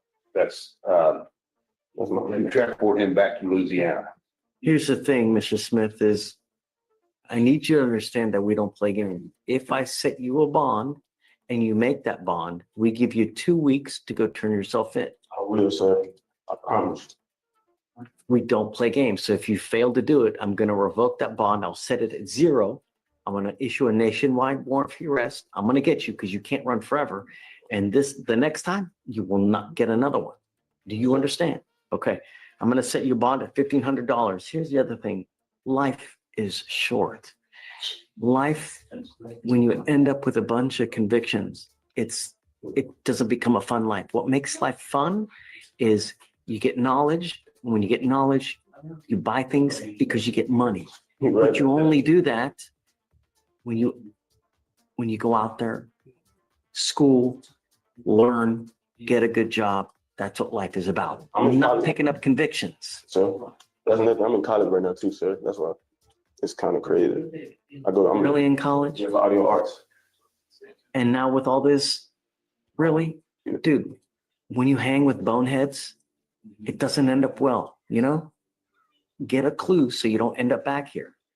Mr. Smith, I'm going to set your bond at $1,500. Just, Mr. Smith, don't disappoint us, man. Do something with your life. Don't become another statistic. $1,500 and then do right, man. It's not hard in this life, you know? All right, we got you. So if he can make it, I'll print out the reset for him to sign and I have the waiver withdrawal for you to sign. I'll read it. Don't send him back yet.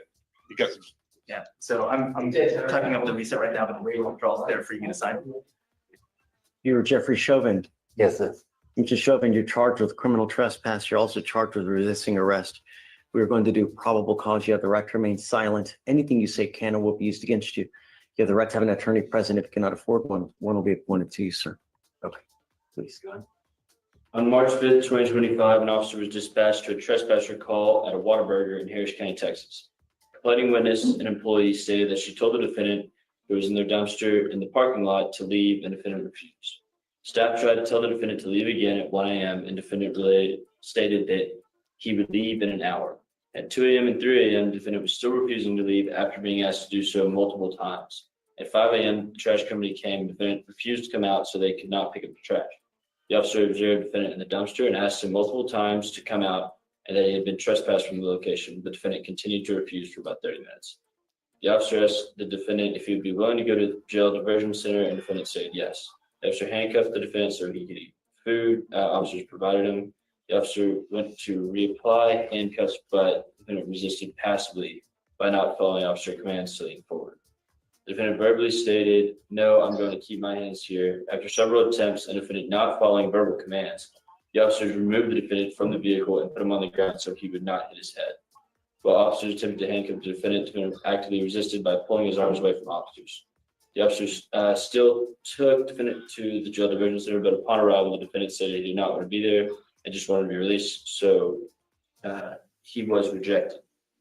While en route, the defendant had taken his seatbelt off, put his handcuffs in front of his body. The officers told the defendant he would have to be handcuffed behind his back, and the defendant agreed. Officers told the defendant to lean forward, and the defendant stated, "No, you're going to have to shoot me," and actively resisted by pushing his body onto the officers in an attempt to escape from the patrol vehicle. The defendant stated he would stop resisting once officers loosened up control, and when officers did, he would go back to actively resisting by attempting to get out. The officer was eventually able to secure the defendant. The defendant broke the officer's nail on the right hand, and officers sustained minor bruises to his finger and forearm. I'm charged with the assault. I'm a peace officer, Mr. Chauvin. I'm going to find that there's sufficient probable cause to go forward with the case. Do not go back to this Whataburger. Do not go back to this Whataburger. Do not pick up any new cases and show up to court. When you show up to court, good things happen. If you take off again, it's not going to go well. We've already given you, this is your second PR bond. Do you understand? Yes, sir. I was not told I had court the first time. I was homeless. I was sleeping in the dumpster. I don't want you to say anything now because I don't want you to hurt yourself. Let me give you a lawyer. You'll be able to talk to the lawyer how to resolve this case. We're going to give you a future court date, most probably. If you miss it again, I'm going to issue a warrant. You're not going to get a third PR bond. Do you understand? I have to remain in Houston until this. Well, let me get you a lawyer. We can talk and try to see how we go forward. For now, let me just have you go to Victoria, sign a reset. I'm going to have you take a seat in the jury box, and then we're going to get you a lawyer here momentarily. Okay? Please. Morning, Judge. Hey, what's going on with you? How much are you? Right around. Yeah, I want to go back to bed. Good morning, Mr. Salas. Sir, you're charged with driving while intoxicated. You're facing up to 6 months in jail and/or a $2,000 fine. You're also charged with evading arrest or detention. On that, you're facing up to a year in jail and/or a $4,000 fine. We are going to do probable cause. You have the right to remain silent. Anything you say can or will be used against you. You have the right to have an attorney present. If you cannot afford one will be appointed to you, sir. Okay. On or about March 26, 2025, an officer was on patrol on Gulf Freeway in Harris County, Texas. The officer observed a motor vehicle disabled in the left hand, addressed speeding, dividing southbound and northbound lanes of traffic. The motor vehicle had multiple airbags deployed and all four tires appeared to be damaged. On arrival, the officer observed additional motor vehicle disabled on the open access roadway what was formerly a car dealership. The officer observed the witness walking towards the officer, trying to get the officer's attention. The witness said that 5 minutes prior to the officer's arrival, the defendant approached the witness after the witness tires were blown out. The witness informed the officer that the defendant demanded to use the witness's phone. The witness advised the officer that the defendant wanted to contact the defendant's mother to pick up the defendant from the scene. The witness told the officer that the defendant continued to approach aggressively, and that the witness told the defendant the witness would call the police if the defendant did not stop. The witness said the defendant fled the scene on foot. The witness described the defendant's clothing, and the officer observed the individual matching the description running and approaching the scene of the incident. As the defendant approached the scene of the accident, the defendant began walking in a parking lot adjacent to the freeway. The officer gave loud verbal commands for the defendant to stop. The defendant fled on foot on the grass along a ditch. The defendant slid down a ditch and the defendant crossed the Water Creek, then climbed the fence attached to private residence, and fled on foot for approximately 0.4 miles before he was then detained by his police department, turned over to deputy. The scene was moved to a Shell station to continue the investigation. The officers contacted the defendant. The officers observed a strong odor of alcoholic beverage emitting from the defendant, and the officers observed the defendant have red glossy eyes, slurred speech, dry mouth, repeating phrases, and agitated demeanor. You say a shaky demeanor? Sorry, agitated demeanor. And the defendant denied drinking alcohol and initially denied drug use, and then stated that he had been off for a couple of days and had consumed paste or coke. The officer, through training experience, knows to be roped cocaine. The defendant admitted that he was going to a girl's house when the incident occurred and agreed to perform standardized field sobriety tests. Those were administered, and the officer observed success exclusions on the HGN. The officer did not administer the walking turn of the one-leg stand due to the defendant injuring his feet while fleeing. The defendant consented to a breast sample, which was not completed due to interference being detected. The officer obtained a search warrant for the defendant's blood, and there was a blood draw for the defendant. Okay. Your Honor, may I comment? Please. I might have missed something, but besides state saying that my client said he was going to someone's house, I didn't hear any operation facts. I mean, he admits driving. He's by the car when the officers get there, right? Is he by the car when the officers get there, or where is he? I mean, from what I have, Your Honor, he has fled the scene when the officers get there, and then comes back to the scene. Okay. To the officers. The witness. Does the witness put him operating at all?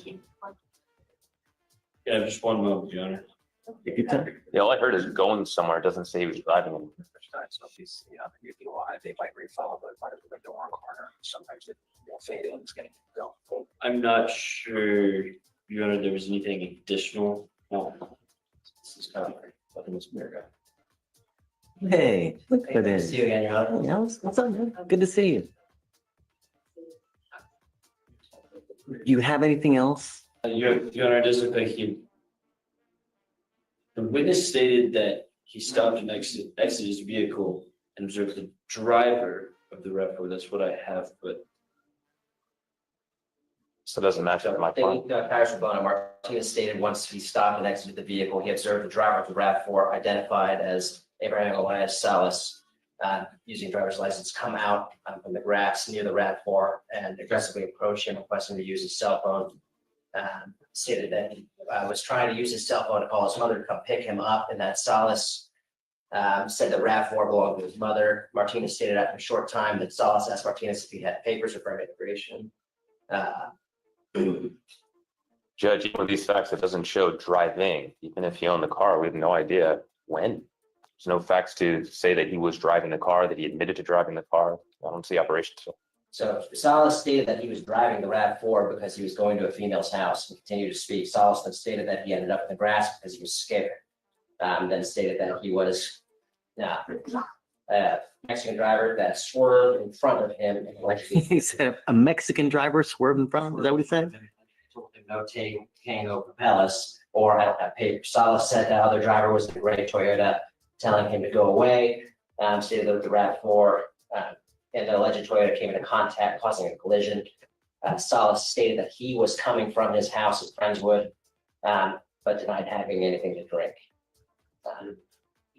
So yeah, I mean, I think if they he was operating the vehicle at the time of the accident, and you have the other person say something, right?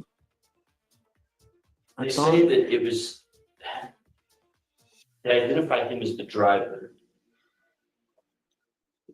They just never say they saw him driving or operating the vehicle. So I believe that they believe, based on the circumstances, that it was a driver. I don't know if the witness actually saw him driving. What we have to prove the driving facts is that Reed fired to a police prior to his arrest. He admits that he was driving the vehicle at the time of the accident, and the vehicle was found at the scene of an accident. It was found nearby. Was observed coming out of the grass nearby. We can buy the other problem. Although it's an admission, Judge, there needs to be an admission plus. I don't see that being enough for the plus. Mr. Salas, I'm going to find that there's no probable cause in your case. Every freaking day in our county, someone dies from an alcohol-related collision. Don't become a statistic because of a boneheaded move that you make where you kill someone. Do you understand? Now, I'm going to find no probable cause. It's very possible they go indict this case at a later time if they get more evidence, but don't kill anyone. Do you understand? Exactly. You're gonna end up killing somebody.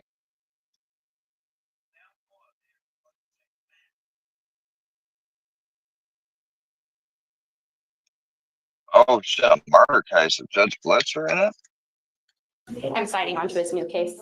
Oh, he picked up a new case. He did, Judge. Mr. Palacio, you're now charged with the new case.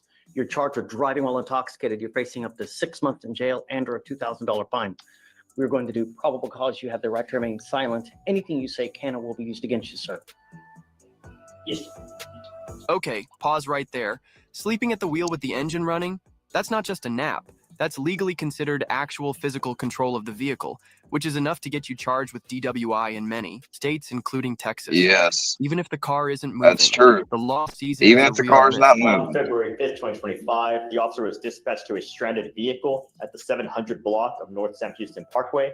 And the officer observed a car parked on the shoulder and a driver asleep at the wheel with the engine running and the car in park. The officer knocked on the window to wake up the driver, who woke up and refused to comply with the officer's command and drove the car 6 feet forward. The officer then requested the defendant exit the vehicle. The defendant put the vehicle in park, then drive multiple times before finally exiting the vehicle. The defendant was detained upon exiting the vehicle, and the officer relocated to a gas station where the defendant was observed to be dazed and confused and did not realize he had been asleep at the wheel. The defendant was also unable to communicate where he had been or where he was going. The defendant was asked to perform Centerfield sobriety test, HGN 6 out of 6, walk and turn 5 out of 8, one leg stand 1 out of 4. The defendant was read the DIC and declined to provide a sample. A blood search warrant was signed and executed. Boom. Probable cause locked in. The officer's observations, field sobriety results, and refusal to give a sample. Probable cause. That's a trifecta prosecutors love. And the moment a blood search warrant is executed, you're basically one lab result away from formal charges. If I want to, I'm going to find that there's probable cause to go forward with the case. Can you look to see if he has any prior DWIs and does he have a valid Texas driver license? He does have a valid driver's license, Judge, and we Oh. did file for the ALR hearing. And then I see he has a dismissed DWI out of Fort Bend, but no other DWIs. There's no probable cause in that case. I'm now ordering you. Well, the first thing I'm going to do is I ordered you on your first case not to consume alcohol or illegal drugs. You've now picked up a DWI. Guess what happens now? I'm revoking your bond. Judge, I would like to Oh. address that, so. You don't wanna hear that. Realize that this is a problem at this point, and he has enrolled himself in IOP and does have a meeting this afternoon to do intake for IOP, and I do have that email. I can't show him preferential treatment. It's on any case here. I ordered not to do something. He did it, picked up a new case. You're staying with me. And I'm going to tell you now,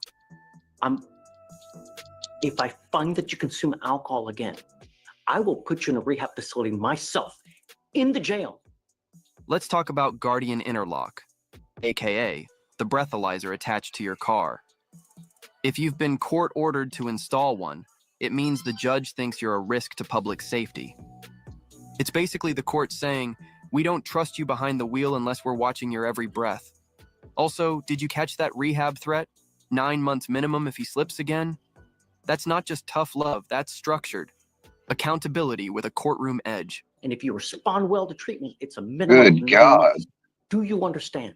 Yes, sir. I'm now placing a restriction that you're not to drive any vehicle that doesn't have a Guardian Interlock on it. You're not to consume alcohol, illegal drugs, and Casey, I'm now going to probably give him a curfew. In the BMV, was he out in the middle of the night? And a curfew. I think it was after a bar closed. He was just sleeping in the owner's vehicle. There's one consistent problem, and there's one thing that centers around every single problem that you have. What is that one problem? Alcohol.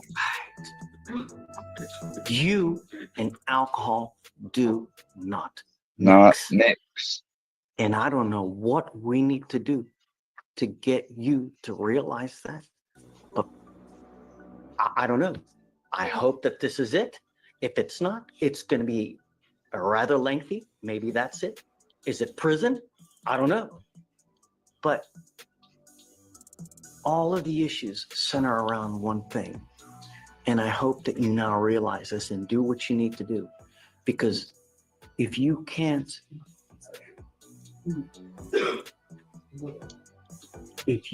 take care of it yourself, I will do it for you. And I promise you're not going to like the way that I do it. Do you understand? Yes, sir. Okay. It goes with you. And then when he comes out, or when he does bond out, he's going to have to come back for bond conditions, and then we'll carry it. Bond conditions today on the non-revoked case, so they'll be active. Okay. And then do we want a device other than the ignition interlock? No, just what time was The time that it took place, the only time the officer gave is when they got the blood samples, and that was at 7 a.m. So sometime prior to 7 a.m. But he doesn't say how, how long before the blood was actually drawn. What do you think about a curfew? Judge, if I may, he is active military.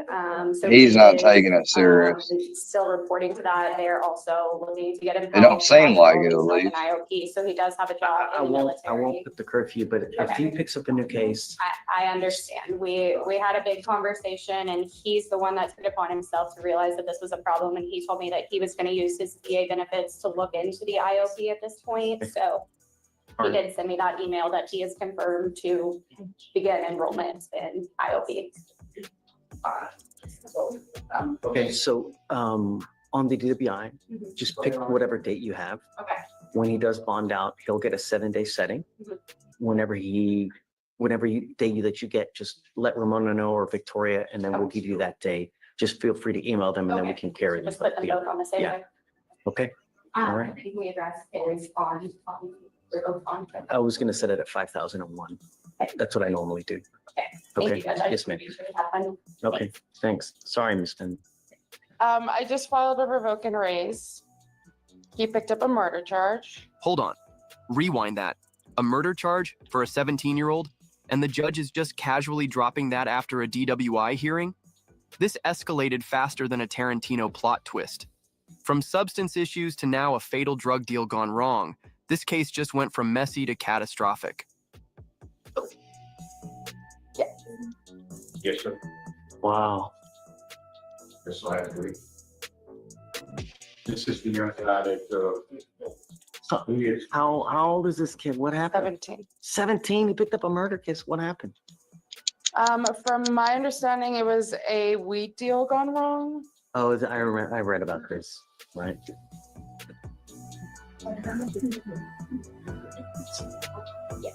Really? Okay. I'm so disappointed, Mr. Jones. I can't tell you how disappointed I am, We've got but one life to live. Just one. You don't get multiple chances, man. You're not a cat.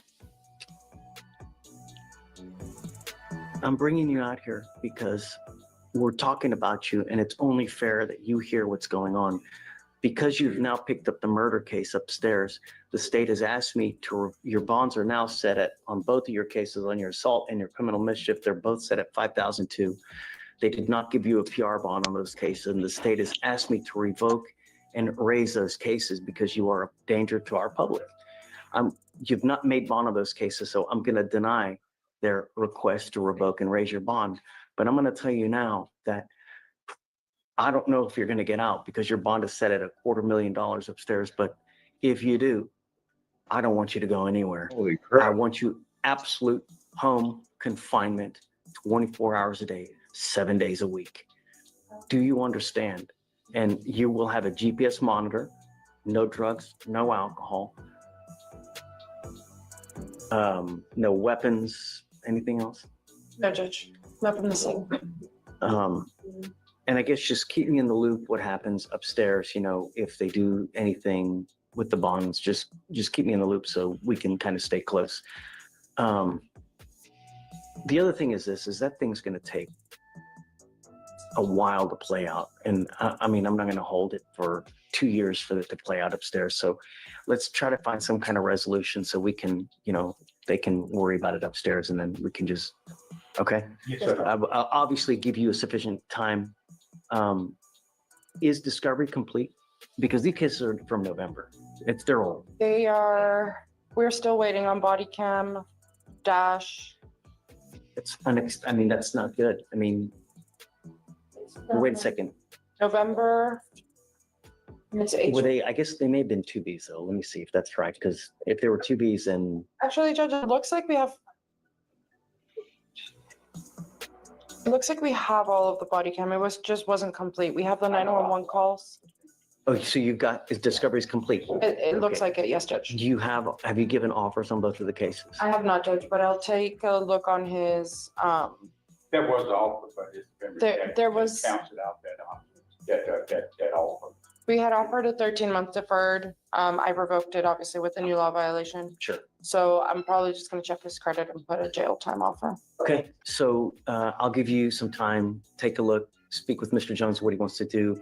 The cases are kind of old, so when we come back in the next time, you must accept the offer from the state. Otherwise, I'm going to set your cases for trial here. You understand? Okay, man. But Judge, in all honesty, I can let him know right now, considering that he has a murder case, I would be reluctant to plead him guilty to an assault case, because that could be used in punishment. He's in enough trouble. We may as well set the trial. There's not going to be a dismissal on this case. I'll speak to the felony. I mean, Sure. the murder was just filed a couple of days ago, so I'll speak to the felony, see what the CW wants on the assault. So let's set it a week And out. look at it. Talk to felony, see what they want. In a week, we can set it. Yes, sir. Yeah? Okay. All right. Good luck, guys. Does he have any prior DWIs at all? Do you know if he has any prior DWIs? Okay. No, Judge, I'm not gonna worry about it. I'll run his full NCIC if you'd like. Please, you need to understand that DWIs are big business in Texas, you know? Watch the news. Every single day, someone dies from a DWI. That's why they have made the penalty so darn severe. A third DWI, you're looking at prison up to minimum 2 years in prison, a maximum of 10 years in prison. You now, what you're doing is you're pleading guilty to this offense. The DWI is going to go on your record. It will be there for the rest of your life. And what you need to understand is that whenever you get pulled over now in the future, first thing an officer does is they're going to look at your record. If they see that you have a prior DWI, a prior PCS, and they come up to you and they smell alcohol, they smell any kind of funky smell, what do you think they're going to do? Take me out of the car. Yeah, not just take you out of the car. Take me to jail. Probably so. All right. This is the part where reality hits like a freight train. You mess up again, it's not probation, it's prison. The judge is spelling it out. A third DWI in Texas is an automatic felony with a mandatory minimum of 2 years behind bars. No plea deals, no second chances, just cold, hard time. You know, from now on, you're facing a minimum of 30 days in jail for any new cases that you pick up. No more proverbial slaps on the wrist. Do you understand? Yes, sir. If I were you, even if you have had a sip of alcohol, I wouldn't get into a car. It's a crap. humongous risk that you're taking. You understand? What you have worked out is 180 days in jail I don't know what y'all. to be probated for 1 year. As part of the conditions for you to complete this probation successfully, you must do a DWI education class, 2 victim impact panels. You must also do what's called a TRAS. This is an evaluation to see what conditions you may need. They assess other conditions like, you know, supportive outpatient treatment, intensive outpatient treatment. You must also fulfill those as well. No drugs, no alcohol, guardian interlock, no breath test refusal. What that means is that if you're pulled over in a car, an officer asks you to submit a breath test, you must do it while you're on this probation. If you don't do it, you're in violation. If you violate this, I'm going to issue a warrant for your arrest. I'm going to put you in jail. I'm going to bring you back out. We're going to talk if you violated your probation. If you do, you're looking at 180 days in jail.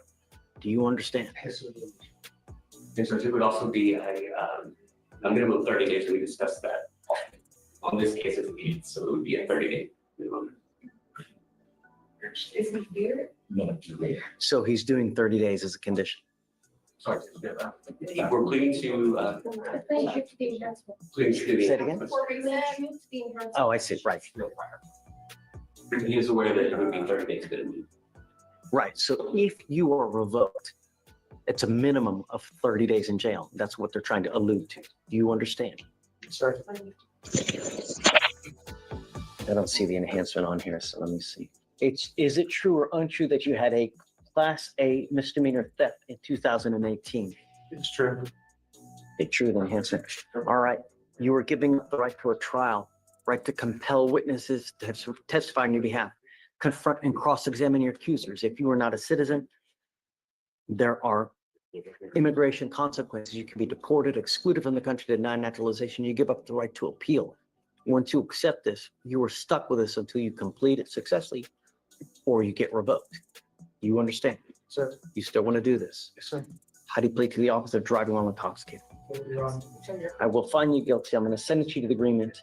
Does this also take care of the case upstairs?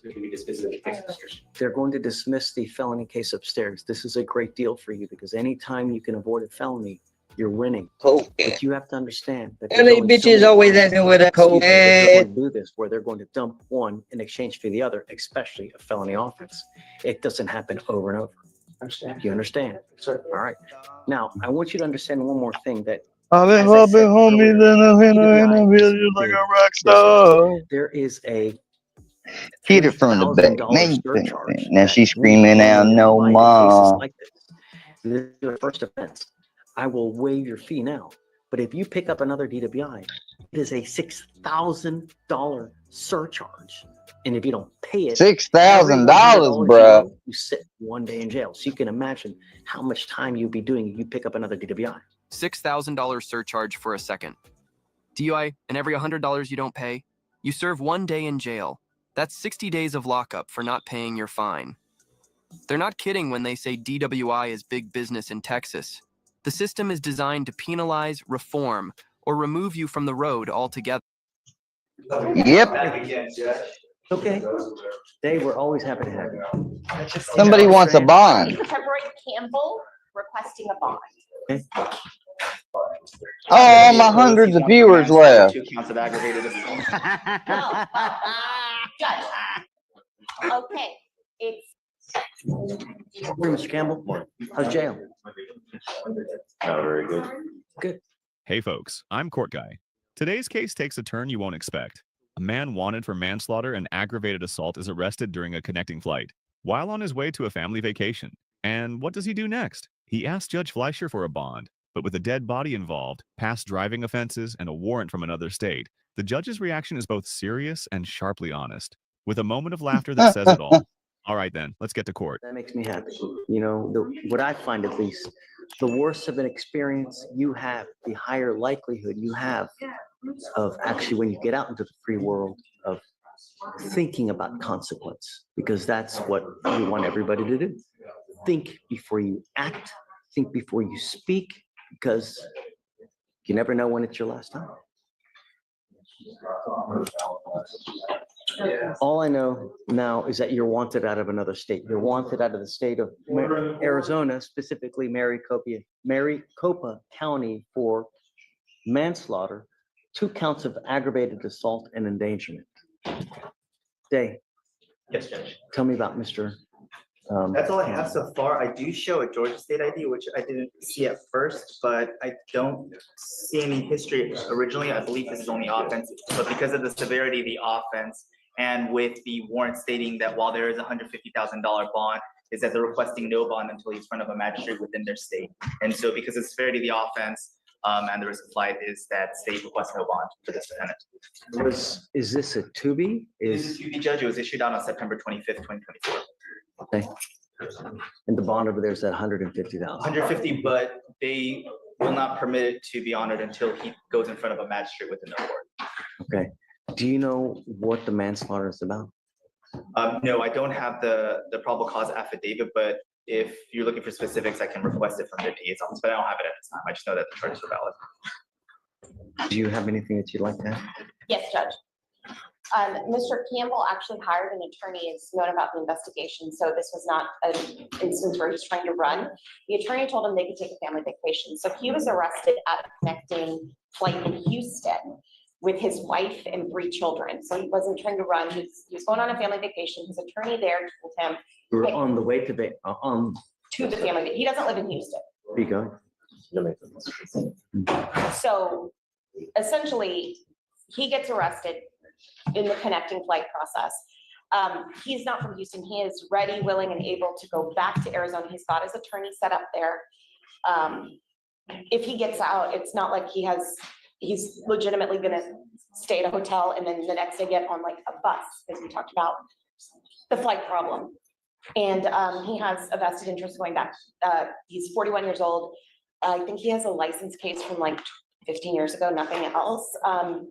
Wife, 3 kids in Arizona. He's got 2 prior children in Georgia, but he has like a family life and a business in Arizona, lives there. So he absolutely wants to get back to Arizona. And with that in mind, we would be requesting a bond here so that he can just go back and turn himself in.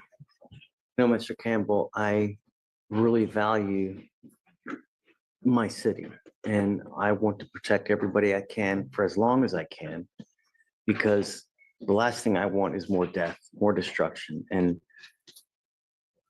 you're wanted for something where there's a dead body. Oh, sorry, Judge. It just pulled up just now. So Trey is correct. There was a suspended license, but he also had a prior hit and run and failure to stop and return to scene, which seems aligned with the manslaughter and 2 accidents with the vehicle and the Is that driver. with this case or another No, case? sorry, Judge. This is back in Georgia. So after the license suspension, there are 2 cycles. Hit and run, failure to return to scene. There's also a DWI back in 2014. Continues to happen. I don't know what happened to that one though. It just. You want me to set you a bond? Really? Yeah. I had to run the state ID. It wouldn't pop up on the other side. Yes, absolutely. Sir, those cases were like thrown out. Whatever he has there, the DWI, and I never had a DUI. And with the hit and run business, that wasn't it. How do I know that? Am I supposed to take your word for it? For that thing, my car was stolen, sir. And then they assumed that, it's like how here they're assuming that I'm trying to run from. No. No one's assuming that you're running. No one's assuming that you're running. All we know is that you are wanted out of Arizona, where there's 2 aggravated assaults and there's a manslaughter, so there's a dead body, right? And you also have A priors dead body. out of another state where there's alleged DWIs and you running from the scene. So my problem is that I have no idea what the circumstances of the manslaughter are. How do I know you didn't shoot someone? How do I know you didn't run someone over in a car at a parade? And so it would be really just dangerous for me to really give you a bond and just let you go when I don't know how dangerous you are. Do you know what I mean? It doesn't make me happy what I'm about to do. And if I don't, then I'm enabling this behavior, telling you that it's okay. I told you not to use any illegal drugs. You've now tested positive 3 times. I'm now revoking your bonds and I'm taking you to jail. He was here last week. You were. Hey folks, I'm Court Guy. Today's case started as a quick wake-up call for a high school student who violated bond conditions, but it turned into much more than expected. Judge Fleischer wanted to send a clear message that illegal behavior has consequences. But thanks to a system backlog, a simple lesson turned into extended jail time, frustration, and something nobody in that courtroom saw coming. Sometimes the lesson hits harder than planned. All right then, let's get to court. But he tested positive for marijuana. Come up, Mr. Robinson. The high school student. I did have him bring the thanks. I know. I'm just. That's what I do. Green honey's in my face. I got whole wrecks. Is mom's here? Mom's here. Hi, Mom. You're not happy. I told you, I don't want you using. And it's now, as of 2:20, which is 7 days ago, we have another positive test. What was the day that he was ordered not to use? December 31st, I believe, Judge. When, we'll say it again? December 31st. I can give you the benefit of the doubt and send him right now. But you're ordered to come back right now. Uh-oh. Send me right now, just to get a benefit of the doubt. Confirmatory test now. He did smoke about 3 weeks ago, Judge. Then I'm probably going to send you now, but we'll see. Take a seat for me. I'm going to send you right now. You have to come back. Carmel Robinson is back from testing. Come on, Mr. Robinson.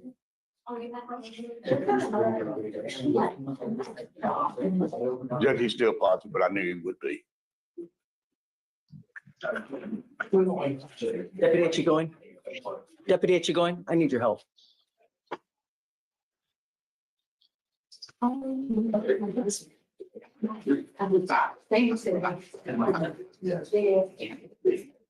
It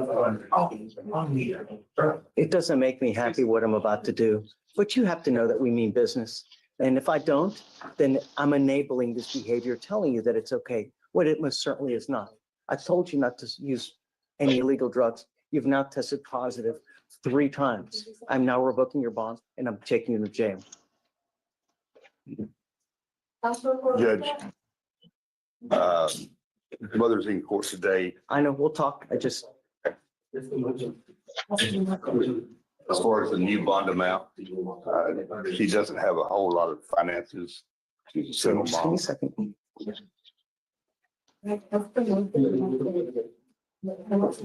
I just want him to know that we mean business. So on Friday, I can let him out.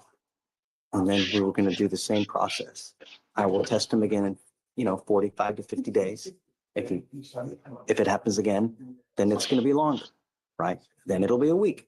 Somehow I have to get through to him.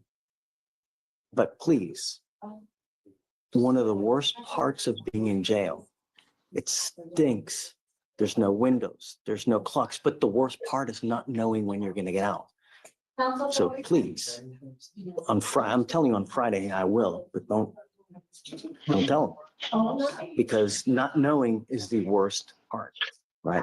But I'm with you and I just want it to stop. Okay, so hopefully this is enough to give them a wake-up call. So, Remember to tomorrow. oh, damn, I thought today was Wednesday. I wanted to do at least 2 days.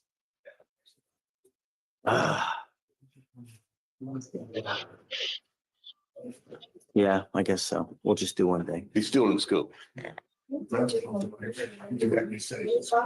I know, but I have to know that he's serious. So I'll keep it, but don't say, because the worst part is not knowing, just, Because he has to,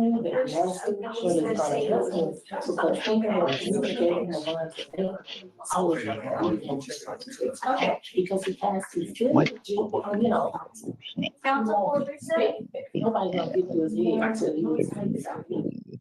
want to do it over the weekend or do you want to do it tomorrow? You tell me.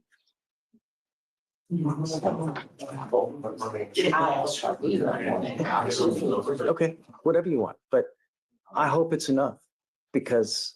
And the only reason I interject to do it tomorrow, because he's missing school today and he'll miss school tomorrow, but if he stays in the weekend, then he'll miss Monday too, so. Okay. And we still wanted him to stay in school. We can give you a school excuse too, so don't worry about it. I know that. We'll give you a school excuses so that at least it's an excused absence, so. Carry him up to tomorrow. Yeah, we'll carry him to tomorrow. Well, he'll be carried tomorrow anyways, regardless, right? So, okay. If you want to come, you can. It's up to you, because I don't know if you work, if you want to miss a day of work. So, but I'm telling you, so I'm gonna let him out, and he'll usually get out, from the time that we process the release, like 6 to 8 hours. So I can't give an exact time, No, that's fine. but it'll be tomorrow. You make contact. Thank you. Yeah, and then Carl is always with you too, so. Thanks, I appreciate it. Well, I hope it helps. If not. We gonna go through the week or whatever. Okay. We'll see you tomorrow, Thank you for Judge. coming. Thank you, Judge. Okay, thanks, Carl. Judge, he's still in the process and they need to send him up. They have them processing at JPC, so they didn't bring them up. Any questions?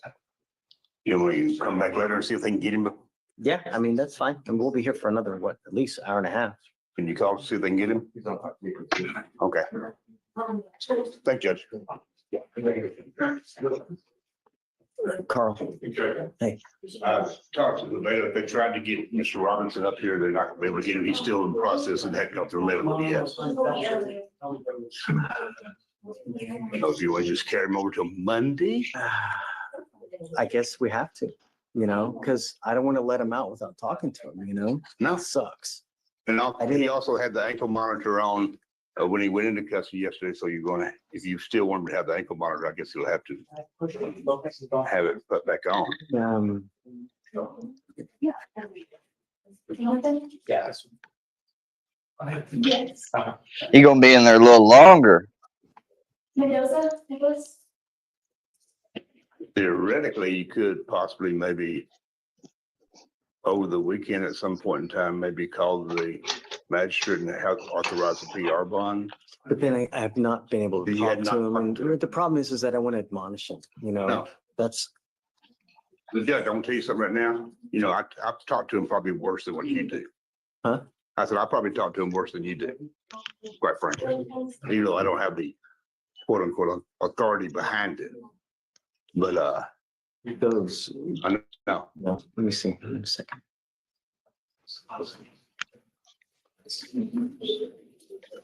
We put him in custody Wednesday, right? No, he took me to yesterday. Hey. Do you have a second?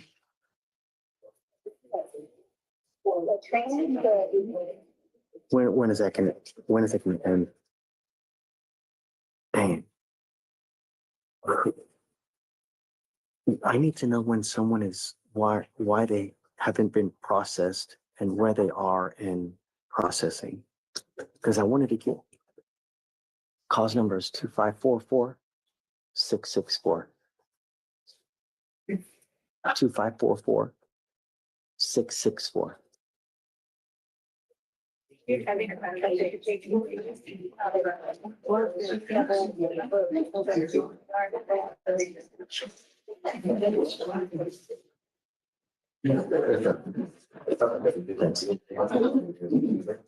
have someone looking into it, and what she just told me, I called the court manager's office, is that they have a big backup at the JPC where they have double the amount of people that they normally do. So that's what's causing the holdup. They had computer problems last night. Oh, is that what it was? That must be why. So I have her looking into it. I have your cell phone. Let me figure out where he is in the process, and then I'll reach out to you as soon as she reaches out to me. Okay. Let me see. I got two other courts. I can swing back by. All right, thank you, Judge. Oh. I just got moved. Oh. I haven't gotten it. Let me reach out.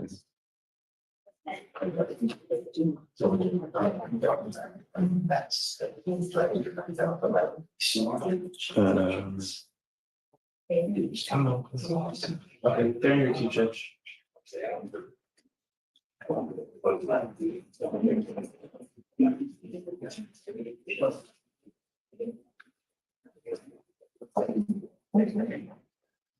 He gonna be in there longer.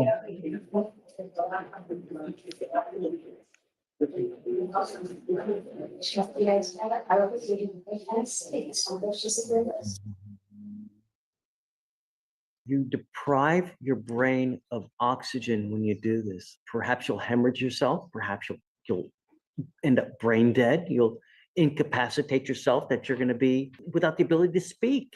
You do this, and then you get out there and it happens again. Ms. Stepanski, you're charged with driving while intoxicated. The reason you're before me now is because you picked up a new case, and you picked up yet another possession or use of an abusable volatile. I don't even know what happened, because today is the day set for arraignment on this case. What happened on the new case, if you don't mind? Do you want me to read the case? Yeah, please, because I've not even heard it to know what happened. Yeah. I also spoke to the witness yesterday, so I can 20 minutes. from Great. that. But on October 17th of 2024, officers responded to a public welfare check at the Dollar Tree located at 14324 FM 2920.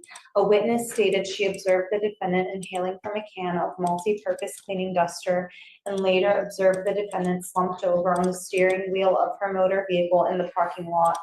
Upon officers' arrival, officer observed the defendant sitting in the front driver's seat of her motor vehicle with the motor vehicle running in the on position. Officer also observed several cans of multi-purpose cleaning duster beside her. Officer observed the defendant to be confused and disoriented. She admitted that she had entered the office depot to purchase several cans of duster with the intent to inhale chemicals in a manner contrary to the directions, cautions, or warnings appearing on the label. And the defendant stated she did so to create or induce a condition of intoxication, hallucination, or elation.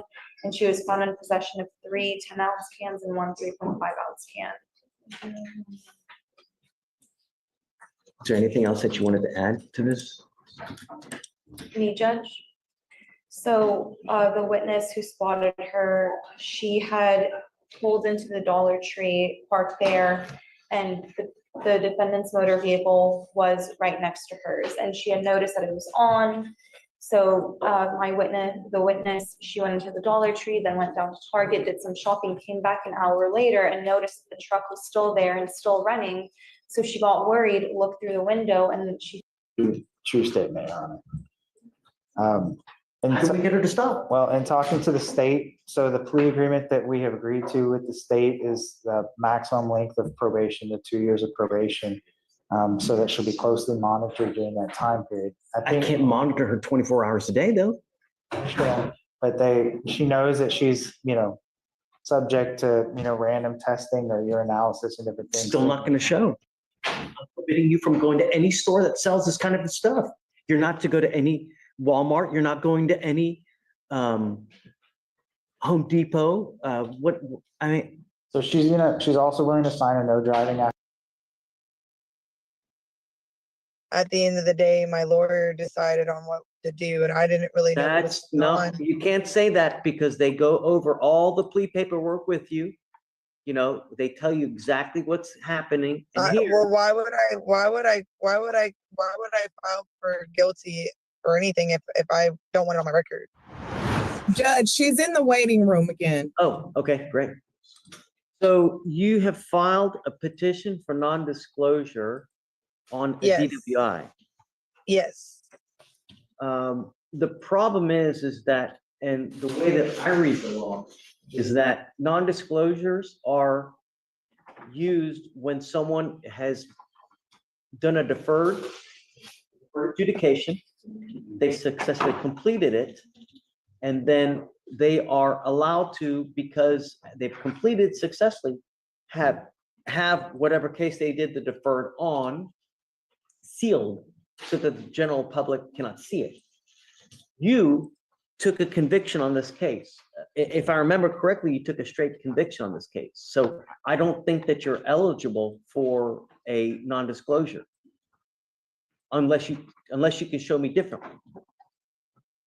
I mean, it happened like 6 years ago. So, I mean, I thought by the state of Texas, you're allowed to get a non-disclosure, not expunged if you only have one offense of a DWI. No, the law. No. What matters is what happened on your case. The time, the length of how long it was ago, the numerical, the number of how many you have doesn't make a difference as far as whether to grant this non-disclosure or not. So, unless you can show me differently, I just don't think that you're eligible for a non-disclosure. I mean, look, Ms. Wickenhofer, I love to grant non-disclosures because I love to see people trying to better their lives. So if I could, I would, but I can't. I absolutely love it when people try to better themselves. It's great, but you took a straight conviction. I think if I remember correctly, it was like, let me see, I can pull it up here.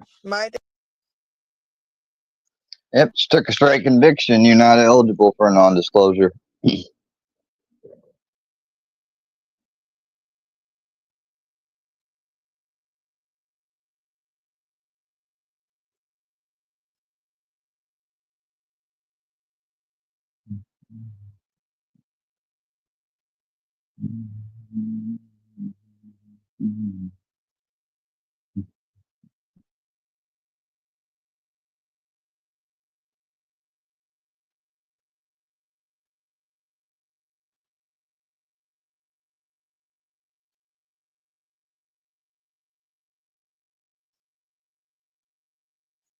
Who are you?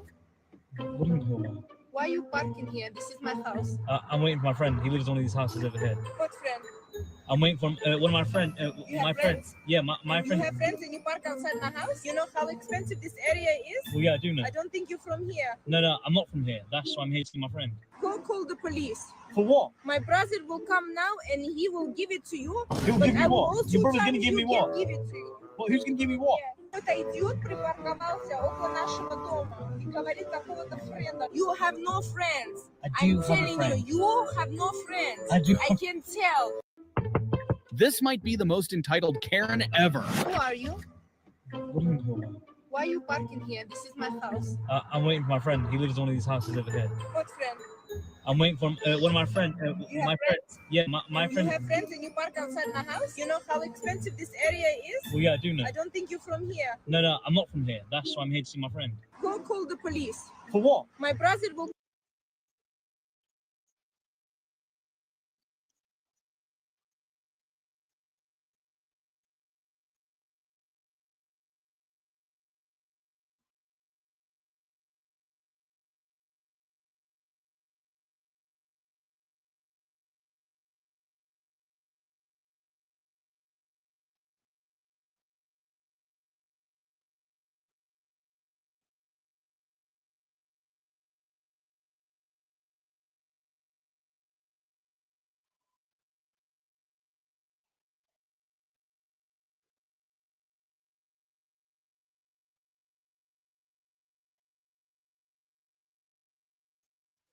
But you actually spoke on this. When you talk about Diddy, you said, I feel Diddy in jail for basically doing what every other famous entertainer has done. Flew bitches out for some threesomes. He just freakier. We actually go call women prostitutes who fly in willingly to be with their partners for sex. That's the case. If you've been flued out or you had sex, you should be labeled a prostitute. That's the case that 8% of the women reading this and trafficking. Hell nah. You're a celebrity. You got to fly pussy in. How much you gonna get pussy? You're never in one place. When I saw that video, I was pissed off at the dude. Like, he really got a problem of facing life in prison for basically doing what so many other entertainers has done. Nah. Man, flying in women has become like dangerous these days. Like, I'm sorry, baby. I'd fly you. I'd buy a plane ticket, but then I'll be human trafficking. So never mind. Yeah. I just said that. My boy was just, you got to be careful who you fly in now. Because on Mad Day, she can turn that around. Well, I mean, listen, you have to. You know, and I think there has to be a very clear level of communication. Like, I'm not flying you in. Vlad, anybody you fuck, let's go in the real world. We finna get to the fucking real world with rappers. Let's go. And anybody, lawyers. This go for politicians, anybody. Let's go. Let's go. When you fly pussy in, as a player, as a mannerism, you ain't gonna send that bitch back with nothing. You ain't gonna send her back with nothing. If it ain't nothing but $300-400 for her to get through the airport. You know what I'm saying? Yeah. And if she come to you buy her nice, men get off, men with power get off on buying women nice things. It doesn't make her a slut. It doesn't make her like she sold herself for those things. If you flew to me, and I gave you $1,000 to go home with, if that's sex trafficking, if we gonna call that sex trafficking, we didn't let them build up a tool that gonna take down every successful black man that got. Cause mother, you know what's going on right now? It's not just black men. Hold on. Well, we're not black men. I don't get.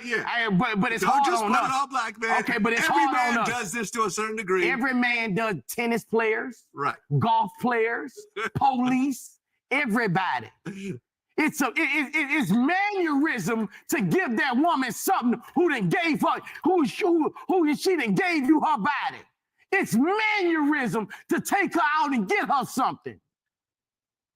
You ain't shit, you send her back with a motherfucking hot pussy. Give her something. It's hard out here for a woman. Give her $500. Give her $1,000. Come on, y'all fucking wrong. Like, come on, that's fuck a Rico. That's a freako. He got a fucking freako.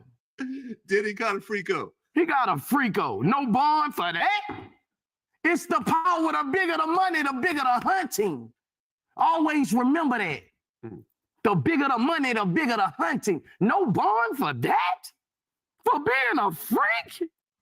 When all these fucking freaks out here? Do you ever went on Twitter? Everything's freaky. He got a freako. I don't see nothing that's damn. It's a freak. Damn. Well, apparently, inmates are fighting each other to try to make Diddy's bed. He's like a real superstar there. But I guess the feds are saying that he's used like 8 other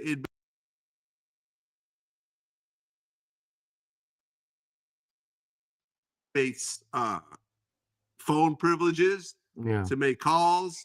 And also, when he was making those calls, he was 3-weighing people in, which is illegal as well. Right. So they're basically using this information Try to take say, his phone privilege. well, take his phone privileges and also deny him bail because he's trying to get out still. Nah, that's the tactics they use, like you did. But nah, we just trying to get out to our people and talk to our people. And it's, you know, you got somebody on side you with, you know, who'll do that for you. I get it. I get it. But according to what the feds filed, they say the defendant has shown repeatedly, even while in custody, that he will flagrantly and repeatedly flout rules in order to improperly impact the outcome of the case. They know good and well, Dan. They just want you in prison. Bro. They know good damn well Diddy ain't running. Yeah, everybody fucking, all them damn, that boy gonna be on TV every day in the bed with his children. Love. I miss it. Man, Diddy ain't fucking up no Diddy. If anybody that learned they lesson, it's Diddy. He ain't never been. He ain't never been. Oh yeah, no, this is probably the longest Diddy has not gotten any pussy. He ain't with that much power, billionaire power. Yeah. You know,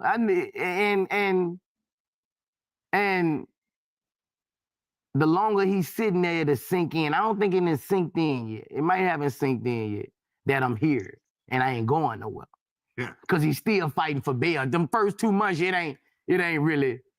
See, when you get about to that motherfucking 5th, 6th month, and that's when you become easy. It becomes easier because you settle that I'm here. Yeah. When you take that stress off you, that save everything, bro. Yeah, I remember Quando was describing that. He said that when he got locked up and it didn't look like he was going to get a bail, he just went into jail mode. He said, okay, I'm going to get these ramen noodles here. I'm going to get this kite here. I'm going to start getting this stuff together. All right, this is how I'm going to get my clothes and blah, blah. And he's like, okay, I'm going back into jail mode again. But he got out. Yeah. But he said he mentally prepared himself to stay. Yeah, you got to. You did that. Yeah, all the time. Yeah. Yeah. I'm not the sad prisoner. Nah, you're the happy prisoner? Nah, yeah, I'm the one who bring life to everybody and get everybody. Well, yeah, I mean, the trial's supposed to be May 5th, but I don't think it's going to happen. I think there's going to be superseding indictments. There's going to be more witnesses. They're going to push it back. Lawyers. You know what's crazy?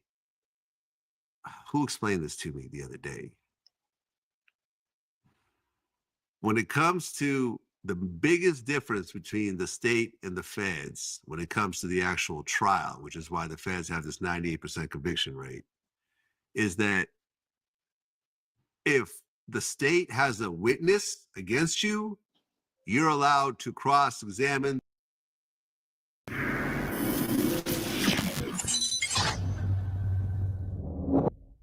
Nobody's really standing up for Diddy.